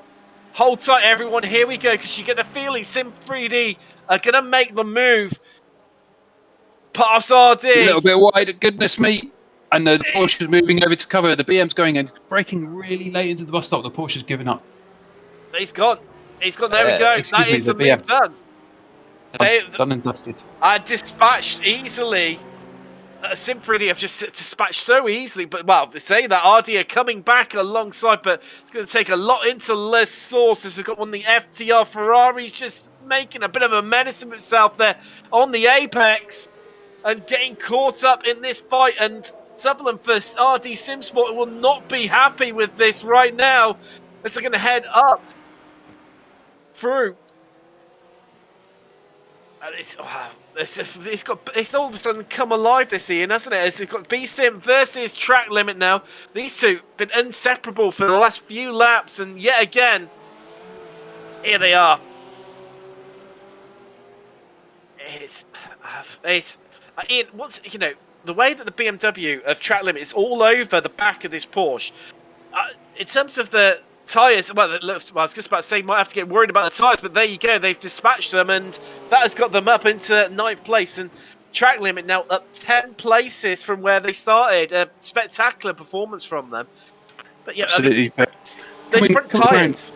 Coming around Pouhon like that, you'd have been asking a lot more from the tyres. So, I mean, the Porsche might be biding its time, because if the BM continues to drive like that to try and get away and get a bit of a gap in front of the Porsche, then the tyres are going to fake out sooner.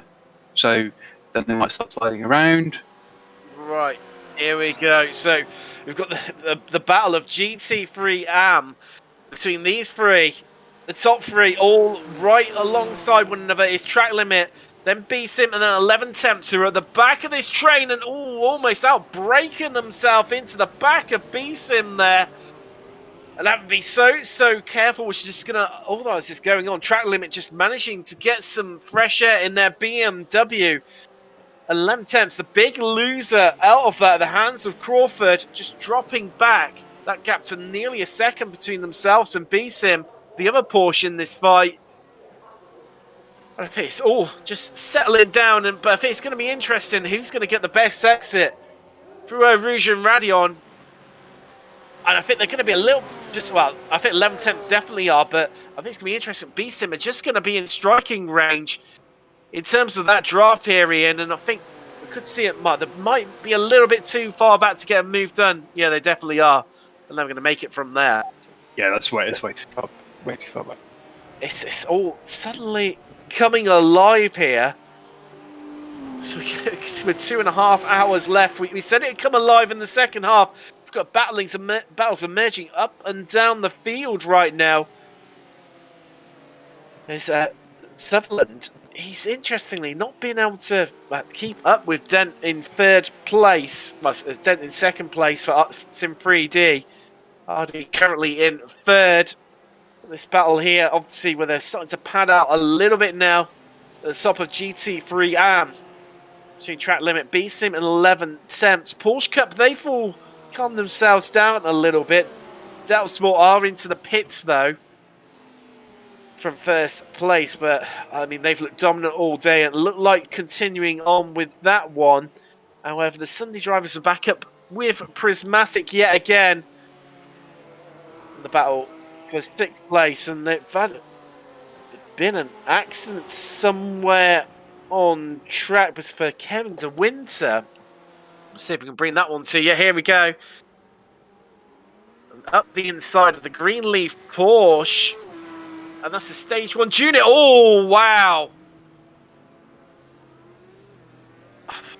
Ian, I'm not sure who's going to be at fault from that one, but it's definitely one of the stewards going to be looked at.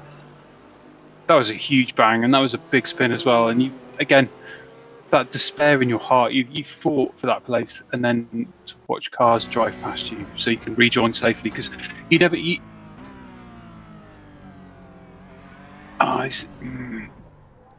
he shut the door on him and expect him to have Porsche to back out a bit more, and all of a sudden found him there and probably shouldn't have shut the door so hard?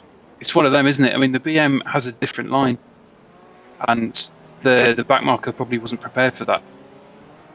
Now, Ian, just looking at this, we said about Prismatic closing up onto the back of what was Dent, but Dent's obviously for SIM3D is dispatched and cleared RD, but RD now being eaten up by the Iron Woman that is Emily Howe for Prismatic A.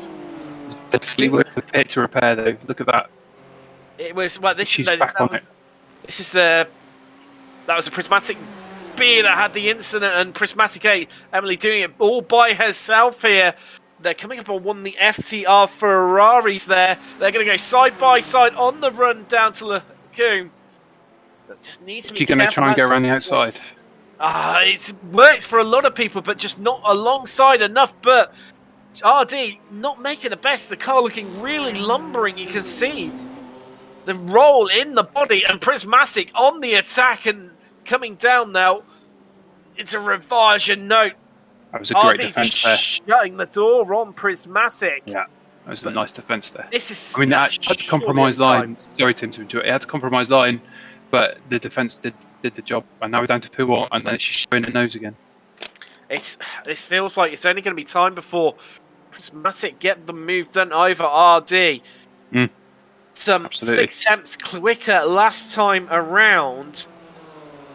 Well, this is going on. The two leaders were 2 seconds quicker than these guys out on track, battling it out. And just, this is where it gets tricky because you're not going to, with the BMW versus BMW, you're not going to get a car that's stronger on one part of the track versus another car that's stronger on a different part of the track, say. You both equally matched. Well, and driver skill, surely, or maybe what we're going to see, a brilliant run out of a corner. Like Hal's just managed to make for Prismatic, and they're going to come run up to Blanchimont. Here we go. But not going to be alongside enough. And it's going to take something big and brave from Hal for Prismatic onto the brakes. They're trying to send it around the outside, but that not going to happen this time around. But RD are looking really vulnerable, all out of sorts with their lines. And Prismatic seems to really know this right now, Ian. Absolutely. I mean, like, it's almost like poetry in motion, watching the duet work in parallel through those chicanes. It was actually really beautiful to watch.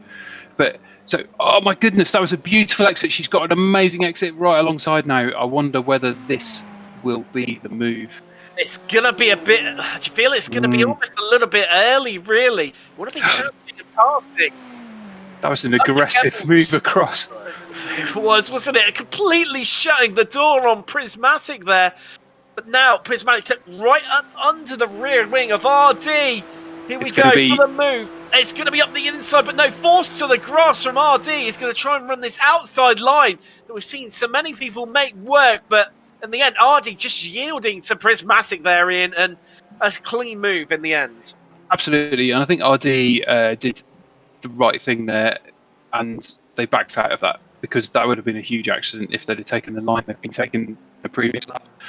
And they knew they were done. So good racing from both of them, and a lovely move there from Emily Howe. And already, what's the gap now? Goodness. A second already. A second. Within 2 corners. That must have properly rattled Rob Sutherland there. I mean, but that's part of it, isn't it? Though you're sticking within 0.2 for a lap and a half, and you're just cycling the driver out until they make a mistake, because they're in the same car. So same power, same balance of BOP, balance of performance. Thank you. Now, I think what's going to be the interesting part as well is, you know, we've got Dutch Pavements and SIM3D Sports both lapping in the, you know, high 17s, low 18s. So it's not this lap, it's the next one for Prismatic. It's going to be the interesting one, because they won't have RD in front of them.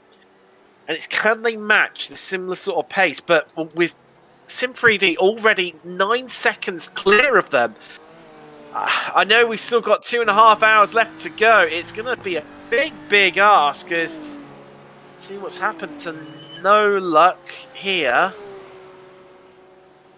I don't know, Tim. I mean, like, if you can take maybe 2-3 tenths per lap out of the car in front of you, let's not talk a second. Let's say 2 or 3 tenths.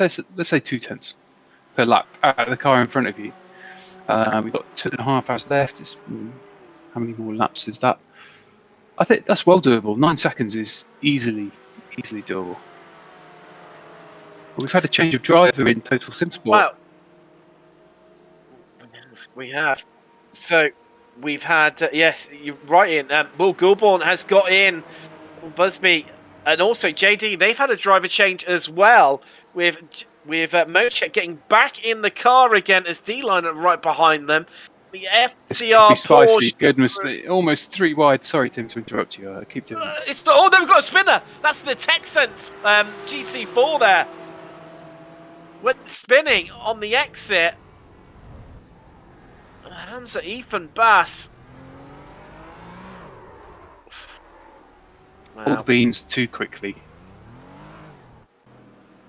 Clearly, not enough beans for lunch because needs to use them more there. But I think so. We looked at it with SIM3D and the gap that they had to catch. It was only 9.5 seconds. Now that was in GT3.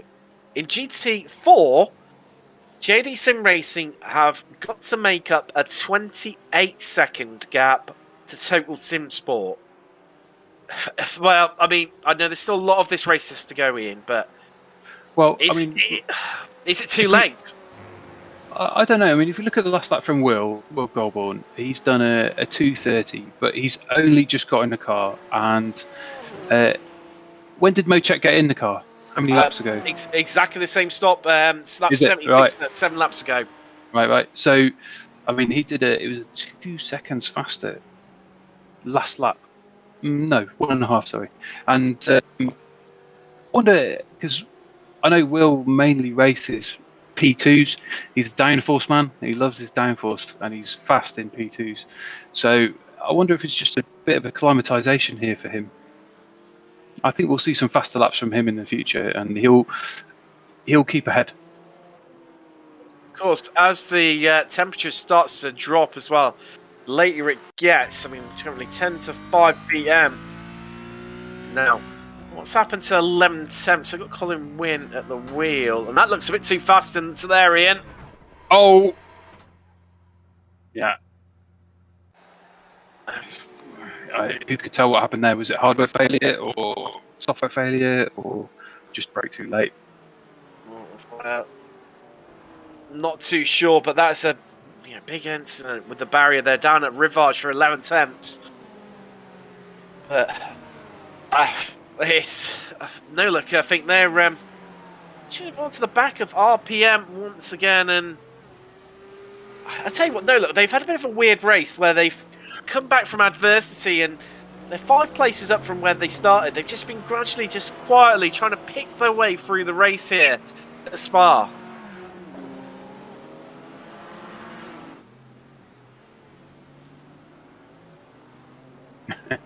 It looks like Robert Ratcher is no longer blinking.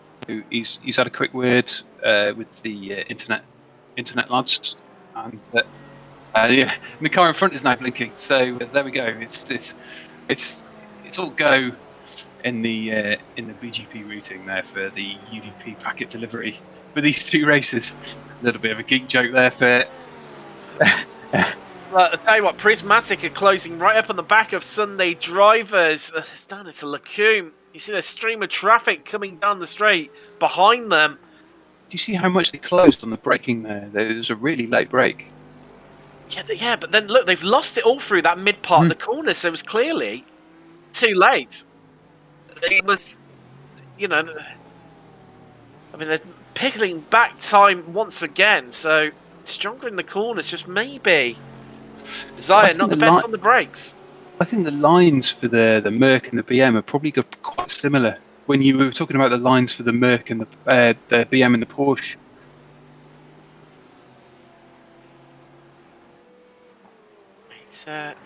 It looks like the stewards have given Greenleaf Racing a 20-second penalty in the penalty box for their next stop for avoidable contact in the bus stop.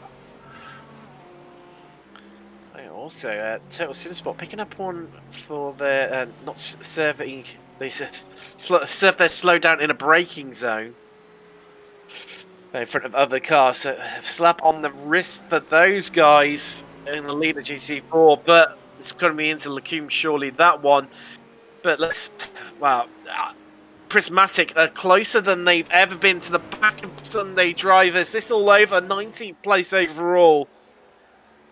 Currently, some 6th in class, and who is behind them? That is one of the stage 1 cars, but that's not for position. As Prismatic suddenly drives heavy onto that was a bit of a late move there, Ian, surely. It was a bit, but I mean, you could argue that was a defence for the corner because, like, there was right at the end, and they didn't.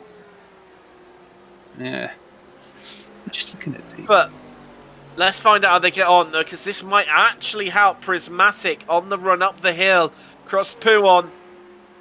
Here we go. Let's find out how they get on.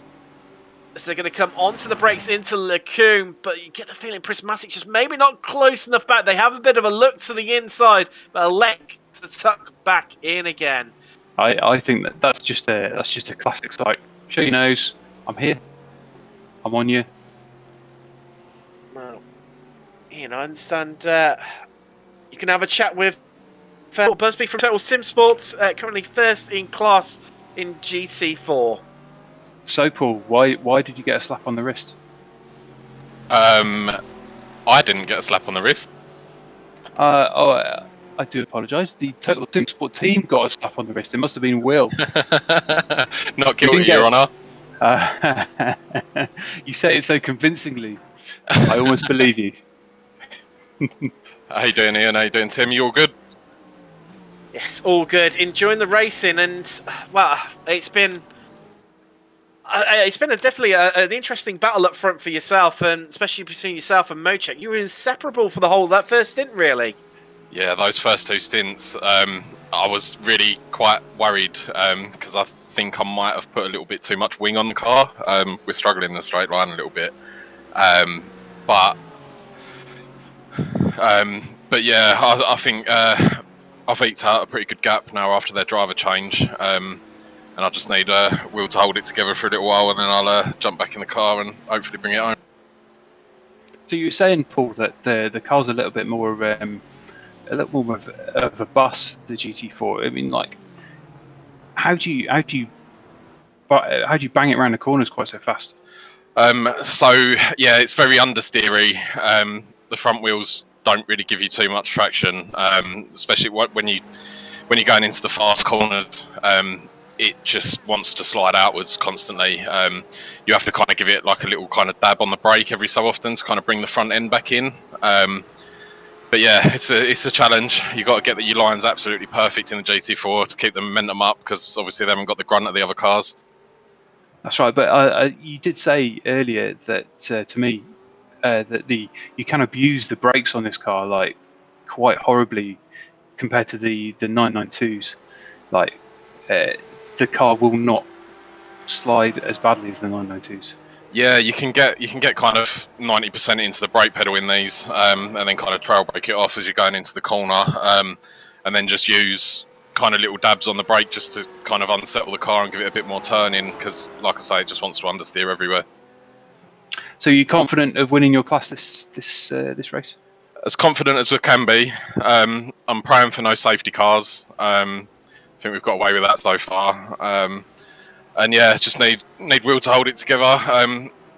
Keep the off tracks down, because that's a little bit tight. But yeah, hopefully we can hold it together and bring home another win. And final question, Paul: how many times have you changed your tyres? Every time this time. For listeners who are not aware, Paul didn't know that the tyre change could take at the same could be done at the same time as refueling. So last race didn't take any tyres at all, and was basically just running around on the rims, I think, pretty much at the end. It was just like... Yeah, I had less than 10% left on the fronts. Yeah. You're on the 4 hours. Brilliant. Thank you very much, Paul. No worries. Cheers, guys. Take care. So, here we go. We're still watching Will Goldborn in battling well, and he runs a little bit wide before he comes down to Stavolo. They've got the D-line. D-line is not racing for position, but he's looking like he's quite close to Will. He's obviously taking advantage of draft here as he come into the long home straight. And there is a lot of traffic around, and I think it's this Caterpillar that we were talking about earlier. So there are obviously different times of cars. I wonder, D-line, that corner is so hard to do right. It's so hard to judge the amount of brake to put in to maintain a good speed and get round it and not slow down. And this bus stop is it used to be awful for me, but there we go. Will manages it beautifully, keeps the gap between D-line, and is looking like he might let D-line through. I think he might let him through because it will reduce the stress in his rear view mirror. And you see him digging into that corner there in our source. D-line is really wanting. Yeah, I think in this situation you're not racing for position, and like your blood is up. It's hard to think of things like this. And I was saying to you, Sean, earlier today that, like in a race yesterday, it was the first time I had the presence of mind to even think about it defending. So I'm still quite green as iRacing goes, but it looks like Will takes a sensible option and lets T-line go through. There's a faster car approaching. Will's going to take the inside line. I think he'll probably brake earlier and just don't fight for it. Don't fight for it. Right, okay, yeah, he just bumps up the curb, lets D-line take a better line, and waiting for the BM is looking for it round. He's looking, maybe being a little bit impatient. He's looking to overtake round Rivage. That's risky as anything with these two slower cars and the BM being quite so heavy. And they're going round that awful corner that is Rivage and into No Name. The BM takes an inner line and pushes D-line horribly wide. I wonder whether that was a little bit rash, I think, but there we go. And Will is now coming down to Pouhon. He's taking advantage of D-line's slower exit into Pouhon. Are we going to see a late break? There we go. It's a beautiful line. D-line's close behind him. The cross back as we come down to Stabilo. And he got 111 is coming through into not Stabilo. And the S is there, and they're side by side as they come down to Stabilo before they hit the home straight. And Will manages to maintain a lead. The car in front goes well wide into the gravel trap, and that's going to slow them down, but that's fine. It's a more powerful car. The GT4s are not going to be able to catch him as they head down this huge fast straight, and you're flat out into fifth, and around about now you'll be changing up into sixth probably. And coming around that slow, that fast right, and then you'll be looking for a little dab. And I don't know, man, I'd be really nervous if I was like the TSS car now, because this D-line clearly wants to get past and the bus stop, and there's going to be some late braking now, and they go through nice and cleanly. And there's a Porsche Cup. The D-line goes into the pits, so that's a bit of stress off the TSS line. The car just disappeared there. That's so confusing. Number 6 car just blinks out, and 7 has no idea where he is and probably just backs out of safety just to come round Les Combes, and goodness me, and 7 blinks out as well. There's some connection issues this evening. The Ferrari wants to elect to beat its car mate round the inside of Rivage. 06 goes far wide. It could be a better line. It might get a better exit for that, but no, they're a lot slower. 7 takes it and goes into the long run down to Pouhon. And this is quite an interesting braking zone. Sometimes it's quite hard to get it right because it's a fast left, but if you go too far and bump up this curb, it'll really unsettle the car, and it'll get on your wick because you can't accelerate hard enough down into the next kind of S. So here we go. That's a beautifully taken S, and coming round into Stavilo, and there's 4 cars all vying for position. It gets so tricky, doesn't it? And it's especially when you got a car in the middle. Blinking cars, goodness me, it's just so distracting. I mean, it's not their fault, but goodness me, it's hard. It is. You got the no-luck BMW right in the mix, and the backmarker Racing Blue Porsche GT4. I'll be glad to see these clear through, as they're all battling for 6th place in GC3 Pro right now, and overall, it's hard to know where to call this one. It's gonna. Well, there you go. There, 2 of them into the pits out of the 3. FTR keep on going.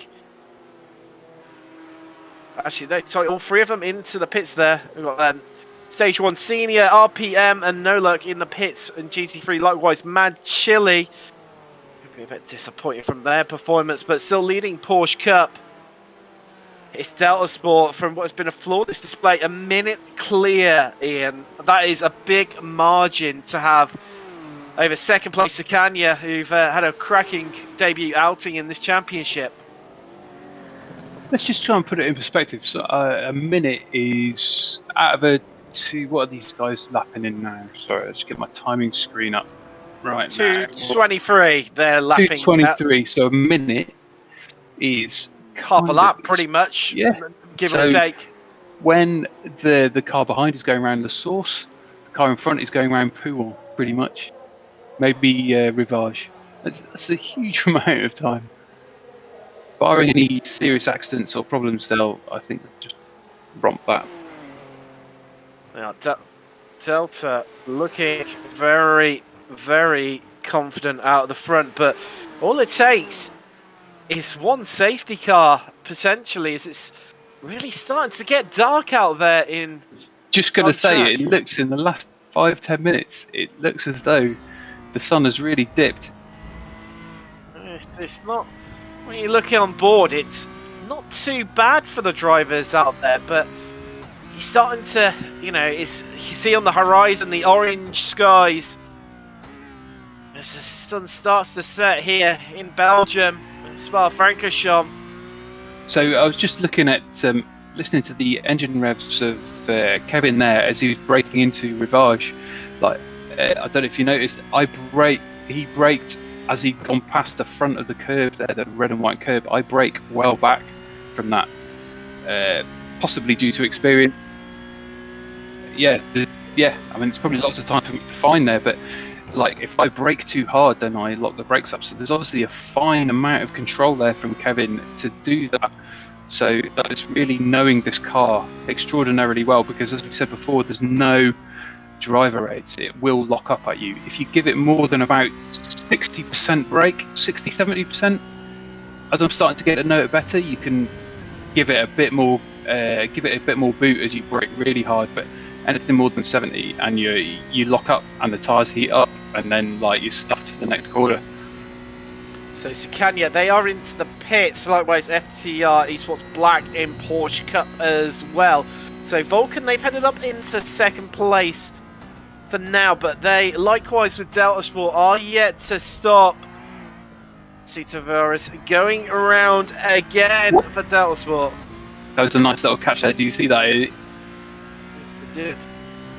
He did manage to just save that. You feel the rear end just almost starting to slip away a little bit, but Tavares, like Porsche Works driver, his namesake Kevin Estra, feeling confident at one with that car right now. We have just heard that Richard Cawthorne did have a power cut, which is why he got the server disconnect. Right. Yeah, I mean, like you did give me a bit of derision for that, but it was the right call. You see Greenleaf are now right all over the back of Scania, but Greenleaf yet to stop. So maybe he might elect to sit behind Scania. However, these are racing drivers, and we know that doesn't always play out. And Scania's just returned to the track there after their pit stop. So the car, I mean, just trying to have a little look at their lap time. So they're the times that they were stationary in during the pit stop, and I think Scania haven't taken tyres, so they won't be suffering so much from cold tyres on that first lap out.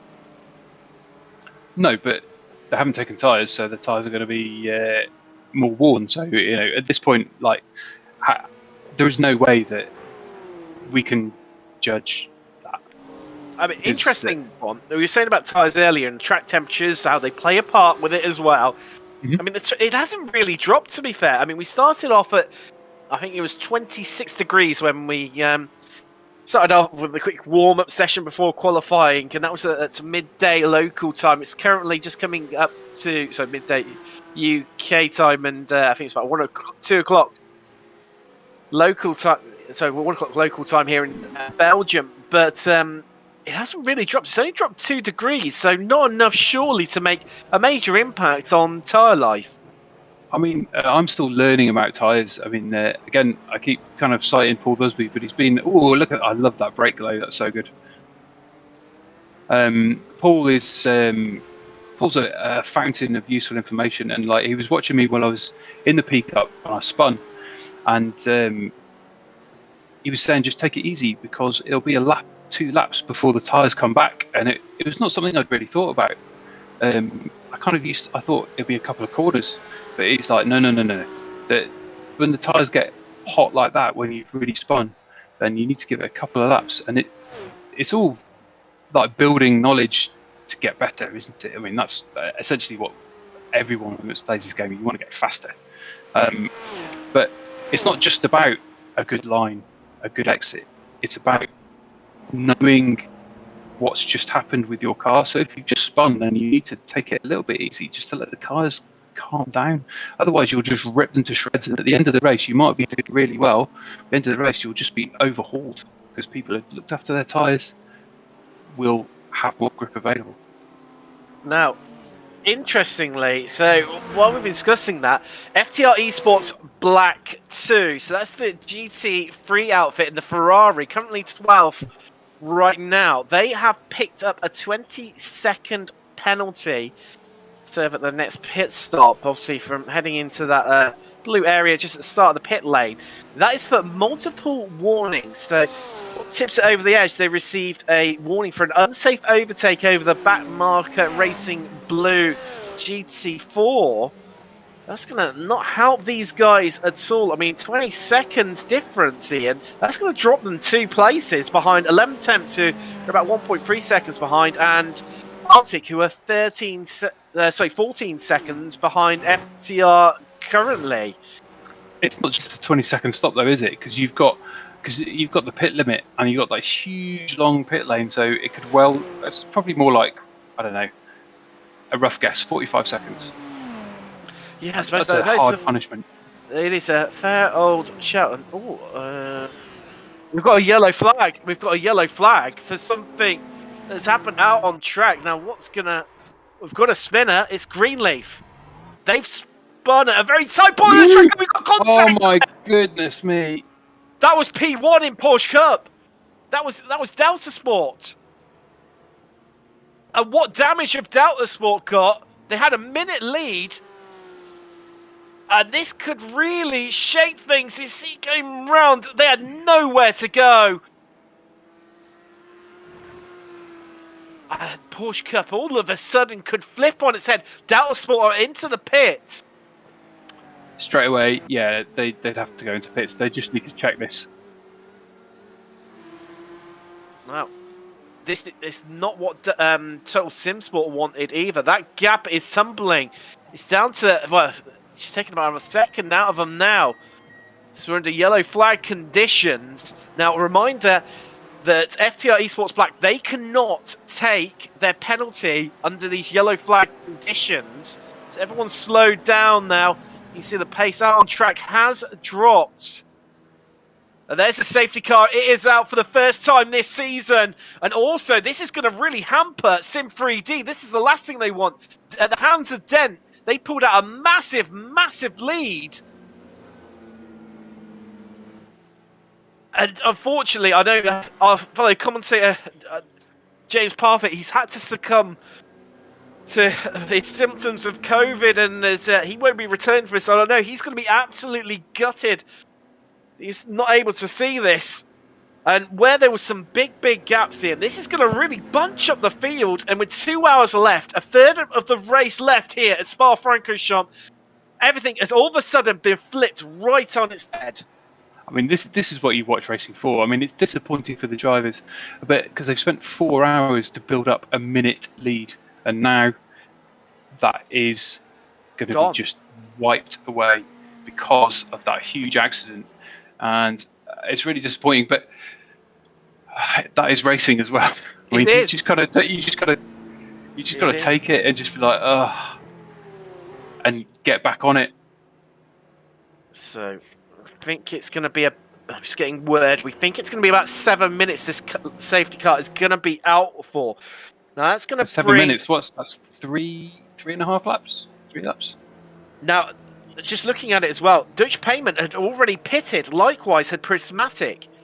Now, SIM3D, who are leading at the moment, you see them behind the safety car right now, they had not stopped. And the gap is tumbling like mad, as you can imagine, under these safety car conditions. So SIM3D could lose a whole heap of time and positions here potentially. Now, on the lead lap in GT3, there are only, just trying to look at it, actually no, there's a few more than that due to the, no, apologies about that. So it's the top 5 cars. So themselves, Deutsche Payment, Prismatic A, FTR Esports Red, and RD Sim Sport in the BMW are all of a sudden going to be brought right together when we go green. And SIM3D could come from first. And FTR Esports Red, they haven't pitted either, Ian. So SIM3D and FTR are going to lose out massively from this one. Likewise, as Total Sim Sport, I think I'm just actually having a look to see if there's anyone else in GT3.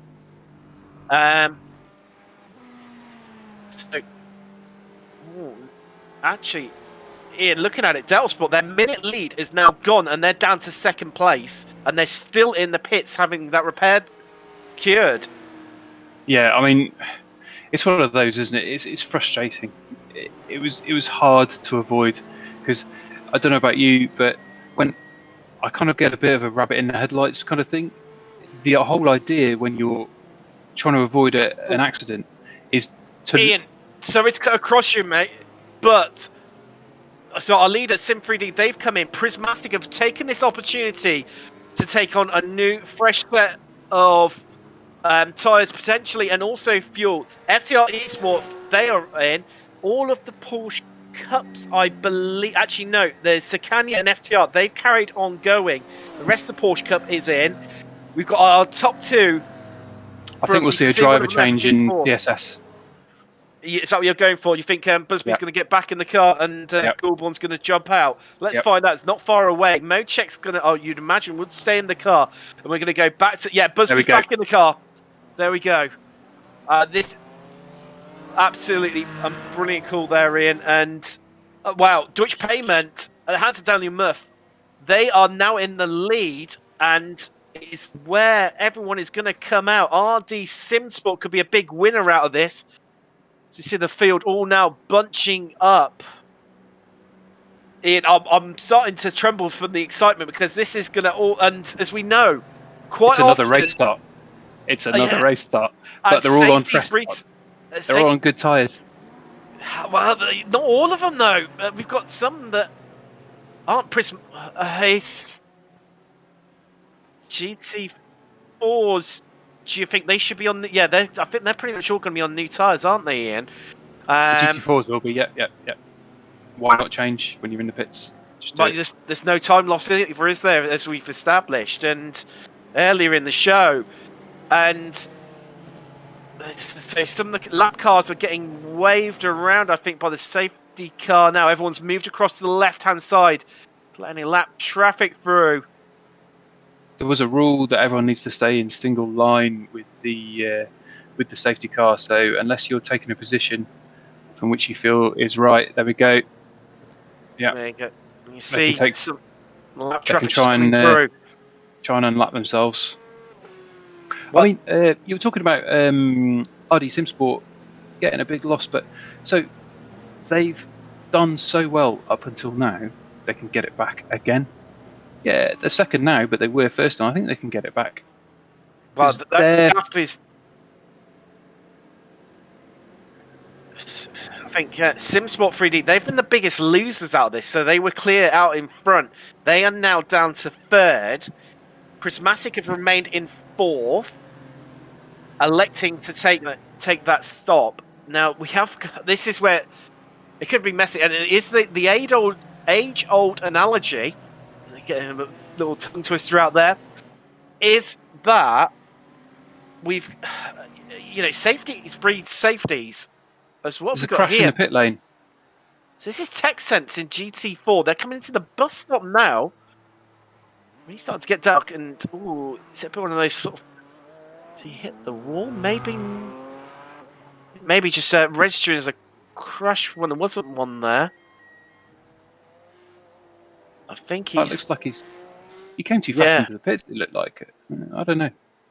I think maybe it was just that late lunge into the pits that's registered in the system as crashed and hasn't. But... So when we restart let's just get a few things straight for everyone at home, as everyone's all going mad in the chat. We've how many laps have we got with the pace car now? Is this the last one? So the lights are going round again. Look, the lights are still on. The lights will go out Last one then. when they're coming in. So we'll find out in the next 20 seconds. There you go. The lights are out. So it's coming in. Lights at the are off. end of this lap. You can see.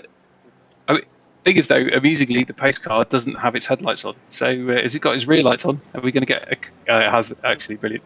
Yeah. So there's going to be no crashes into the safety car. Right. So D-Line, they've sailed past the safety car there. D-Line only just manages to squeeze through the safety car in the wall as well. That must have been... I think the safety car is invisible, so I think you can get away with that by just driving through it. Although I wouldn't want to risk my chance this deep into an endurance race personally, as much as people might be telling me. Now, there you go. There go your top two in GT4. That is Turtle Sport and JD Simon with Busby and Mochek on board. Just drive straight through it. You're right. It's completely invisible. Oh, Ian, this is going to get so tasty because look, we're losing all the lap traffic. We're losing the GT4s and the Porsche Cups from, everyone's separating themselves out. Now, that source is going to be just a total bun fight. The source of all action, I think, is definitely where it's going to be. Superb dad joke, love it. It's wow. So once we go live. Now, you would imagine that Daniel Murphy's Deutsche Payments will back the traffic up like mad to try and get that edge and then absolutely go for it. So, Aaron TV asking in the chat, why is there a safety car? Well, we've had a big incident involving the leader from Porsche Cup, and it was it was Greenleaf, I believe, wasn't it? So the race director system that this league employs has thrown a safety car, so all the conditions have been met, and it automatically triggers one due to the big incident that we had, and it was so unfortunate. And you have to wonder, a couple of the cars that had have kept going, so FTR, Esports White, and Virtual Racing Compound, might come back into the race a little bit, but there's a car in front of the safety car. It's one of the GT4s. And I'm trying to have a look at who that is. That's the TechSense car, and I'm not sure what it's doing there. It can keep going. It looks like a retiree. I don't know. Maybe there's a problem. I don't know. But I'm not sure. He's keeping off the line. I think he's just trying to let everyone through. But I think he knows he's damaged. There's something wrong with his car, I think. Well, he's going to lose a lap from all of this. Now, the advantages you can see if you look up on your track map on the top right corner of your screen now, you get them all on one corner, the whole field. But a few of them, it's what's going to really play into the hands is the likes of these guys, the leaders in GT4. They won't catch up with the pack, and this is where Busby for Total Simsport really needs to get the hammer down. He's pulled out a 1.4 second gap. This is like the race within a race right now, because they won't catch up to the back of the safety car by the time it comes around. Now, looking at where the safety car currently is, they're just about to round Blanchimont. Taking a look at it, you can see track limits. They're flashing the lights like mad, and I'm not sure why. Oh, they've run incredibly deep there. I'm not sure. Was this to allow a back marker through or something? Well, they've run... Yeah, no, No, he's parked the car, Ian. He's parked the car. He's withdrawing. That's a bit of a bizarre one. Has he been told to let through? It could well have been. But right now... So, let's have a little look at the gap at the leader GT4. That's still 1.4 seconds, but here we go. Right. The safety car's in. We're going to get going as they come across. So they've got to get around the source, haven't they? Of course, because the start-finish, it's halfway down the endurance pit straight here at Spa. Here we go. This is around the source because we're in the endurance pit, so it's halfway down. But now he's going to go. Muff is going to light it up in a second. And we're going to be back racing here at Spa-Francorchamps in the 6 hours of Spa in the FTR GT Series. And he's gone a bit late there. And RD just coming along with them as everyone files through. Hopefully everyone's going to get through safely so we don't end up in another safety car situation as they fan out across the track. Cars tripping up all over one another as that's Dent in 3rd place overall, and he's having to carve his way through a lot of back markers. There's RD, they're right in front of them. So Daniel Murphy's got about a 4-second gap advantage to them. This coming round the Porsches there in GT Am. And Daniel Muff also has a nice clear track in front of him, whereas these guys have to pick their way through the pack right now. Round Rivage, everyone gets around safely. Goodness me! I mean, this is really exciting from a viewer's point of view. I'm not going to lie, because like completely shook things up here at Spa.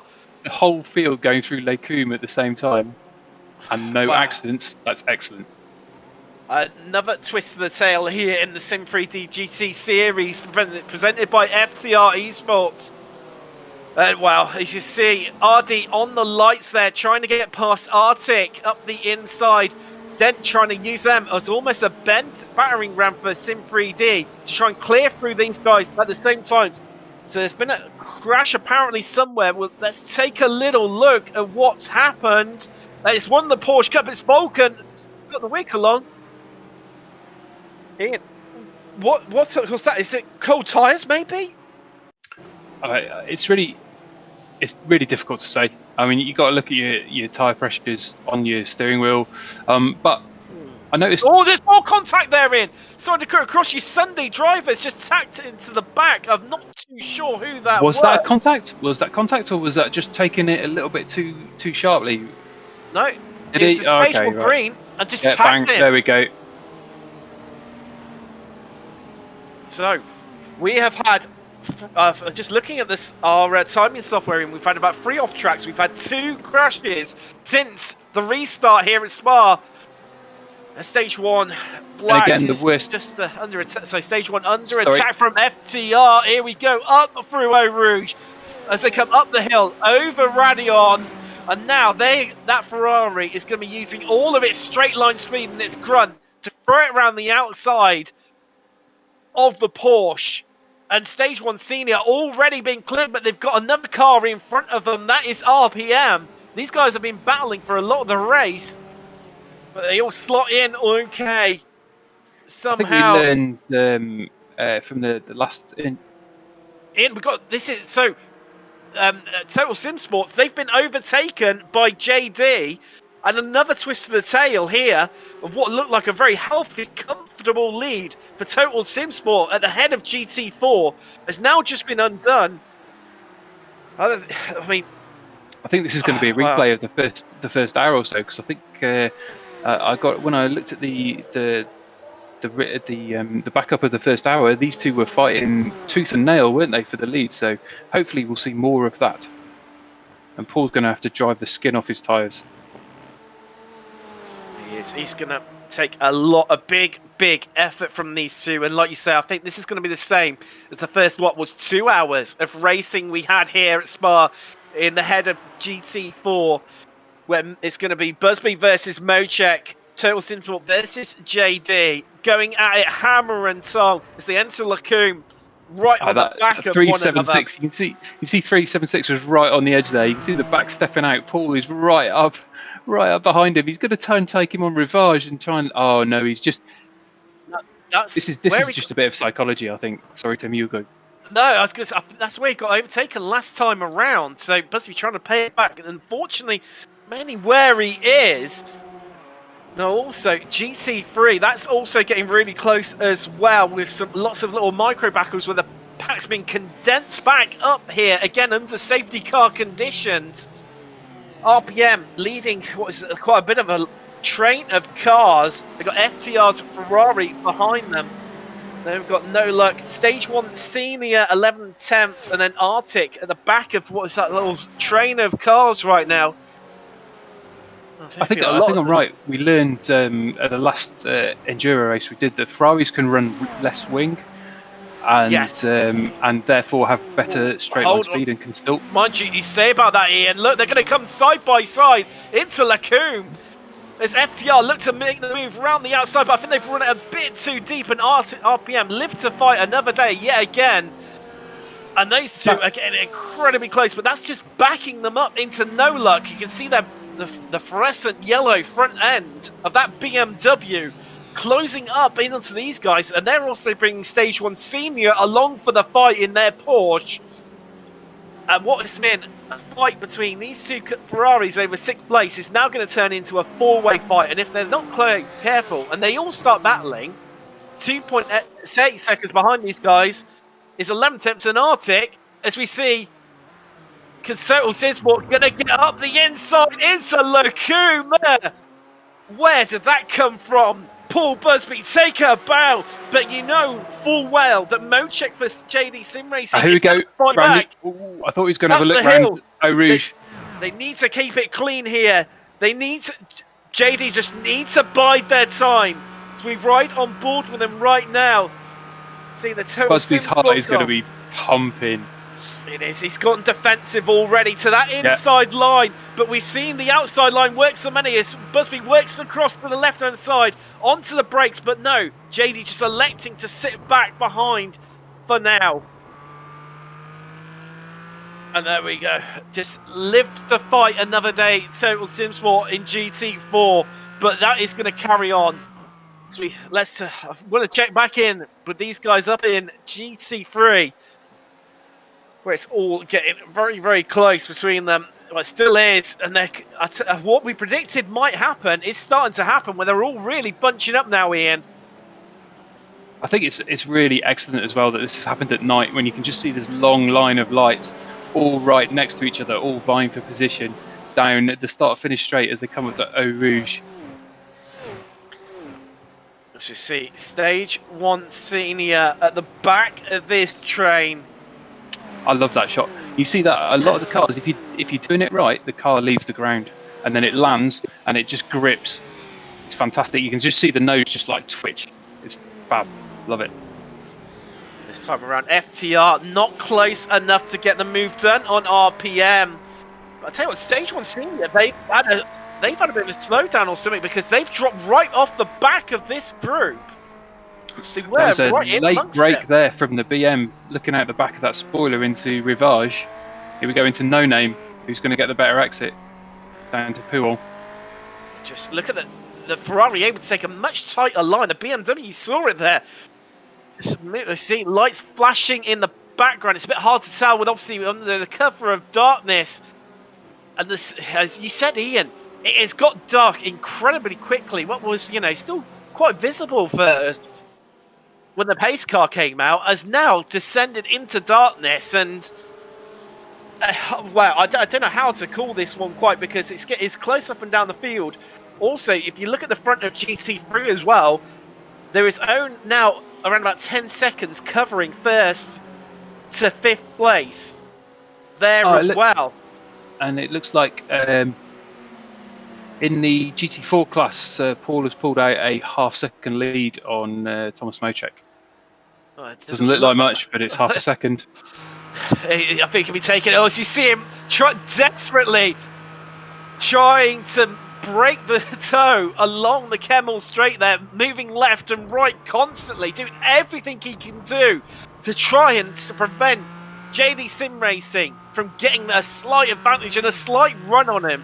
He knows he's in a battle, and now I think this battle is going to stay for literally to last to the end of the race, where I don't think either of them are going to want to get out of the car. I don't think we're going to see Goulbourne or Contos getting back into Total Sim Sport or JD, respectively. This is why we raced him. This is why we raced that adrenaline. Now, it's gonna. What we need to take into consideration, producer Sean just flagged a brilliant point in, because we said about it around about the 3-hour mark left to go. Instant points playing a large part of the outcome because of drivers picking up drive-through penalties. Yep, you're right, and 60 sounds a lot, but Now, something's happened to FTR. They've had an incident somewhere in Porsche Cup. Let's take a little look at what happened. Oh, it's lost it into the source. It was totally horrid braking there. It just totally locked up. It wasn't a crash. That's good. I'm really glad that wasn't a crash, and it was really safe. The following car managed to squeak between the wall, so I'm glad no one got damaged there, because that would have just been heartbreaking with 1 hour 42 left.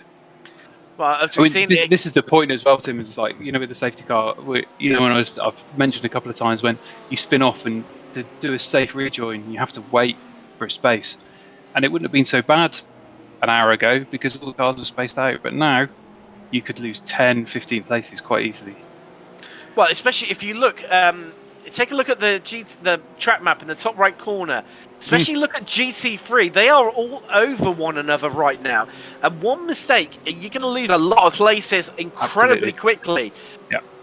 And you just get the feeling, I mean, surely, for me right now, Ian, the money's got to be on Prismatic, because they came into the pits. So they've stopped one more time more than anyone else around them, and elected to. Oh, they've got to spin it. I think that's the no luck BMW off into the putter. Maybe it's can't tell from that. I think it was them off again. Yeah, rejoining there. So there you go. You talked about it. Even an easy place to rejoin it is the bus stop. It costs them massively. And Van Loan is now down to 12th place because of that. He has got Mad Chili only just in front of him. Let's see Prismatic. This coming through. Okay. Well, there's. Oh! That looked like he didn't even make the corner and didn't brake in time, Ian. I wonder if we could have a little further back replay of that just to see where. Oh! There was one of the FTRs. There was one of the FTRs on the left-hand side, and they must have had the shock of their life to see the no-luck BMW coming careering towards them. Yeah, I think we should. And that was, well, he just caught it onto the grass a little bit under heavy braking and settled the car. They carried straight on, and it could have been we could have had another safety car potentially. Everyone did really well to avoid there. That's really good. Testament to the skill of the G's drivers. They're just like on it, sharp, even. The last 2 hours of the race, everyone's got to be getting a little bit tired. I know drivers have been changing, but still maintaining concentration is hard for this, because it's got to be right every lap. It has. And I was just saying before that, Prismatic, obviously they stopped and took on fuel on lap 100, and so they've changed their strategy up a little bit. Now, likewise, so did SIM3D and FTR, who are sitting 3rd, 4th and 5th in this group. Now, this is where we need to look a bit more longer, I think.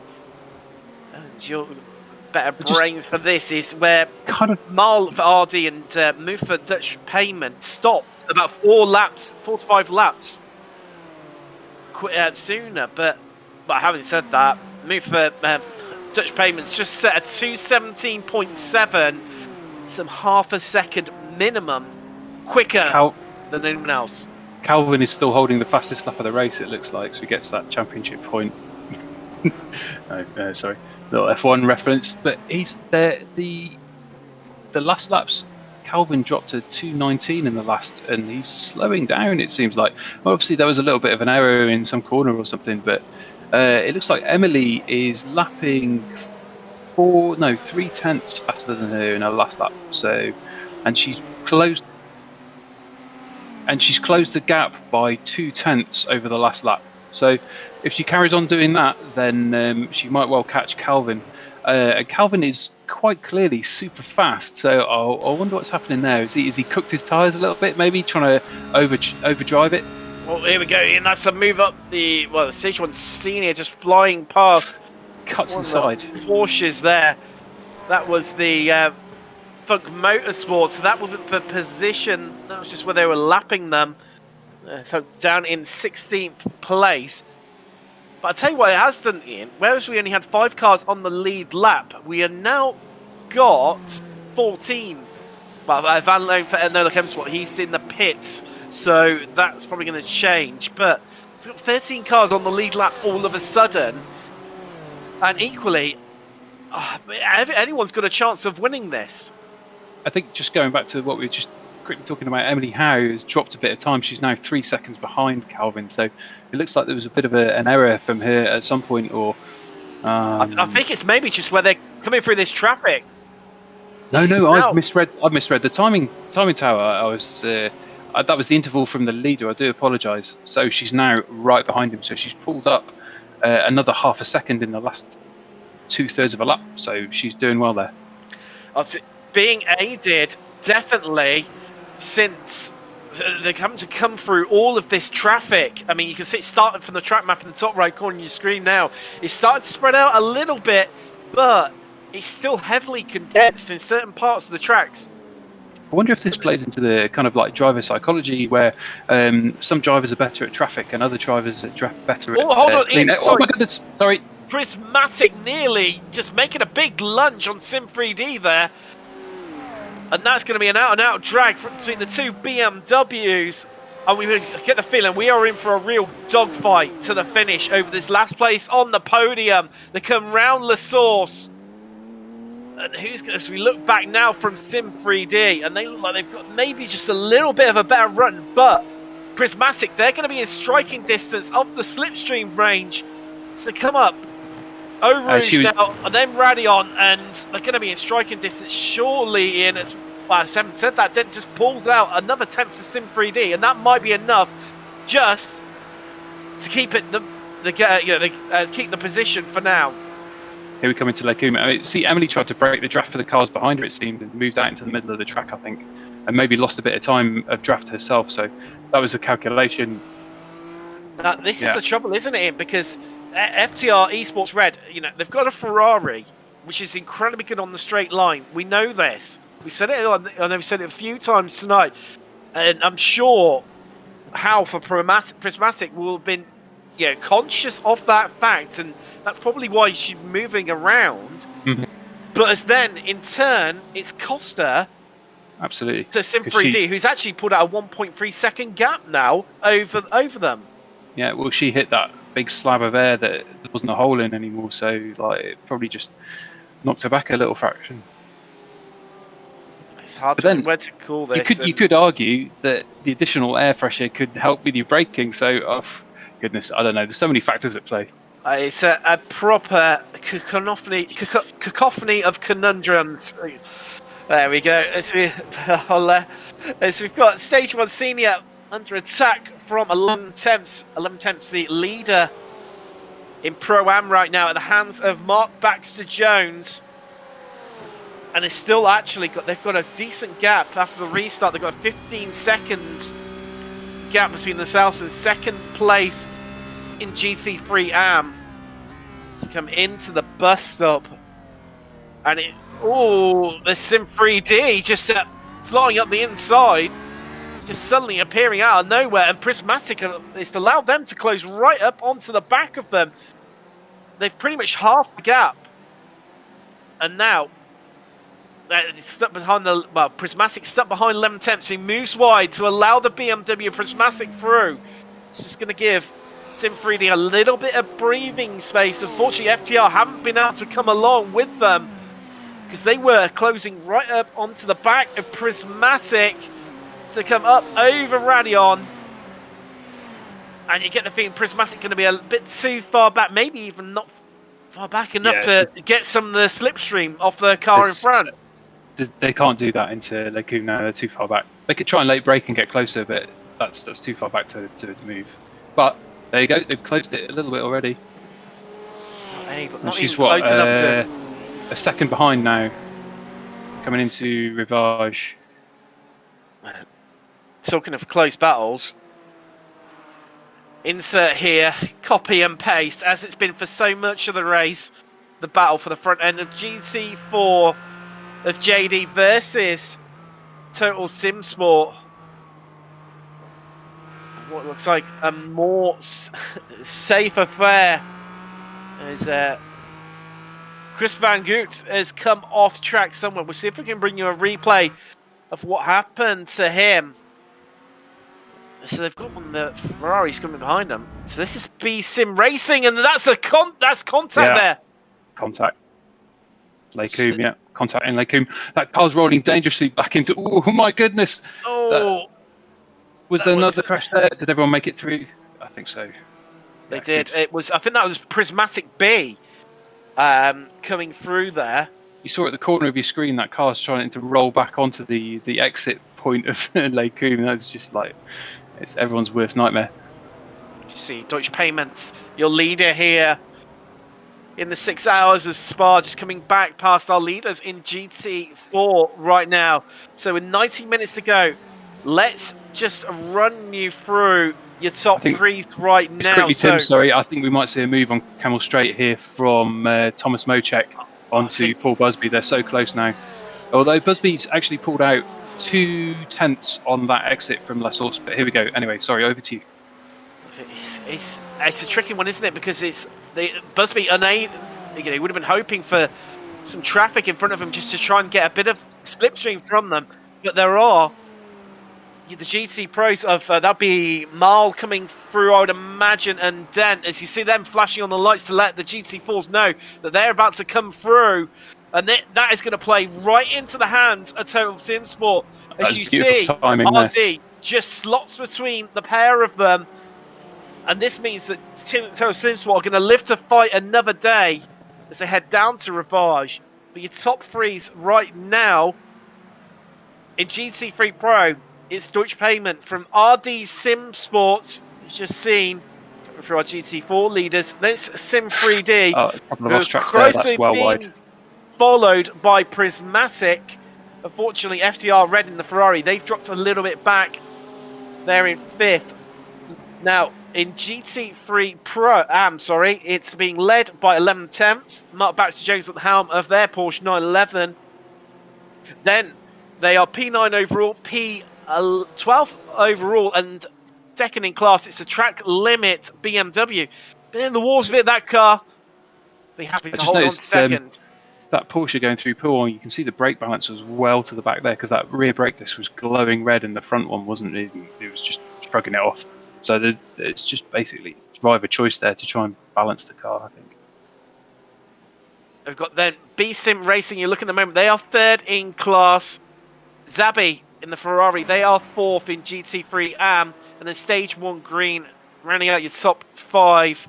And only one more car miss will include them. It's Prismatic B in BMW. They are last of the GT3 runners and 5th in class in GT3 AM. Then let's head down to Porsche Cup. Sakanya lead the way. The newcomer, can they secure a win on their debut performance? They're also up 4 places. Doubt the Sport, the big losers after that contact. They've dropped well off the pace. Before the safety car, of which they were involved in the incident, they've lost 8 minutes of time. As that's 2 and 3, swapping places there. There's FTR coming past the Vulcan. Well, wine there. Well, I say that. They're fighting back at them, and they're still side by side. This could go either way between them. So now coming here. It's going to be all about the exit here, isn't it? You've got FTR on the right-hand side of your screen. You've got Vulcan on the left, and FTR getting the better run out of Stavolo there. And surely going to hold on to it. Through Blanchimont now. So coming through the sweeping left-hander. But double what break. can they Here we go, do? double break to get round. Vulcan No, are going to that's come on the attack. surely not a move. Well, you say that, Ian. But let's find out. Into the bus stop. No, it's not. Vulcan having to elect not to take that move and getting a big twitch of oversteer on the exit there. That was nicely caught. Nicely caught. That was beautiful. But at 4 attempts, you do have to wonder. And nobody in front.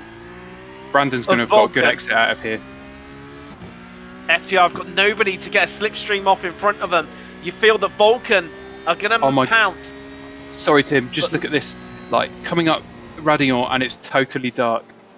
As we see, just Baxter Jones, he's under attack from Arctic right now, and he's also got the leader in GT4, Total Sim Sport, in amongst them, who was played the traffic to perfection and has secured a 2.7 second. And Ian, you were absolutely spot on with that one. As we come back to it, Vulcan have got themselves back ahead again and up into that second place. Now, heading back to this battle for the last place on the podium in GT3. Prismatic right on the back of SIM3D. Now, interestingly, Sunday drivers have picked up a drive-through penalty for their collision with Stage 1 Green. Also, Greenleaf Racing in Porsche Cup, they have picked up a penalty for an unsafe re-entry. Just giving you an update with the penalties that are happening. So much action out on track right now. There's been so much going on. Is the fact that Prismatic A is behind by 0.5, is that about what they were, or have they got closer? I can't remember anymore. They have got close. Yeah, I know. They've got so much going on. It's hard to keep an eye on it all, isn't it? And they've backed out a little bit. This probably about this time last lap, the gap was around about 7 to 8 tenths. So they have managed to take a little bit of time out of them.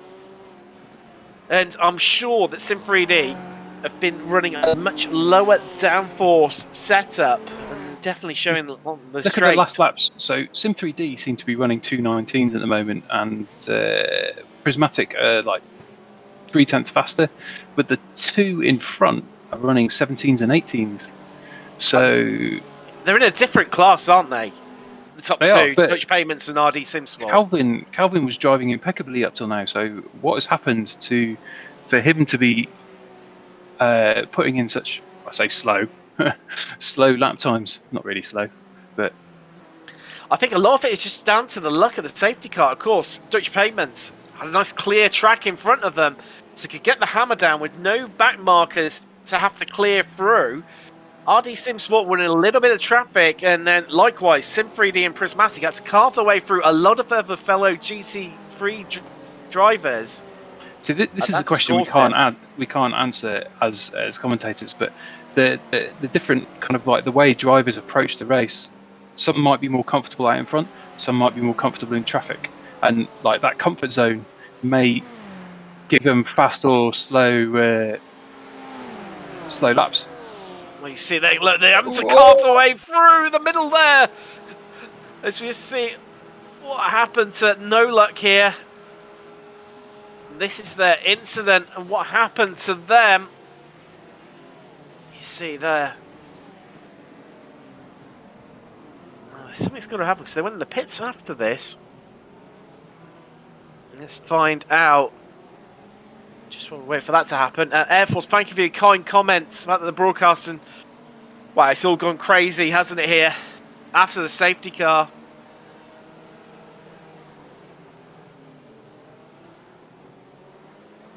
No, not sure what's happened. We'll just keep you up to date that Sim3D, they've remained in front of Prismatic. You have to wonder how long for now. In GT4, where they were all over each other, Total SimSport have pulled out what is a 4-second lead now over JD Sim Racing. Porsche Cup, that's still being led by Sakanya. Vulcan, second. FTR, third. Inside Racing UK podcast has a tiredness maybe with Calvin, and that's probably the answer actually, to be fair, because like the concentration that this requires.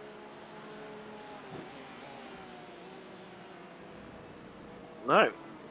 So we're not sure what's happened to it. So something has happened to No Luck, but between themselves and FTR, but it's under investigation. So we'll see. We'll find out soon enough for you. So heading back to Stage 1, FTR Esport Black,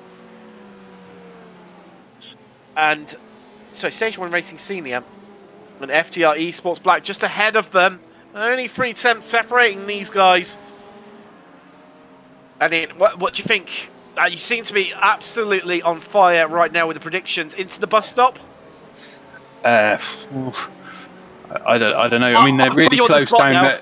They're really down Blanchimont. So I mean, there's a lot of draft here. There's that fast left, but then you have to dab the brake. I've never driven the Ferrari around here, so I don't know how much brake you need. Maybe the BM needs more brake, so we'll see. So I know in the P Cup you need to give it a bit of stick, just so you can make it round and not get an off track, and then you have to be leaning hard on the anchors to get that tight turn in, so you can get the second. You see, Stage 1 Senior, the hands of Hans Blancois, electing to stay behind for now. Clearly, maybe going to be favouring a move into Lacombe. And we'll find out shortly, because there's not far to go. We've got Mad Chili. They are into the pits. That's going to hamper them a little bit. So on lap 115, he's still got clutch payments out front in GT3, but Stage 1 Senior just dropping off the back a little bit. Not able to capitalise. As you see, one of the front runners, that's the 22 of FTR Esports, Red, just coming through, the fellow FTR machine. Just not able to get them anywhere close right now. It's getting so many battles. Really shaking things up. Happens the safety car. 1 hour 20 left to go. There's probably a good time to hear from one of our sponsors. Let's go for the gap. If you're looking for the very best F1 and motorsport art and graphics, head over to the Etsy store now and use the code 10TOTALSIMSPORT for 10% off motorsport prints. You can also check them out on Twitter for more information, where they are at Go for the Gap Co. All the information is down below in the description. So now look back to this battle. Wow, what was over 7th and 8th between FTR and Stage 1 Senior has now turned into 8th and 9th. Between Stage 1 Senior and 11th. So Longtemp's really able to close into the back of them there.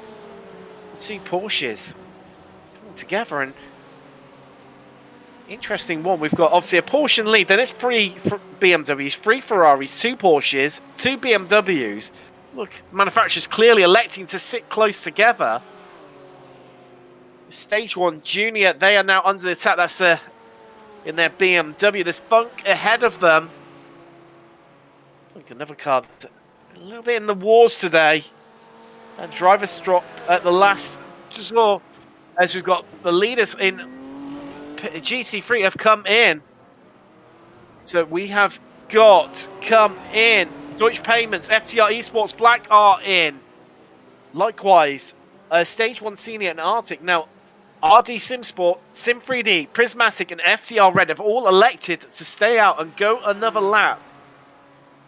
We all know that they stopped later. It's pretty much all the BMWs have stayed out, with the exception of FTR Esports Red, Jackson Lowry and the Ferrari staying out as well.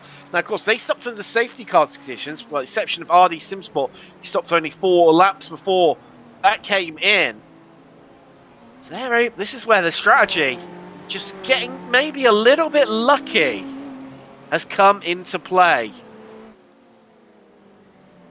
You see them move down the order, where obviously the field is so much more closer than what it was less than an hour ago. Really has. It allowed this race to flip on its head. It could go absolutely any way. First time we've had a safety car during this season. And it was also at the longest track of the season as well. Really shaped things up. We've got Sicania. They're in from the lead in Porsche Cup as well. That has allowed Vulcan to now take the provisional lead in Porsche Cup. Just see Prismatic unable to break that half-second barrier to Sim3D. Just ahead of them. The two BMWs have been working together to clear the field. Now, just having a bit of a look for... We've had a driver change at Deutsche Payments. And that's getting close. So we've also got RD SimSport from Mail. He is into the pits as well. I'm just trying to have a look up and down. This is gonna... I'm not sure how this is going to evolve. So Vin Glenn has got back into the car, back into the Porsche Deutsche Payments car. As you see, Prismatic continuing again with SIM3D. RD SimSport, they're into the pits. RPM, 11 temps, they're all in as well. And it's how much longer SIM3D and Prismatic can extend out this stint. Likewise with FTR Esports Red. But can this help them come the end of the race? So you've got to argue they really will do. It's going to be hard for the likes of Deutsche Payments and RD to make up this lost time. And they're going to come back through the field. But don't discredit them. I mean, track limits in GT3 AM. Allowing for a little bit the few of the pit stops, but they're yet to stop. But they're up 11 places so far, in 11th place. So we watch our leaders now in GT3.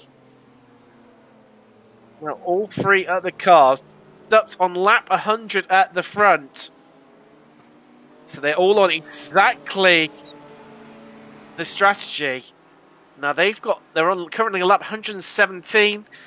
I believe it's around about 19 laps. So for a stint. So they've got another couple of more laps left in the tank.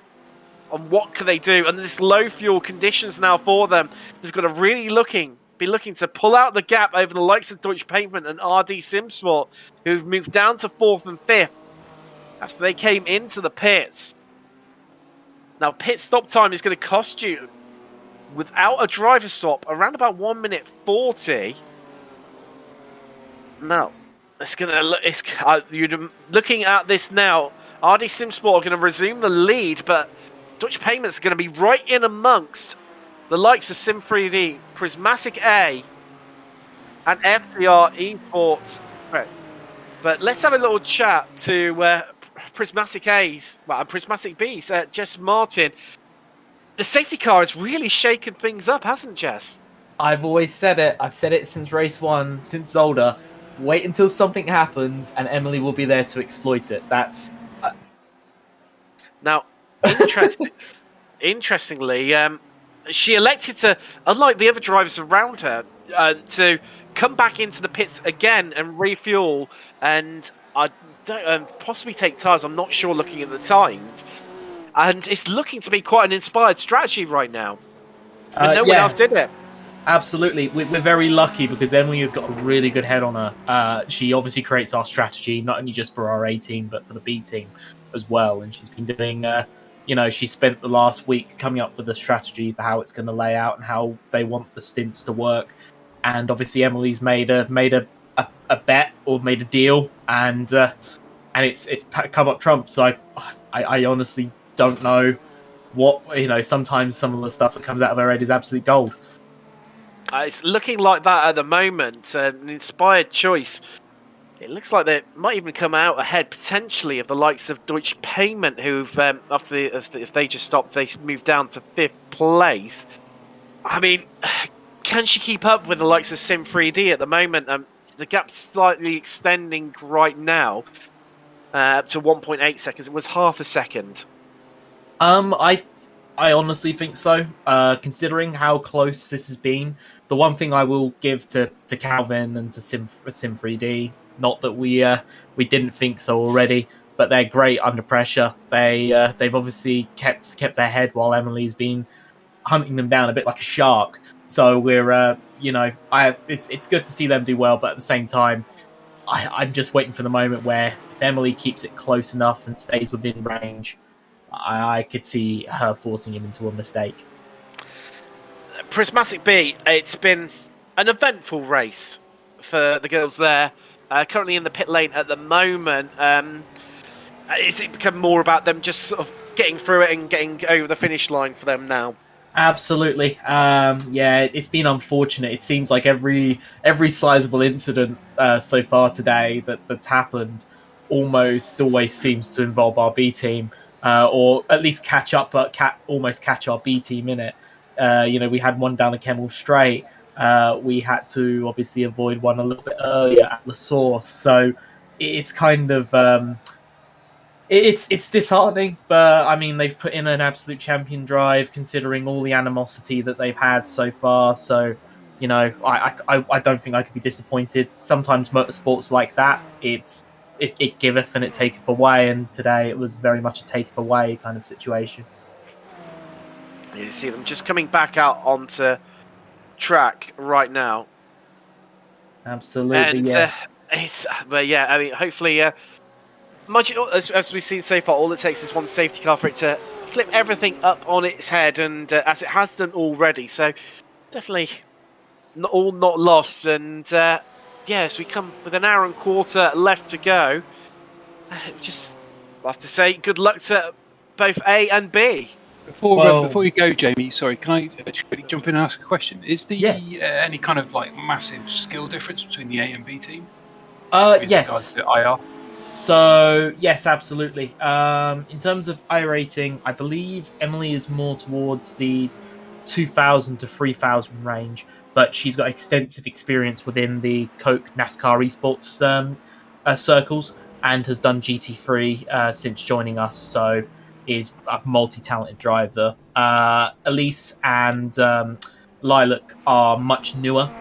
Elise does run MX5s at a pretty decent level, a pretty good level, and has shown some really good results over this past season.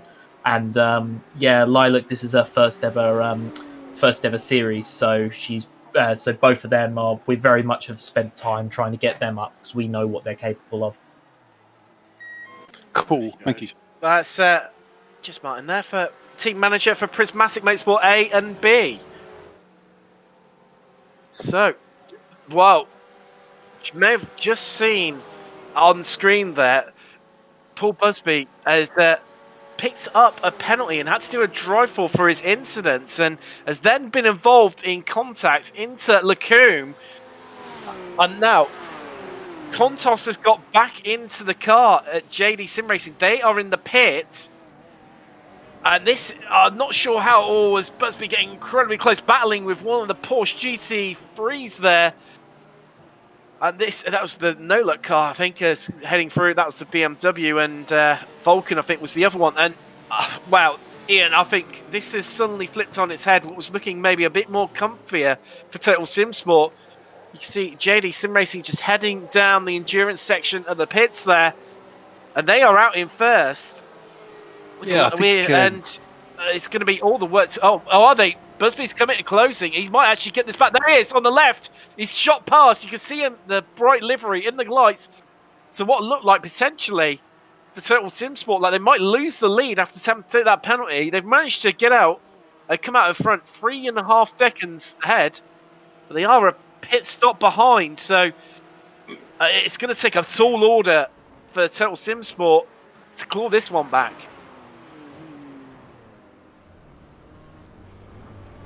Oh, we've got a Porsche off there too. Slow Porsche. So off with the.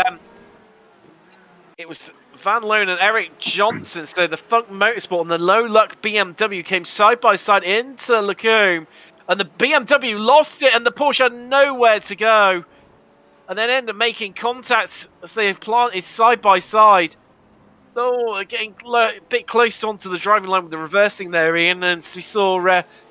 Total Sim Sport, JD Sim Racing, GT4, and the Prismatic, I think it might have been the B car coming through there. Yeah, wow. Absolutely. It was all of a sudden it starts happening, doesn't it? It's awful. It's awful for watchers to say, but the safety car was the best thing that's happened to this race. I mean, for the drivers, it clearly isn't, because it's done them a complete disservice and it's bunched the field up. But that's what has made it so exciting and electrifying to watch. Well, for the neutral, this has definitely been one to watch. As we just see this, what is a brilliant battle between these three. Between Machili, 11 Temps, and Arctic in GC3 Pro right now. Three different manufacturers battling out down the Kemmel Straight. But it looks like Arctic are going to get it up the inside in their BMW. Have they overshot themselves? Can 11 Temps come back? No, they can't. And that's moved Arctic at one place. They're into 10th, inside that top 10. Machili in their Ferrari just ahead of them. This certainly isn't over. And SIM3D, they're into the pits from the lead. That means that RD have come in, they've already been in. Prismatic have been in as well, as likewise as FTR. So, where is SIM3D going to come out in amongst this little lot? They're going to be close to finishing their stop. So, I'm just trying to work this one out roughly, and I think he should come out somewhere. Deutsche Payments, who won the big leases, but Sean Campbell's got into the car as the American. What's Sean's pace like? Incredible. He's definitely one to watch, is Campbell. But here comes Mail. Are they going to get out fast enough? No. No, they're still stationary. You can see them down the end of the pit road on the right-hand side. So we knew pretty much that RD Sim Sport should come through. But here comes Prismatic. Are they going to get the jump on RD? Now, SIM3D, they've moved off, but surely that gap's going to be incredibly close as they're going to have the momentum coming up the hill. That is SIM3D just coming through now. But Prismatic, there was 2.5 seconds and not able to quite capitalise. So pretty much the gap remaining as it was before the round of pit stops there, Ian. Absolutely. I was just producer Sean was asking, should we talk through the order? And I was just because when I went away for a quick break, from what I recall, Emily Howe was 4th, and Calvin was 3rd, and then when I came back, Calvin was 1st, and Emily was 2nd. So what actually happened now? Is that just a simple pit stop? Yeah, it's only just down to pit stops. But the big loser, interestingly, has been Deutsche Payment, who are down to 5th. They've got Vin Glenn back in the car. But let's just, with just coming up to an hour left here, so 5 hours of racing nearly completed, we roll into the next 60 minutes. And nearly an hour since the restart. Your order here, Francorchamps in the 3rd round of the SIM3D GT Series presented by FTR Events. It's RD Sim Sport leading the way in GT3 Pro. Growing lights on the screen there. 9 seconds behind him in 2nd place is SIM3D. Sean Campbell has just got into the BMW. And then you've got Prismatic A rounding out a top 3 podium lockout for BMW here in Belgium. And they're only 2.6 seconds behind SIM3D Sport. So don't discredit Howe at the hands of that BMW. Then in 4th place... Sorry, Ian. No. Carry on, Tim. That's all right. We've got FTR Esports Red in the Ferrari. What an eventful race they've had. They're up 4 places. They started back in 8th. And they are around about 7 seconds behind the podium spots. Then we've got the Deutsche Payment. Then Glenn, we saw an electrifying stint from early on. The youngster still only just turned 15. And wow, if he continues on at this sort of pace, he's got a great career ahead of him in sim racing. He's the top of the Porsche runners. He's in 5th place. Then we've got Kevin Dewell for Stage 1 Senior. They're in 6th right now with RPM 13 seconds behind them, which then starts off a little bit of a train of 3 Ferraris. We've got RPM, then FTR Esports Black, and Mad Chili. And then rounding out your top 10, it's Arctic Racing in the BMW. Then we've got the top 4 in GT3 AM in 11th, 12th, 13th and 14th overall. First off, it's the 11th Temps Racing Scene Black, Porsche 911, Johnny Lye currently on board for them. And we've got Track Limits BMW in 2nd place in GT3 AM. Chase Small has just got into the car in that BMW. And then Zabi, what a recovery drive from them. The safety car has worked absolute wonders for them. They look down and out in that Ferrari. They're now back up to 3rd in class, making up 3 different manufacturers on the podium at the moment in GT3 AM. Then we've got B-Sim Racing, the big loser probably for the round of pit stops in that Porsche. They're 4th in class of 14th overall. And then we've got No Luck EM Sport from GT3 Pro, Fuck Motorsport and Stage 1 Racing Junior in BMW, Porsche, BMW respectively. Then it's the last 3 of the GT3 AM. We've got Stage 1 Green, Sunday Drivers in the lone Mercedes, and then Prismatic B. Now, let's head across the Porsche Cup, where we've got Vulcan, who are in the lead, just heading out of the pit. So, Great move from them. Tacania, they are second on their debut and just coming round turn 1. There we go. So really showing the dominance that Vulcan has got here. We've then got FTR Esports Black rounding out your podium, which called for after his power cut. Back in the car. And they're having a great recovery drive. Then we've got Greenleaf in 4th place in Porsche Cup with B-Sim Racing in 5th. Delta Sport, the big loser. After that safety car incident, they were caught up in the action that created it. A spinner took on big repairs and are now 2 laps behind the leader in Porsche Cup and 6th. Then we've got the 11 Temps car. Colin Wynn currently on board for them. Rounding out your runners in Porsche Cup. Now let's head down to GC4 where, while we've been going through the order, that's taken a big twist in the tail. So JD Sim Racing currently leading that one. Now in 2nd place, it's Backmarker Racing Blue. Not what we were expecting. Now there's a big gap. There's over a lap gap between the South and JD. So I don't see essentially them coming back to that one. We've then got Tech Sensor in the pits at the moment in 3rd. And Total Sim Sport are in 4th. After what look like, and they've retired as well. They have retired. We'll bring you up with the action of how that's happened. I don't know, Tim. What do you think? Should we sack Busby? He's going to be absolutely devastated by that one. And there's D-Line Racing. They're still running. They're 5th, but they're going to get elevated to 4th after that retirement. Then it's on to the retirement. Well, as we just mentioned, Total Sim Sport have retired the car. And likewise, FTR, we lost them just recently on lap 114. Then we lost FTR Esports right from GT4 on lap 49. And on lap 9, way back in the start of the first hour, we lost Virtual Racing Compound Blue from Porsche Cup. Our pole sitter, gutted to lose them. And let's take a look at what happened to Total Sim Sport to cause their retirement. Which already pulled over. Clearly an issue before that. And there we go. Not sure what has happened there. It must have been the crash with the GC3. Clearly maybe caused some excessive damage there, Ian, to force the retirement. It was unrepairable. That's just awful, isn't it? It's like you've been there yourself. It's like you come into pits, your steering wheel's at 90 degrees. You want the mechanics to sort it out. Oh my goodness, that was a little bit of touch. Was that a touch or a netcode? I couldn't really tell. And then all of a sudden, the mechanics are just like throw their hands up in the air and just like don't deal with it. Yeah, it was a little bit. I wonder if that Ferrari was a bit of a slow exit. I wonder if he lost a bit of traction and was just being a little bit too cautious on the accelerator there, or he took the wrong line perhaps, because it should have been a wider line there. It's so hard to tell, but hold on, Ian. We've got another safety car here.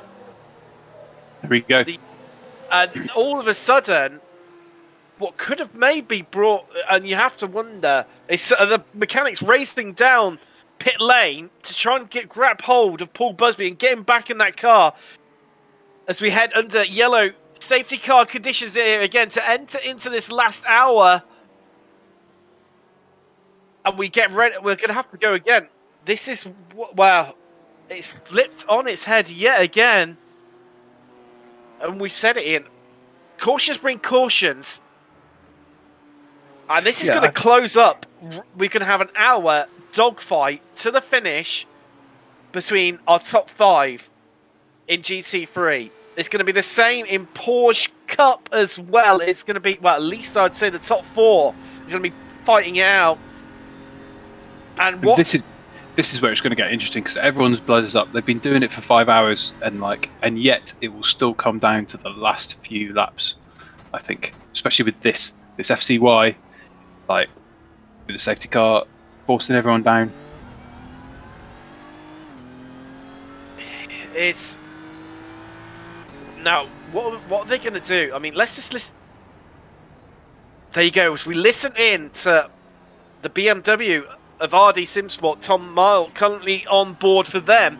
You can hear him dipping the clutch and short shifting massively, doing everything he can to save fuel. I bet. Let's listen in again. See what he does. I mean, a feather's touch to the accelerator there, Ian. Yeah. You can see, there we go. You can see the safety car. That's why he's dipped the clutch to save as much fuel as possible. There it is. Our leader lines up now. This is going to bring absolutely everyone back together. Our top 5 in GT3 are going to be all over one another. You've then got... Let's have a look. So, from Stage 1 Senior, they are a lap down against Marl for RD Simsport. So, they're going to get waved around, potentially. Now, let's take a little look at GT3 AM right now. Well, we've got a bit of time for breathing space before it all goes mad of what's going to be an hour-long... Well, it's not even going to be an hour long. It's going to be probably about a 50-minute sprint race, this, isn't it, Ian? Yeah, I reckon. Hour-long sprint race sounds a little bit weird, but yeah, absolutely. That's what it's going to be. It does. So we've got 11 temps, track limit, and Zabi have been incredibly close already. But it's also going to drag B-Sim back into the equation as well. So that's going to be... So we need to keep one eye on those 4 in GT3 AM. Let's take a little look down at Porsche Cup. While Vulcan, we're sitting really pretty at the top, pulled out a decent lead, had managed to pit and come out back in the lead ahead of Sukanya. But they're going to be brought back together once more. But also, FTR Esports Black, after their power cut to Richard Crawford, who's currently in the car right now, the safety car brought them back up into 3rd, and it's going to bring them right back in a mix once again. But also, Greenleaf are going to be in there as well, and I think B-Sim are going to possibly a lap down, so I don't think they're going to be part of the equation. So that's the top 5 in GT3, the top 4 in GT3 AM, and the top 4 in in Porsche Cup. Let's head down to GT4 right now. Well, Kontos for JD Sim Racing has got a lap over Backmarker Racing Blue in 2nd. And who've then got, they've got a lap over Texans, so that's looking quite neutralised right now. And, wow. It's going to be a grandstand finish this, Ian. We've gone all season without any safety cars, and then we have 2. Yep. And it's really, really shaking it up. So where's Prismatic? Prismatic in 3rd, but this is playing into them as well, isn't it? Because they're going to be itching to regain that position, that 2nd position that they had while the pit stops were going on. So it's really weird, though, Tim, just to see cars this powerful cruising round at a slow Sunday drive. I know they have to, but it's still kind of unusual. There's some cars trying to catch up there. There's what's going on there on Blanchimont? There's one car on the left allowing cars to overtake. Yeah, so they can unlap themselves. So Prismatic, they've gambled again. It worked last time. They've headed to the pits. The only one of a top 5 in GT3 Pro to elect to try and take another pit stop. They've gone early. I wonder whether does Prismatic A, do they have 2 drivers, or is it just Emily on her own? No, A is on their own. All right, Emily's going for it all by herself. New tyres, fuel, and this is no. So she's just looking, I guess, for a cheap pit stop. Well, it's got to be done, I think, and the only one to gamble on it, RD, SIM3D, FTR, and Deutsche Payments have all carried on. Thomas Duncan is asking in chat whether there was an incident, or is this to bring everyone closer together? Yeah, there was an incident, Thomas. We're looking into it. Yeah. We're waiting for the stewards to let us know what exactly caused the FCY, so watch this space, Thomas.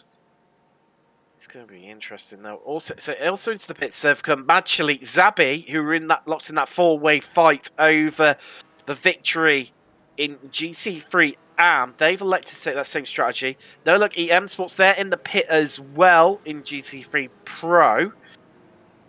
Porsche Cup, what's happened there? Well, we've got Sicania. They've elected to dive into the pits to try and then go to the end. And you have to wonder, will some of the other drivers potentially look to come in on the next lap? Last time the safety car lasted, some 3 laps, didn't it, Ian? So I'm going to guess it's going to be the same again. This is the second time. I can't see the lights on the I can't either. So this will be the last one then, I take it. It looks that way. You see some of the lap traffic coming through there.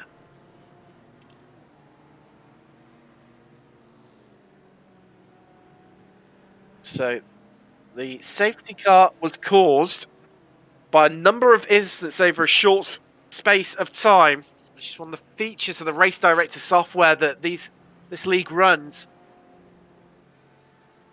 And that is what has caused it. And it's really shaking everything on its head here once again. It makes it exciting. My golly, does it. Absolutely. That's what we were saying earlier, though, wasn't it? It's really unfortunate for the drivers, but for the viewers, it's sure hot. It is, and we're just trying to look. I think you're right, Ian. I can't see any lights on that safety car, so that is in. Now, what that has meant is our top 4, because Prismatic are 13 seconds down off the lead and stuck in the traffic. They're locked in the midfield somewhere, so that could even work out perfectly for them, or they're going to get completely bogged down and it's not going to work out for them, but I think it's well worth a gamble taking. So our top 4, so 4 strongest drivers we've seen in this championship. We've got Marl for RD Simsport, Campbell for Sim3D, Barwick for FTR Esports Red, and Glenn, the young protagonist for Deutsche Payment for Porsche, are all going to scrap it out. Now also, GT3, that's going to be a straight dogfight by the looks of things between 11 Temps Track Limit and BSIM, who are currently 10th, 11th and 12th overall. Zalbi have elected to come into the pits like the same strategy that Prismatic A have employed. But the safety car's going to come in now, surely. There we go. Let's get ready to go racing again, everyone. Here we go. Sim3D is right on. Now, don't forget, they've got this straight to go, and then they get racing again on the endurance straight. Someone driving into the pits. That's Track Limit electing to come in. Going to be too late. That's going to cost them dearly potentially now. Maybe not sure. The lights are gone out as they come round the source. Let's get ready, everyone, for what's going to be a grandstand mission. There's 49 minutes left here in round 3 of the Sim3D GT Series, powered by FTR events. Let's go racing as RD head up the hill with Sim3D hot on their heels. It's BMW versus BMW. FTR unable quite initially to keep up with them. And likewise, Dutch Payments have lost out in the traffic a little bit. So it's going to be the top 2 potentially going at it. As we see them just coming round Lacombe. Malmedy right now, bumper to bumper. Just keeping one eye on GT3 AM. So Track Limit obviously shook things up there. So that's going to be a 2-way fight pretty much between 11 Temps and BSIM for the victory in GT3 AM. There's also gaps where they're all caught in traffic between the Porsche Cup guys, about 4 seconds, but they have all closed up. Right now, these are the closest 2 on track, and they are battling for the lead. And this is just good. It's the same car on the same track in the same conditions. This is all going to come down to the driver here, Ian. Surely. Yeah. So you know the interview we just had with Prismatic, and they were talking about Emily was the kind of brains behind it. You know, she pitted then while the safety car was out, just so a bit of sig packet SIG packet maths. So, Sean, you were saying 19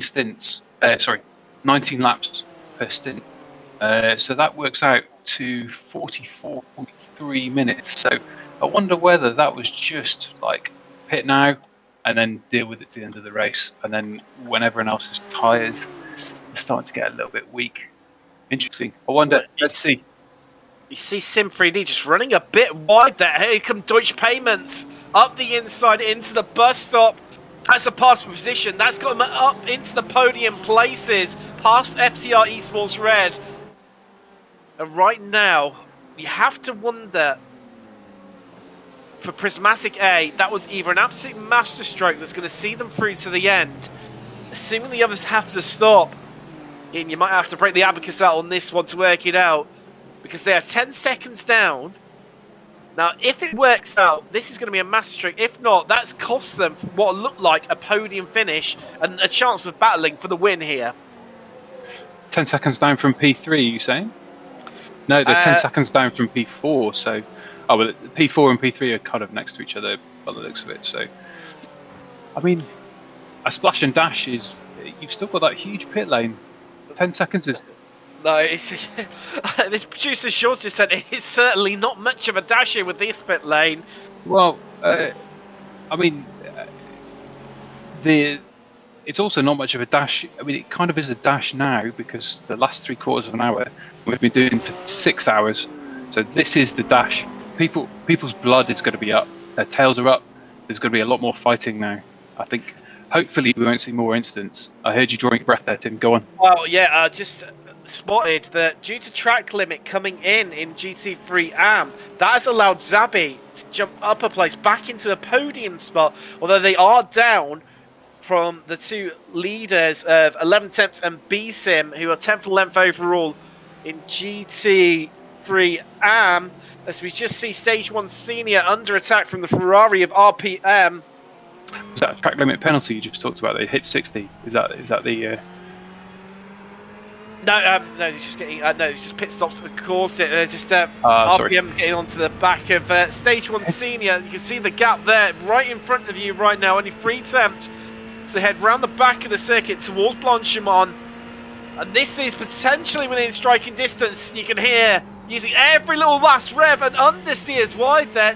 Didn't listen to what you've been saying all night, Ian, about a little dab at the brakes to get you round, and that's cost them dear. And Stage 1 have managed to pull out a bit of a gap there. You hear those tyres squealing hard then as they went round that bus stop. Now, SIM3D last time around has set fastest lap of the race, a 2:16.5. RD Sim Sport, the only other team in the 2:16s, but it was a 2:16.9. They're closing.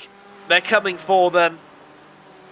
And I can't contain myself. I'm lost for words, but bursting with excitement at the same time, Ian. I don't know what to do with myself. I think you should probably go and have a quick breather and maybe a bit of a drink. You've been talking for 5 hours. I'll take over for a bit if you like. Yeah, you have a quick... I'll be back in a second and to see us through to the finish of what is going to be an absolute grandstand here. Sean Campbell really taking the fight to the BM in front, braking hard into Rivage and into No Name. So you just do a quick change up into third in the Porsche Cup, and then take No Name and then brake just to make that apex, and then like as soon as the looking back now onto the Sean Campbell of SIM3D Sim Sport as we come around Pouon and into those S-bends that are quite tricky to negotiate, especially that exit. If you really overcook it on that first apex, then you lose the good run onto the exit, and then into Stavelot, and then coming wide onto that long straight towards Blanchimont, and we're now within 7/10. We're in draft, and 6/10 now, coming into the 5/10, and this is still too far away into the bus stop. Now, there's going to have to be some braking here. There's a lot of time made up under braking. The car behind really brakes late. He's right on the bumper now as he comes through the bus stop. How is the exit going to be? There's a hoarding in the way. The start-finish line, and there we go. It's only 4.5 tenths behind the BMW of RD SimSport into the start-finish straight. 5 tenths behind, half a second. Now this is where it gets cool as we come up through Eau Rouge. You cut that corner hard so you have as straight a run up Radiant as possible, and God forbid what this bank must look like in the dark with no lights, but everyone negotiates it safely, and there's a bit of time gain there. 2 tenths as we come down the Camel Straight, and we're in under 3 tenths now, and there's going to be some braking business here. There's like the car behind is braking well later. It's trying to like muscle through and really unsettle the car of Tom Mayle as it comes into Les Combes and then round the corner into Rivage. 3 tenths behind what's going on here. What lines are we taking? The Tom Mayle takes a little bit wider line now. Is that going to do him well into No Name? We'll find out. And no, it's just about right. He's gained a little bit of time, 3.5 tenths now. So as we come into Pouhon, where's the braking zone here? What lines are we taking as we come round? It looks like the Tom Mayle, the back skipped out a little bit there, and he's moving over well to the left there to just guard that racing line to brake hard into the S's before you come into that second gear corner of Stavelot before the long strike up to Blanchimont. So here we go. I find that corner really tough to deal with, and I never get the off tracks right because I always go too far. So I always get a 1x, and we come round there, and they're 4.5 tenths behind. So he's Tom Mayle has gained a little bit of a time, but now Sean Campbell has got a better exit down Blanchimont. We see now, so it's under 3 tenths. A little dab of the brake as we come into the bus stop, and 2 tenths now. He's having a look. He's basically trying to unsettle Tom Mayle, braking hard. So here we go. How's the bus stop going to be?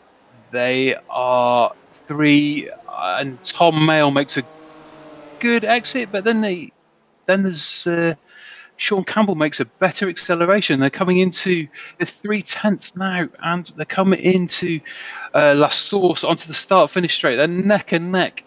Sean has made up 5 tenths on there, and he's right behind him in his draft now. Another 2 or 3 tenths less than. Oh my goodness me! We're coming up Radiant, and now this could be everything. There's just the slightest bit of mistake.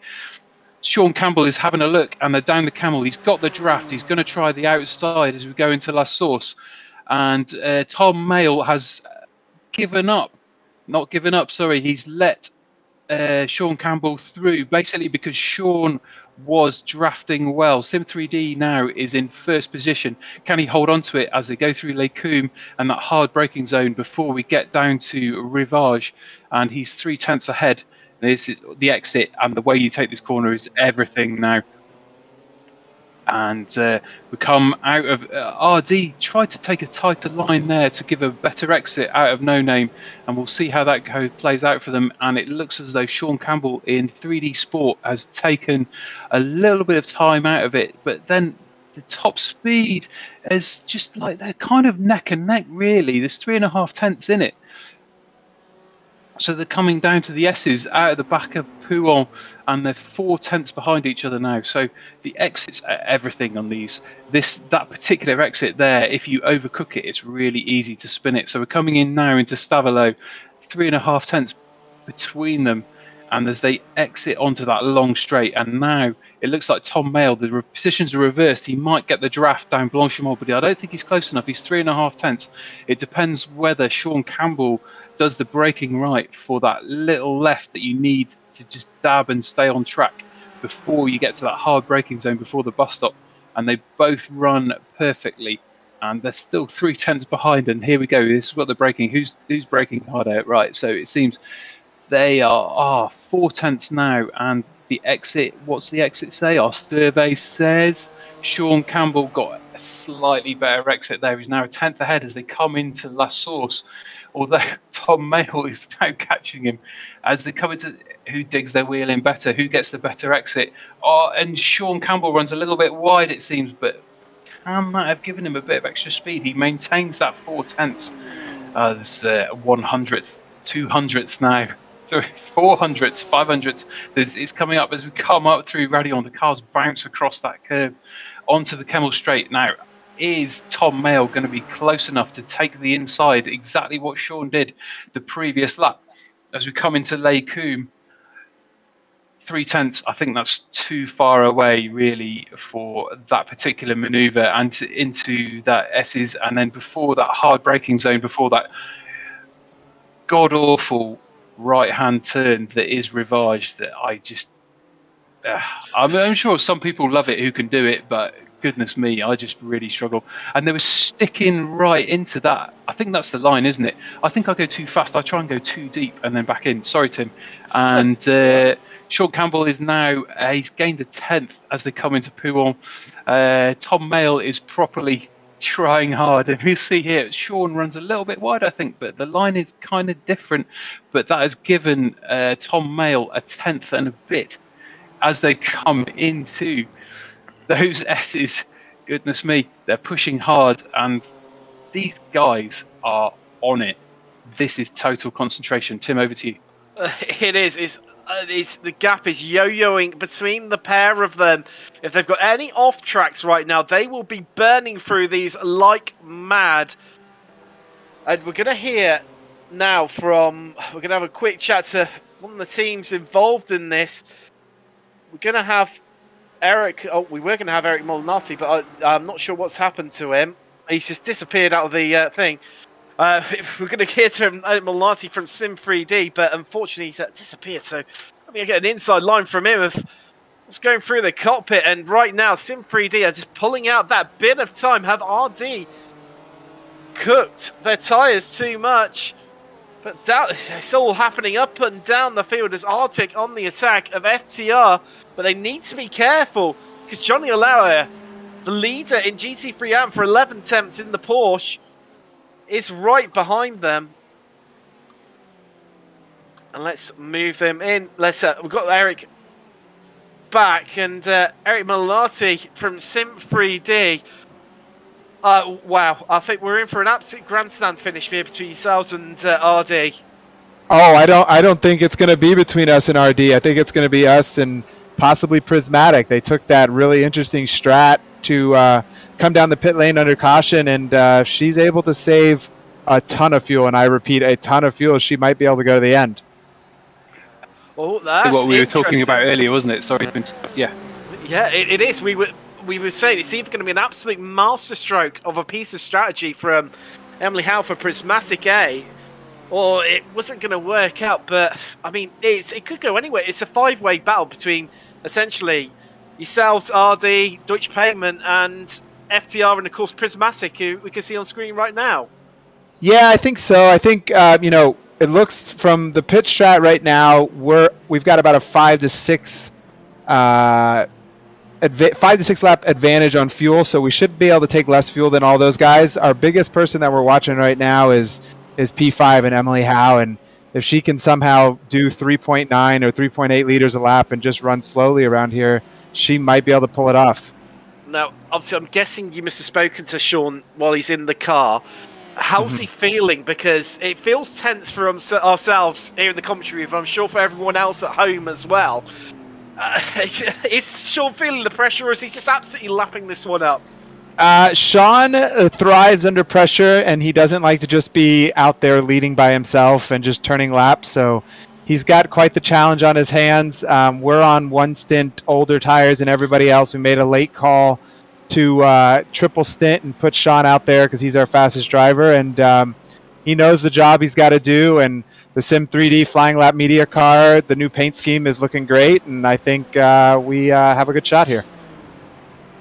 Definitely, and it'll be a good improvement to go one better than last time out, obviously second at Red Bull. Well, as we come into last half an hour, Eric, good luck to yourselves and the rest of the SIM3D Sport team at BMW, and we'll see what happens in just over half an hour's time. Yeah, it's going to be a barn burner for sure, but it's going to be great. Definitely. Thank you very much. So, Talk to you guys soon. SIM3D Sport, BMW currently leading in overall and GT3 Pro. Wow. Thank you very much, Eric. Interesting stuff there, Ian. Definitely. And I don't know. Wow. I'm sure it's for an even bigger conundrum into the mix here. Yeah, well, I mean, there's the strats and counter strats, and you'll never guess what a team is doing until you actually see them do it, and then whether they pull a fast one.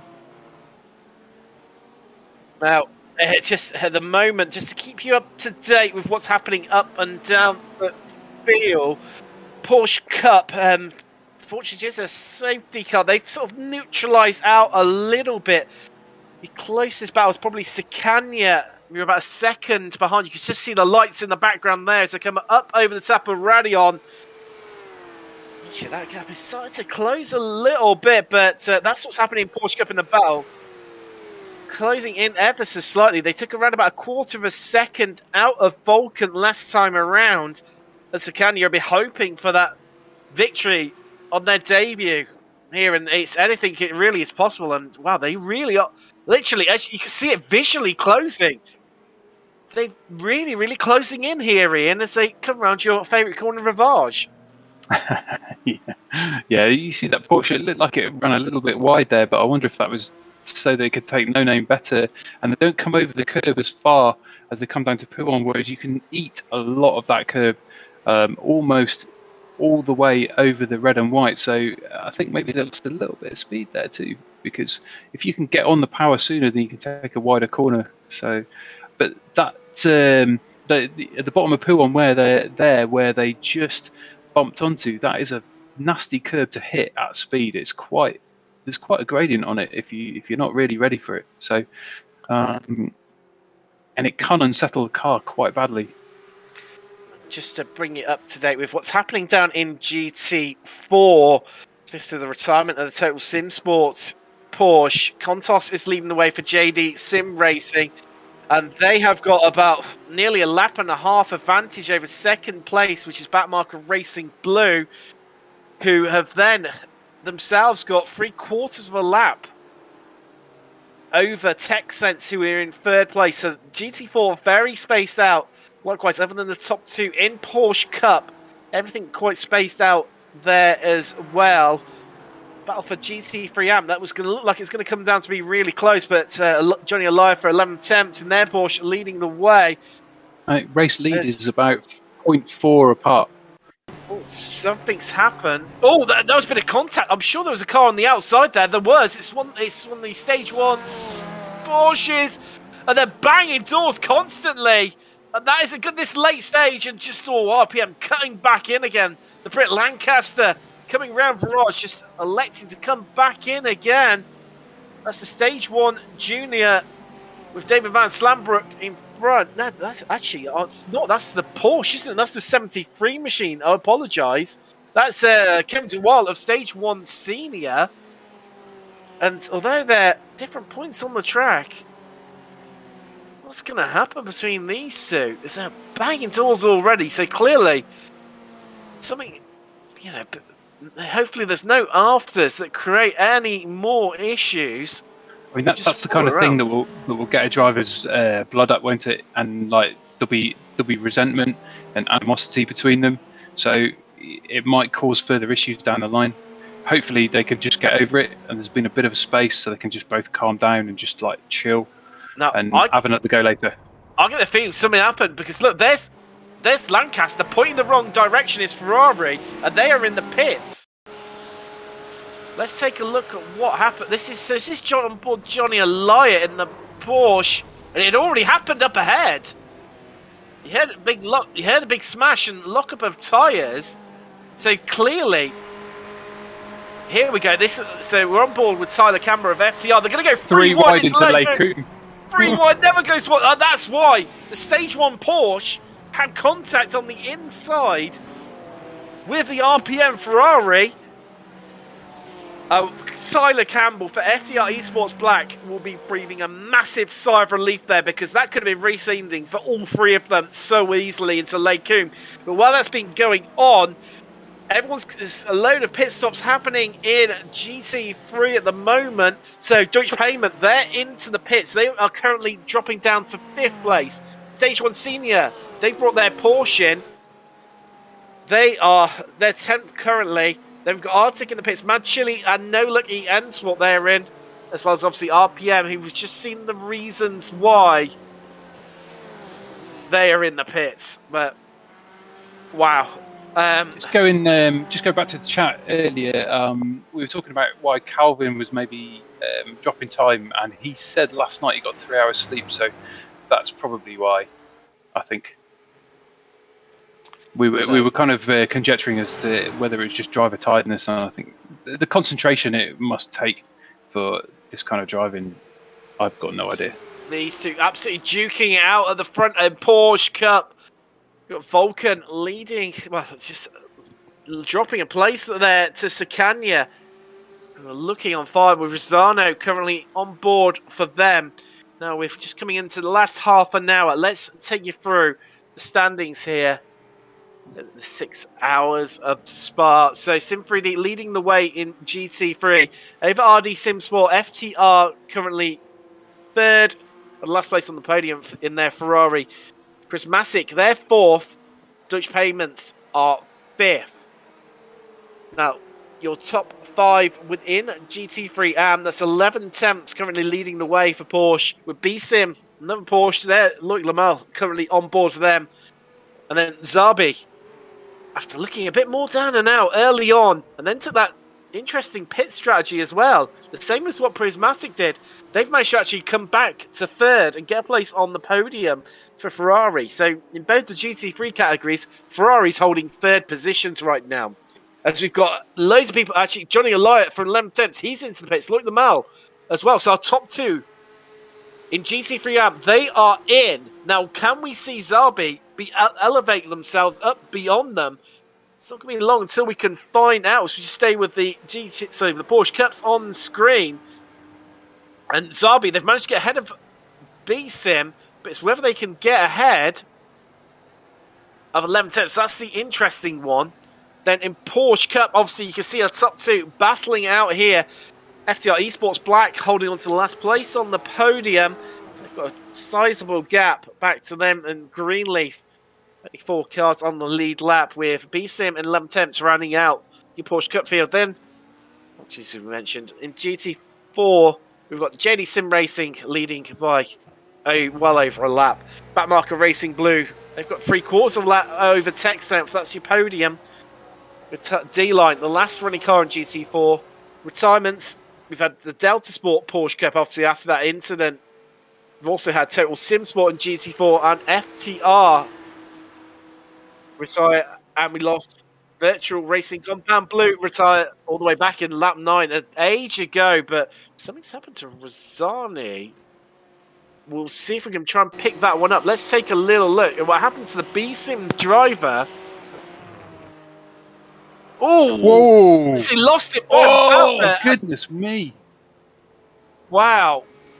A big contact with the wall there. I'm surprised it can drive. That radiator's destroyed. Watch this. Oh! Looked like a strong amount of aero wash there from where the BMW cut across the front of them there, Ian. Oh, actually, that was really bad. I mean, the Porsche engine's in the back, so there's no radiator in the front. Sorry about that. So they can just carry on and just like maybe their luggage is a little bit crushed in the front overnight bag. Now, while that's the socks are a little bit messed up. Just to keep you up to date with what's happening in GT3 Pro at the moment, RD Sim Sport, they're in the pit. Now, where are Prismatic going to come out in relation to them? I think they might get the jump on them here. And if so, also FTR are going to, I think they're going to get past them as well. So we just watched the Vulcan versus Sakanya battle looming on. You can see our leader there just coming through them. That was a beautiful pass on the inside of Phil. So it's not our leader, sorry, it's the Deutsche Payment team. They're 5th currently in GT3 Pro right now. They're getting in between these 2 Porsche Cups. Unable to get the move done. RD SIM3D are still in the pits, Ian. So that has promoted. There they are, stationary in their BMW. Now, Prismatic don't have to stop again. This is a big call. And what could look like we said it already, but an absolute masterstroke from Emily Howe. Yeah, I mean, it kind of looked like a proper power move right then. No one else bothered, and with a bit of fuel saving, and we worked it out. It was like the 19 laps is 44 minutes, and at the time it was, I think, 47 minutes left in the race. So you could probably just about squeak that. If other people have to pit, then bob on. Good strat. So 11 temps there, locked in a bit of a battle. They've got Stage 1 Senior and a fellow Porsche right behind them.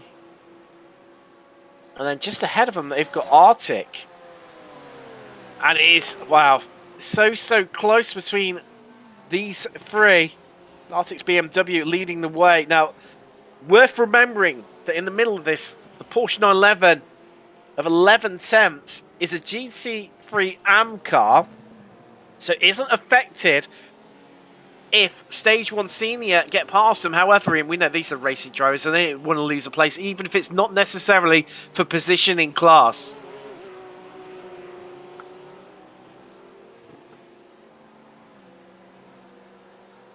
It's still the GT3 championship, but yeah, yes, I'm fully behind you there, Tim. You don't let someone through for no reason. If they're clearly faster than you, then if you want to avoid any kind of potential imperial entanglements, then you maybe let them through. But I can't see that happening right now. We've got 21 minutes of the race left. People are going to be focused on that. We've got also, it's getting close as well, a little bit ahead of them between Madchely and No Luck, the Ferrari versus BMW battle. So the 7th place. We've got just around about 20 minutes left here to go at Spa. Let's just hear quickly from our sponsors, SIM3D. If you're looking to enhance your sim racing experience with custom design parts with the sim racer in mind for both durability and ease of use, all the products are made to order. They're designed by sim racers for sim racers. You head across to their website, which is just below in the description. It's sim-3d.co.uk. There's also a link to their Discord there as well. Worth checking them out as this battle looms on. So 20 minutes left to go. Your order out in front in GT3 is SIM3D, followed by FTR and then Prismatic. Your podium at the moment, but we've seen that's going to... The story in GT3 Pro is definitely not over. The story overall as well. Dutch Payment, a 5th. Only 4.5 seconds behind, and that number's dropping all the time. We see Ardy 27 seconds behind. If Prismatic don't have to stop again, that's going to look like they're going to keep ahead of them. And Zabi, they are up to 6th. They are leading GT3 AM as well. Struggled early on, but the safety cars have played to their favour massively. Have brought them right back into the mix and elevated them all the way up to 6th. They're up 10 places. They qualified down in 16th.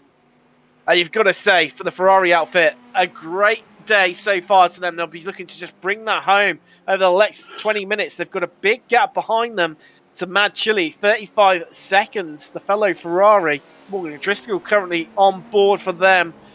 He's been battling out with the car just behind the No Luck M Sport, as we just see Stage 1 Senior. Can they get around the outside of 11 temps? And then they're going to have the inside line. But 11 temps they're still alongside.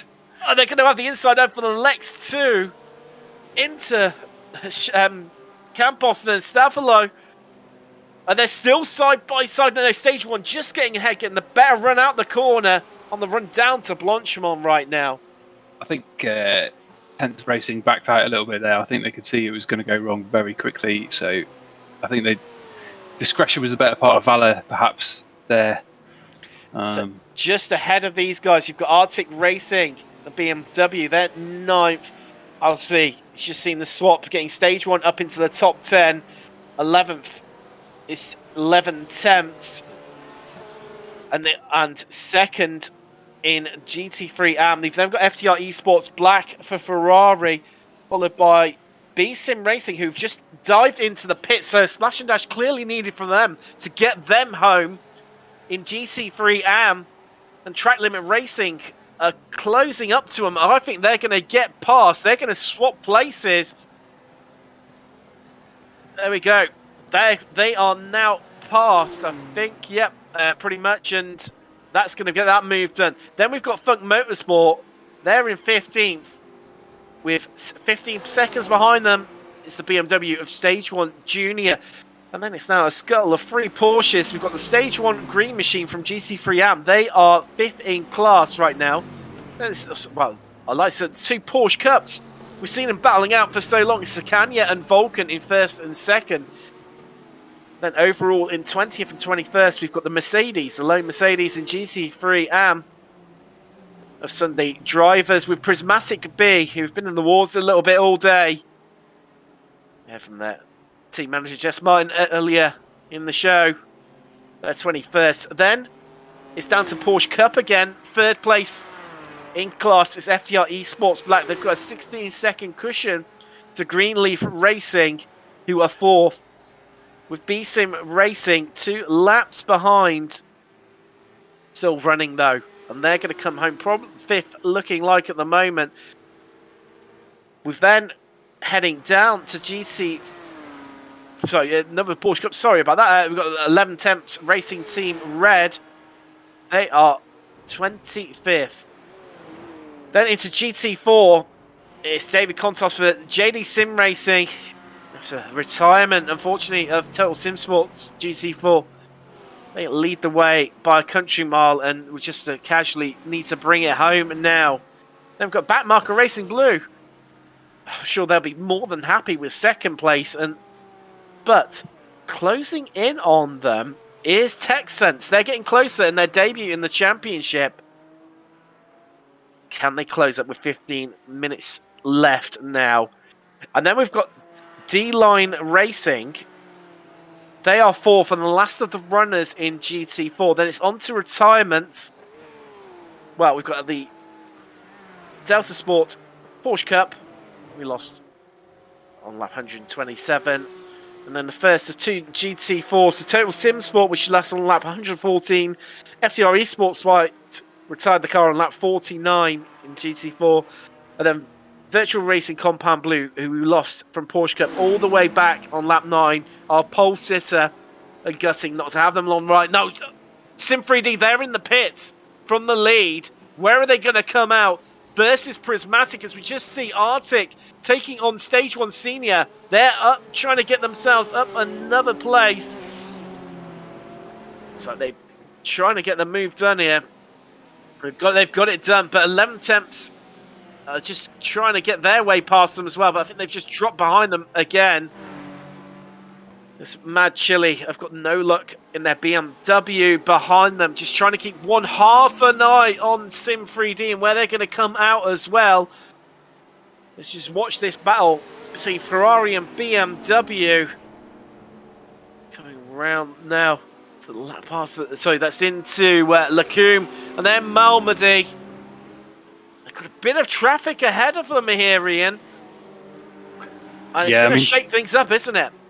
Traffic. I mean, when you get this kind of like draft train, it's kind of hard to predict what's going to go on, because some cars may be a little bit more aggressive as they come into corners, and then obviously, as we saw with the Ian, wash. Sorry to cut across you. Cool. SIM3D. I've just come out of the pit. Oh, there's contact! Oh my goodness, that was a huge bang. Oh no. No luck. I've hit the wall hard there, and they've taken the car straight to the pits. And that was a big incident into Blanchimont. See how it happened. Just ran the car. Oh, they caught the curb and it snaps on them. Yeah, that curb. And that is going to be race over for them, surely. So we've only got 13 minutes left. Heart goes out to them. Now, I was just about to say, Prismatic have now taken the lead in GT3, and they've got a 45-second lead over SIM3D. And RD Sim Sport, they are currently... Oh no, so just it's apologies about that. Timing software catching up. So they've got 13 minutes to make up 6 seconds. That's around about just over half a second a lap, isn't it? Yeah. And it's going down. Wow.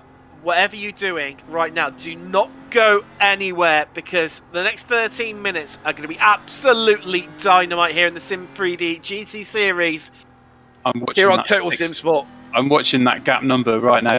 I'm focused on that. I'm not looking at the screen. And that is 6 seconds. And it's 600ths, 6 seconds and 600ths, 400ths, 300ths, 200ths. Let's have a listen in. Under 6. It's going to be an interesting one. We'll listen in to Prismatic as just coming around Blanchimont now. On the run down to the bus stop, are they saving fuel? Let's find out. We're here for the engine cutting. Yes, there you go. They're saving fuel, absolutely. Emily Howe rolling it into the bus stop and through it pretty much. Every little milliliter that she can save to get herself home. But look at what it's doing to the gap behind. That was 6.5, 20 seconds ago. And it's closing up dramatically. And has Emily Howe done enough for Prismatic? At the moment, we're looking like a triple podium for BMW in GT3 Pro.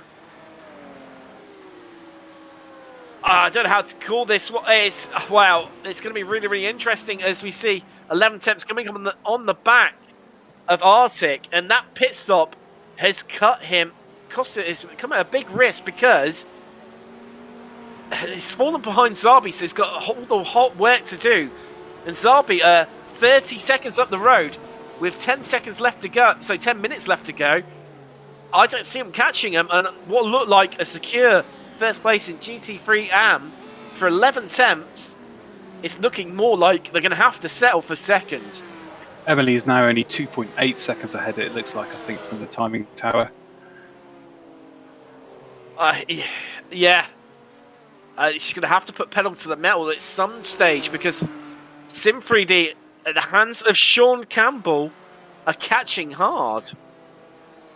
And can she hold him off, Ian? Well, I'm certainly looking forward to finding out. There is no doubt in my mind. Although there's contact there. Oh. There's contact between 11 temps and Arctic. That's I think it was into Lacombe. Yes, it was. And they're just trying to rejoin desperately, and Arctic are going to fall down the order massively. Let's take a look at how it all unfolded. It was a lunge to the inside, and just tagged on the rear was Arctic's BMW. See, this is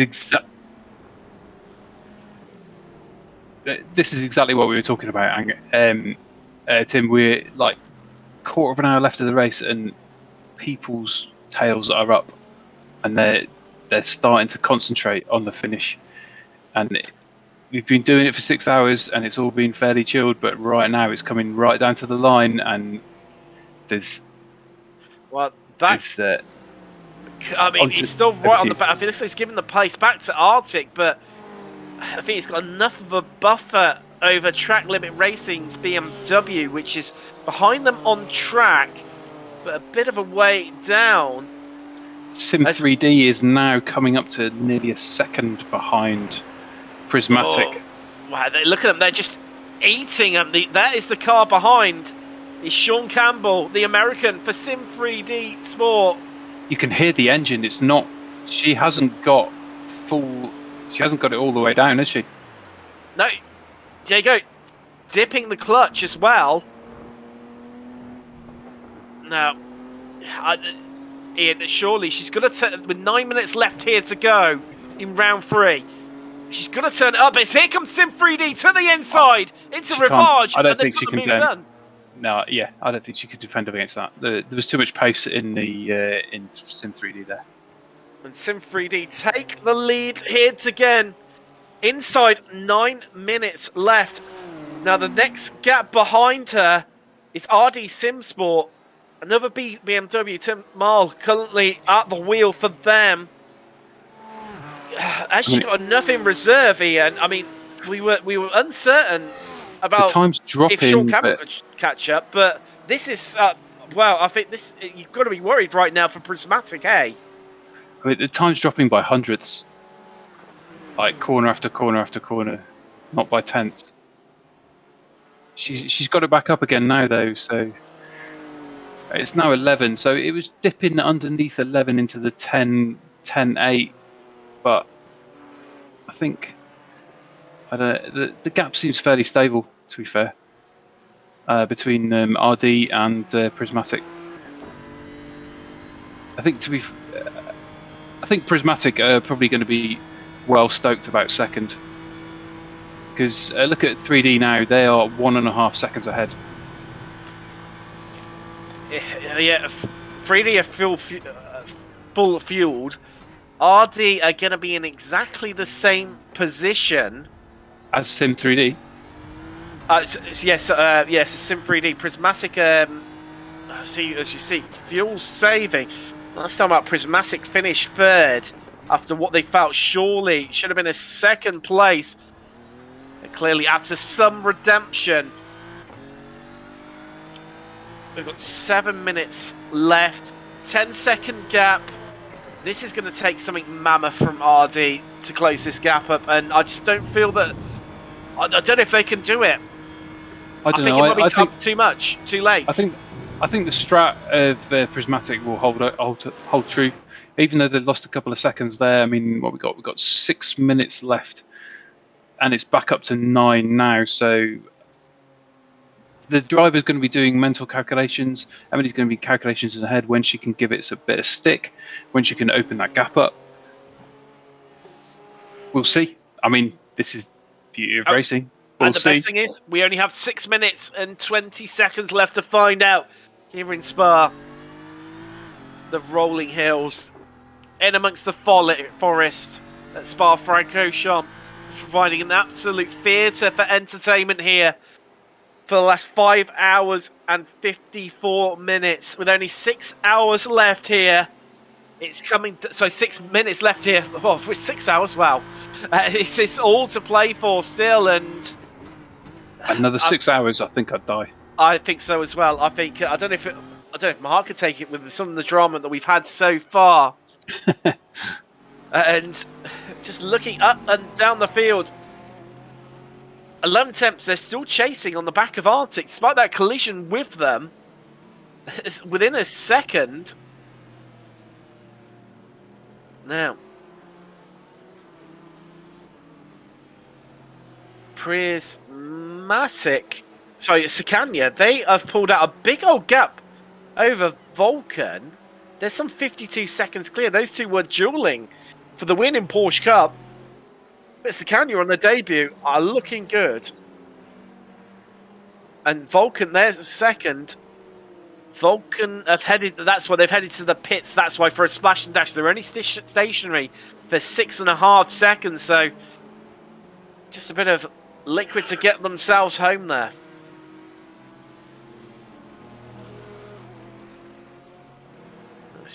In JD, Sim Racing leading the way in GT4. Untouchable now. Eline are into the pits. Phoenix Wild, thank you for your kind minutes. Race needs to be another 18 hours. Well, I think we'd be feel like a bit of a mess after 6 hours.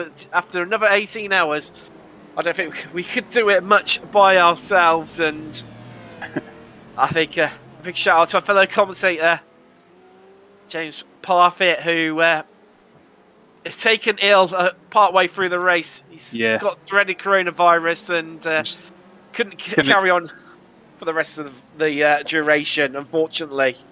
Yeah, I was going to shout out to James because like he joined when he was poorly and he's bang in the middle of that right now, so he's just sleeping. But he started, and he'll be better soon, and we'll finish it. But he'll be back for the next one, fully armed and fully vocal. He will be indeed. But what's happened to Zabi here? We've got a replay of them. And the Ferrari. Oh no, that's out onto the grass. Please don't say no. For the lead. A huge bang. Oh my goodness. From the lead of GT3 AM, they've had a big connection with the wall on the exit of Malmedy. They just got it a little bit onto the grass. You can see there's a Porsche Cup just coming through there. I can't quite tell. I think that's 11 temps right behind them. Maybe. Oh. So, now, Sakanya. Let's have a look. 11 temps hadn't had their issues, Ian. They would have been first. Coulda, woulda, shoulda. It is, isn't it? There's only 18 seconds between them, but we're down within 3 minutes here now. FTR Esports saying, I should have made more coffee. Damn right. It's, you can't go anywhere now with so little left of the race. 2.5 minutes left. A lap and a bit.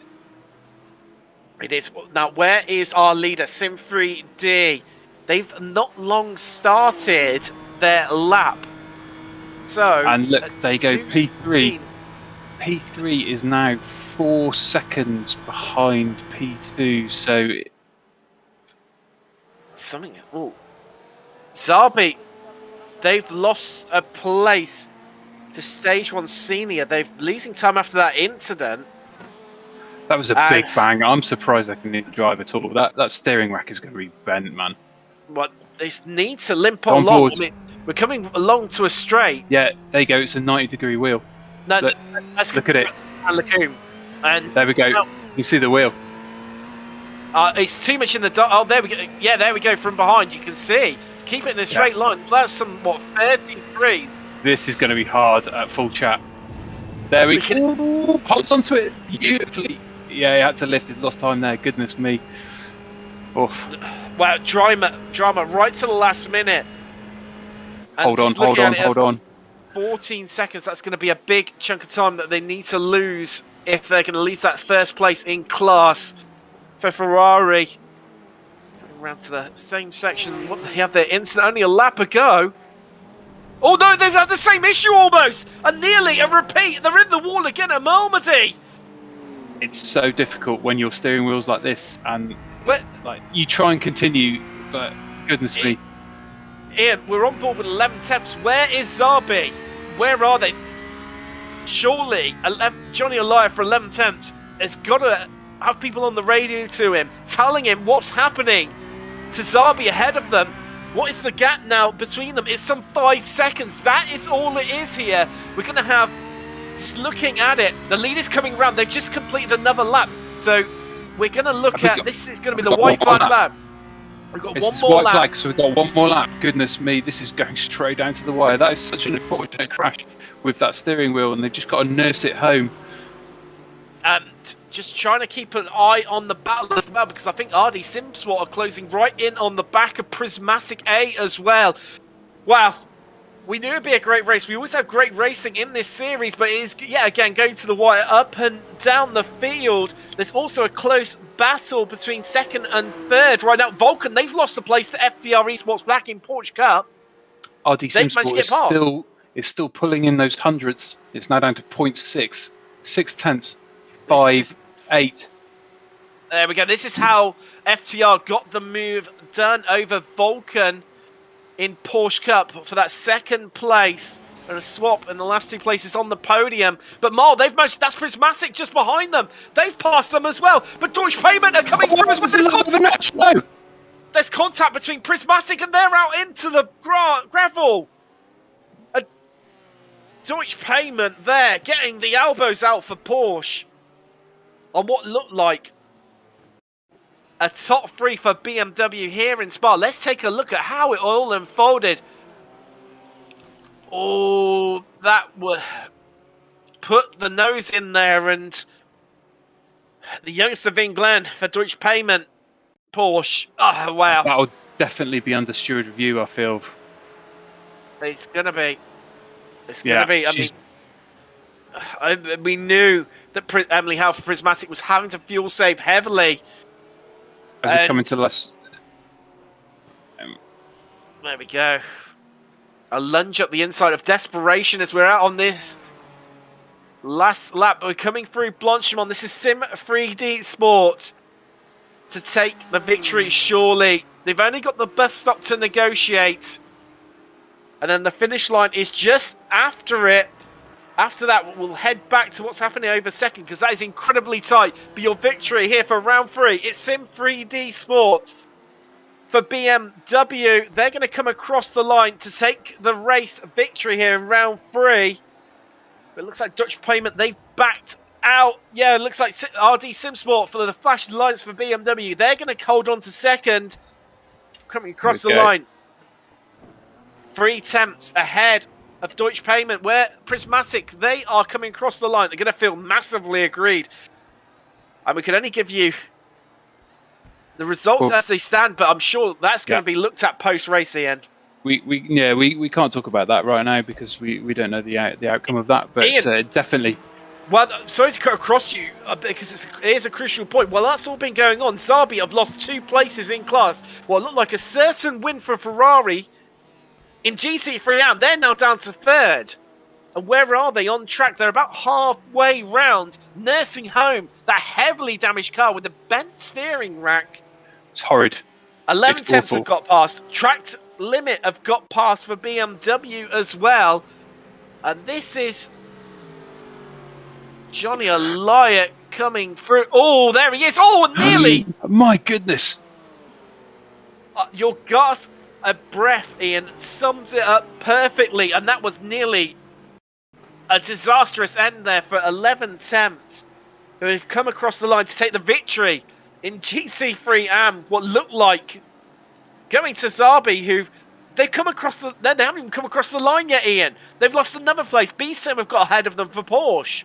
Track limit at home, 2nd place in GT3 AM. And here we go, across the line right now. That is gutting. So they bounce it across the curbs. Connection. Oh, nearly hitting the wall there on the exit of the bus stop. It just rolled it across the line. Limping it. I think it sounds like they're out of fuel as well there, Ian. Yep, it looks like it. They would just go and make it. So in Porsche Cup, Sacania have taken the victory on their debut outing. Congratulations to them. FTR have taken 2nd place. I'm just having a look at 3rd place. That looks like it's going to go the way of Vulcan. Yes, it is. They're just coming across the line now. GT4, well, no surprise there for JD Sim Racing. And just looking at it, there's half a lap between Button Marker Blue and Tech Sense. You get the feeling Bat Marker, with not much left to go here, they're going to take a 2nd place on the podium. And what I think is their best result as well season to date, from memory. Wow. Wow, Ian. I mean, just in the last few minutes there, I don't know, Tim, if you, I mean, I don't wish to be rude, but I assume you've crashed into a wall like Zabi did, and trying to nurse a car at any kind of rate around a racetrack and stay on it and defend. I mean, they did well. They did well to stay on and come forth. They did. They did do incredibly well in the end, and you've got to feel it for them. They just had to bring the car home, with what I think we were down to a quarter of an hour left. Do you see the results there? Provisional results at the moment. No, they stacked it with 2.5 minutes left, I think. Yeah, so they just basically had to stay out. It's. I mean, I had a similar experience, funnily enough, Ian, where first time ever I was leading and very comfortably a VRS GT3 official, and decided in my infinite wisdom to start playing around with a black box and looking at fuel strategy when there was no need, and stuck it straight in the wall and wrote the car off. So, I mean, I hadn't gone 5 hours. I'd only gone about half an hour by that stage, but you've got to feel for Zabi right now. And I still remember, Tim, that the first time, we're just going to read the race results. SIM3D Sport came first, RD Sim Sports second, Deutsche Payment third, Prismatic Motorsports A fourth, FTR Esports Red fifth, Mad Chili Racing sixth, Stage 1 Racing Senior seventh, FTR Esports Black 2 eighth, and in ninth position we've got Arctic Racing 10th, 11 tenths Racing Team Black, 11th position Track Limit Racing 12th, B Sim Racing G. 13th, Zabi Racing Team. 14th, Funk Motorsports. 15th, Stage 1 Racing Junior. 16th, Stage 1 Racing Green. 17th, Sunday Drivers. And 18th, Prismatic Motorsports B. Here we go. There's a little bit extra. 19th, RPM Racing. And 20th, No Lock EM Sports. That was the rounds out the GT series, and on your screen shortly will be GT AMS. So we've got SIM3.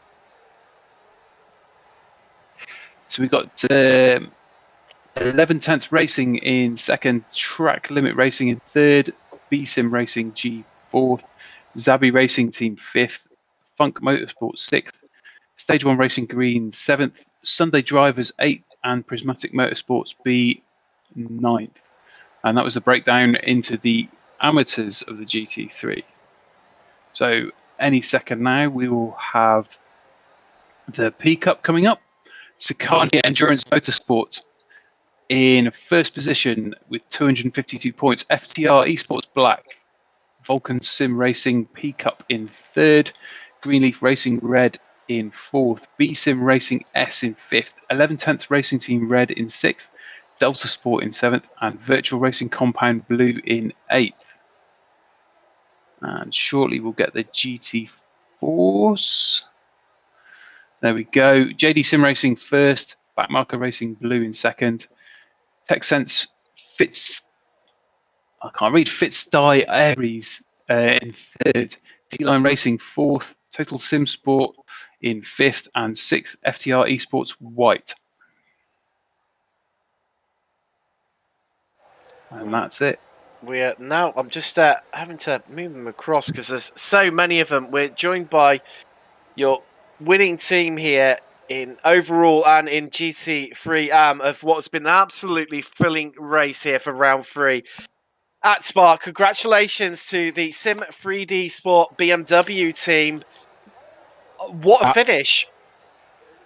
Definitely close, but we were able to pull it off there in the end through some fantastic fast laps from Sean at the end, and being able to keep that car on the track with how old our tires were was just absolutely fantastic. Obviously, we spoke to Eric earlier, Sean, and he was saying how you thrive under pressure. Were you just absolutely enjoying it out there? Because it was incredibly tense from up here in the commentary booth. But what did it feel like being inside the car during that last stint? I don't know. It felt pretty chill, honestly. If you know, like if you do the first couple of laps and you realize that you might be able to catch them, and if you can just keep the pace, there's not really pressure if you just keep doing what you got to do. My favorite part of all of this is that while I was in the car and we were looking at strategy and trying to work everything out, Eric's there messaging Sean, basically trying to like rally up the troops and just like giving him some like epic motivational speech. Like it's like the Independence Day level speech to get Sean in the mood, and Sean's just there ready to go. Like it was amazing. Would you say, Calvin, it was the Will Smith monologue? Oh, 100%. Like I don't think it was the Will Smith monologue. You know, the president in the Independence Day. That where he's just stood on whatever boxes he is and he's delivering the speech. That was the levels that Eric went to, and it was awesome. That was just a quick question. Sorry, Tim, to interrupt. So you were catching the prismatic so fast.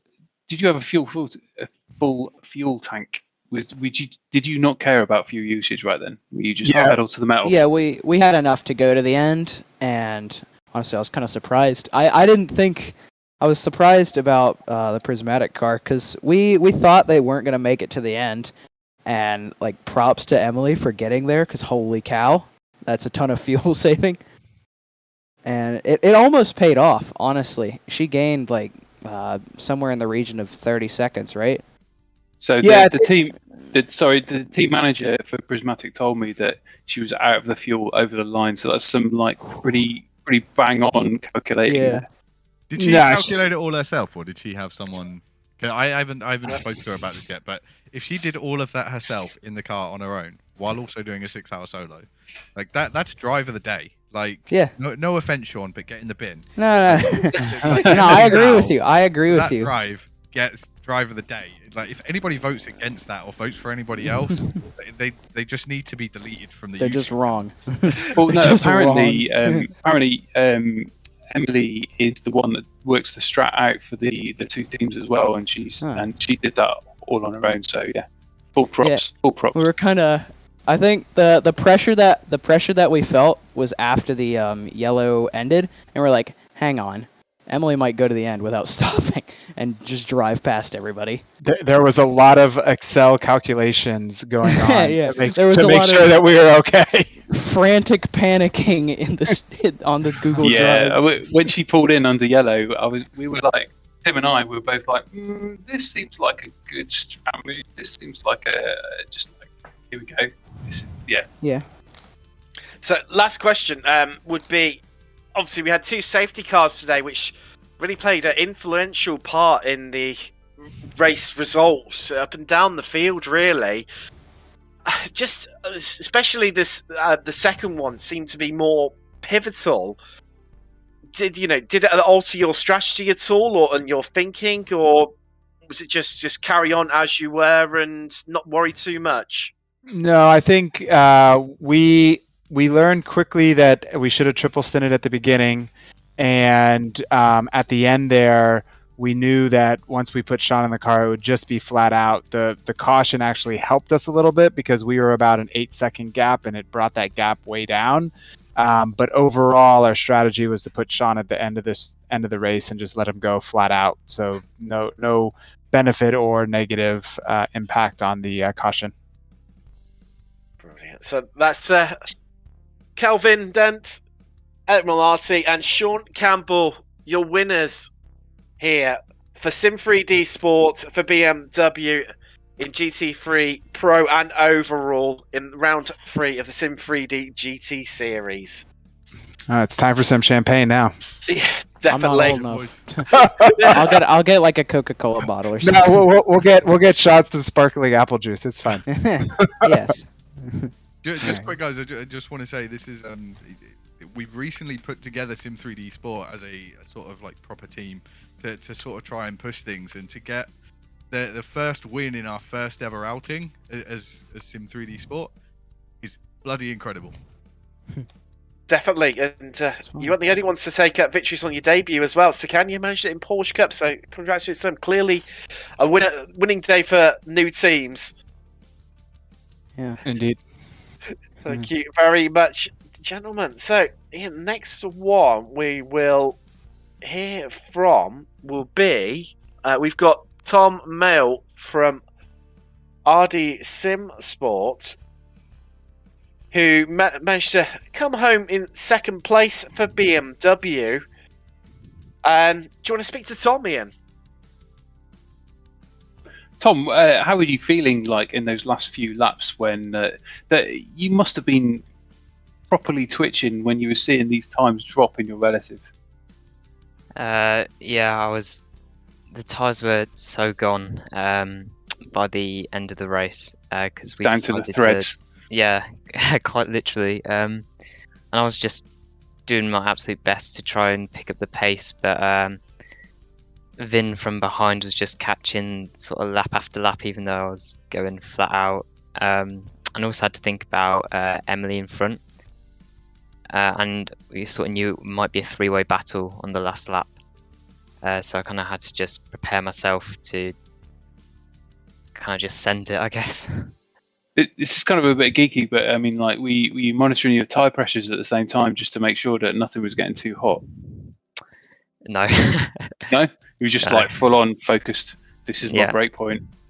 Yeah, I was just trying to drive as sort of flat out as I could. Tim, have you got any questions for? Yeah, it's Tom. Obviously, it's. I mean, just sort of looking at the race back all the way back to the race start, and it seems an incredibly long time ago. And before we had that first safety car, did it feel like almost a bit like you were secure in your position, or do you think you'd be able to make progress even back at that stage? I know the safety car shook it up massively. well, to be honest, in the first stint, we weren't really expecting a podium because we knew that there might be some sort of pace drop off throughout the race, and I was kind of fairly happy just sort of to secure our spot. But the first safety car that came out, that could not have helped us like any more than it did. It put us basically in the lead, and if the second safety car hadn't come out, dare I say, we might have actually won.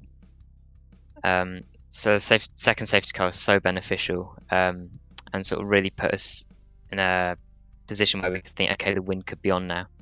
Yeah, like you said, the second safety car definitely seemed to be more influential on the race result than the first one. Yeah, when you look back across it, but it's sorry, Ian. Did it make you feel more nervous after that safety car when that prospect of winning came closer? Did that affect your race? I think with the first safety car, not really. I didn't really have the nerves because sort of the first place was mine to get. But then the second safety car, because we were leading and we had Sean, who's a bloody quick driver, behind. I just knew that first place was sort of mine to lose, and I had to sort of drive as fast as I could to try and keep him behind, and even that wasn't enough for his pace. Awesome. Brilliant. That's why we raced. Congratulations, Tom, on coming home in second place for RD Simsport BMW. Thank you very much. We've got time for one last one, Ian. Let's have a little chat to, just looking at who we've got, let's have a chat to the team that came home third in GT3 Pro and third overall. It was the Dutch Payment team for Porsche. Congratulations. I bet going into the last few laps, you weren't expecting to sneak onto the podium. Yeah. Yeah, it was a very good race. Yeah, last lap battle. Sadly, I don't know if I hit the Christmas car, but yeah, I was on the inside and I had already the corner, but it was a great race for us. But the first safety car just threw everything out of the plan. Yeah, it seemed that way. I mean, coming up to that, before the first safety car came out, you seemed like you're in a very almost commanding position, or you definitely had a good handle on the race. Is that how it felt within the car? Yes, it was before the first safety car, but the first safety car blew everything out. And moving on, we had a pretty good strategy, and we were to be honest, we were lacking a little bit of pace. So we had a strategy. We were hoping that our strategy could give us maybe a lead, and unfortunately, the safety car ruined pretty good. The gap to the other cars, so but it was a really close race at the end, so really exciting. It was definitely one for the neutral viewer at home. It was brilliant to see. Now, obviously, Daniel, you brought Vin into the team for the 6-hour event. I mean, we were told in chat early on, Vin, that you're only just turned 15 years old. Is that right? Yep. I mean, for someone 15, we said it in commentary. It was an absolutely stunning performance, and Daniel, I'm sure this just gives you even more confidence in Vin going forward. Yeah, he did a really good job, consistent, and pretty good laps, and he did everything pretty good. I think composure was really good. Composure is key in this type of event, and that was pretty impressive. Definitely, and so congratulations to both of you. That's Daniel Murphy and Vin Glenn from the Deutsche Payment Porsche team came home third overall and in GT3 Pro. Thank you very much. Thank you. Wow, Ian, what an absolute crazy race that was. Yes, I mean, when I kind of arrived, like, what was it, 3 hours in? Everything seemed fairly sedate, but I sat down in front of my rig, and like a car spun in Radion, and then I can't remember whether, I think 2 minutes later another car spun. I don't remember which corner, and then it just seemed to ramp up totally. Then the safety car came out. Then all the GT3s bunched up, and it was like a race start again. So it was fantastic. It was definitely something special. And one for the neutrals. Now, just to keep you up to date with everything that's happening here at Sim Sport. If you want, click the subscribe button as well, so you get notifications of when we go live and we're here in your YouTube. So we've got the Sim3D GT3 series calendar coming up. And we've got plenty of more great races ahead in the series. 11th of December is the next time out, and we're at Belle Isle, a street circuit with lots of competitive racing. That's going to be a really interesting one. And then on the 8th, we've got the double header. It's the 2.5 hours of Charlotte Roval times 2. That's going to be an interesting one. And then we're going to round out the season at the end of January. It's the 4 hours of Road Atlanta. So make sure you stay tuned for that one. I know the last one, producer Sean, is very much looking forward to. And just keep you up to date with a couple of incidents, obviously, that happened that are going to be investigated post-race. So the incident between Arctic Racing's BMW and the 11/10th Porsche from GT3 AM, that's going to be looked at, their connection through Malmedy. That was, I think, that's going to looked at post-race. Likewise is the incident between Deutsche Payment and Prismatic A. That's going to be looked at post-race. So we're interested to see how this will pan out. But I'll tell you what, we're going to speak to one last person, as they've just emerged, and be interested to hear from someone that isn't one of the GT3 runners. It's your winner for JD Sim Racing in GT4. It's David Contos. Congratulations. Welcome along. What a race you guys were having with Total Sim Sport. Yeah, that was just great feeling.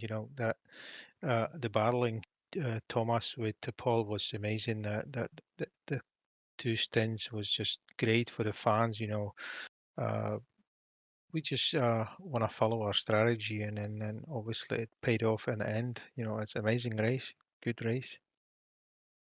It is, and I mean, obviously, when the safety, we saw that.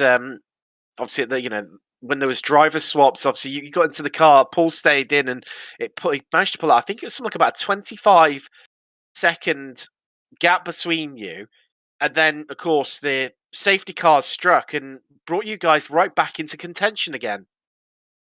Yeah, we were thinking, the finally safety car is gonna show up in the Spa, so we wasn't any much on a hurry. When I jumped in the car, I couldn't get in my pace, and then it was too much traffic. Every lap, somebody just go inside in the corner, and I have to slow down. I didn't have much the pace, so Paul was pulling off, but we didn't panic it, because if we knew it would be safety car, we'll get close each other again, and obviously the first safety cars come along, so we get touch with Paul. We were just behind him. Thomas was driving phenomenal, just follow his line, and then just racing, hard racing, go front of him, Paul, give him back, and just back and forth. And then we were just counting the incidents, what Paul has it, and then we knew he will probably never gonna go without a drive-through. So we were kind of thinking, okay, but we saved loads of incidents. My double stints was very low on incidents, so we were thinking if we get close each other, we will go front of him for the drive-through. And obviously, when Total Sim Sport retired their car, what was the sort of the feeling? One of maybe relief or a bit of disappointment from the epic duel that you two have been having all race long? Oh, definitely disappointment, because in that stage of the game, there was nobody who can compete with us when the Paul retired the car, and then it really be good for us. The better feeling if we be first with the strategy. If Paul has a drive through and then we go on a first place, and then he obviously trying to catch us, and then he might catch us and overpass again, and then back and forth. It's better for the viewers as well. Nobody want to look at the boring racing who's just cruising around. So nobody asking after 2 years, win is win. But for us as a drivers, we love to always win with the battles. All right. And then if something happened with the other team, it's disappointing for us, and it's a shame. We always want to win with the good battle. Right. That's the whole point what we do in this. Brilliant. I completely agree with you. And I tell you what, in GT4, yourself and Total Sport provided lots of action and a great watch for the neutral. And I think we may say congratulations on the win in GT4. We shall see you next round. Thank you. Thank you. Well, Ian, over to yourself now. I'd just like to wrap up and just say thank you so much for delivering a superb race. It was excellent. Thank you very much to James, Get Better Soon, who started the race off, and Tim. You should probably not talk for 2 days because I think it's pretty much 6 hours you've done solid, so fair play. And thank you very much to producer Sean for making it all possible, and the FTR guys for organising the whole league and that new and basically trying to keep it clean. I think largely everyone would agree this was mostly a clean race. Excuse me. So, yes, I think I think the safety car, we've been bigging it up for the last 2 rounds, and it played a large part in terms of the race outcome today, and really sort of freshened things up. I mean, not that they were ever really short on action, but really changed the dynamic of how this played out today. I know we've said about it numerous times, during the race and obviously to the drivers, but it's a brilliant tool, and what these guys have built, and just it made the race give that next level of interest. Yeah, that's exactly it, isn't it? So you've got your strategy. If nothing goes wrong, and then that safety car adds that extra level of complication which you need to take account of. So I think coming into the next race, now that we've had 2 safety cars that we haven't had before, I think some teams will be conscious of maybe planning to take into account of that. So it's just that extra wrinkle that makes life interesting. So over to you, Tim. Yeah, so just leaves us to say thank you to obviously the league sponsors SIM3D and Go for the Gap. Their details are in the description below the video. Make sure you get them, check them out. Don't forget to hit the like button and the subscribe. And from, as Ian said, myself, Ian, James, and producer Sean, we shall see you soon. Goodbye. See you all. Good night.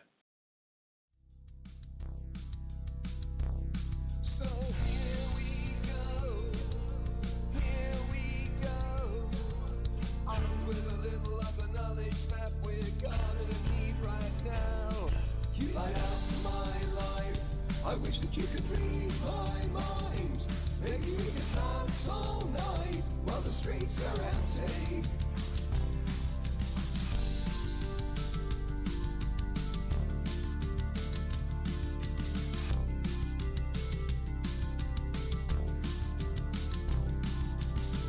Nobody's been around at all. This world's ours now. Stop, listen, can't you hear my heart?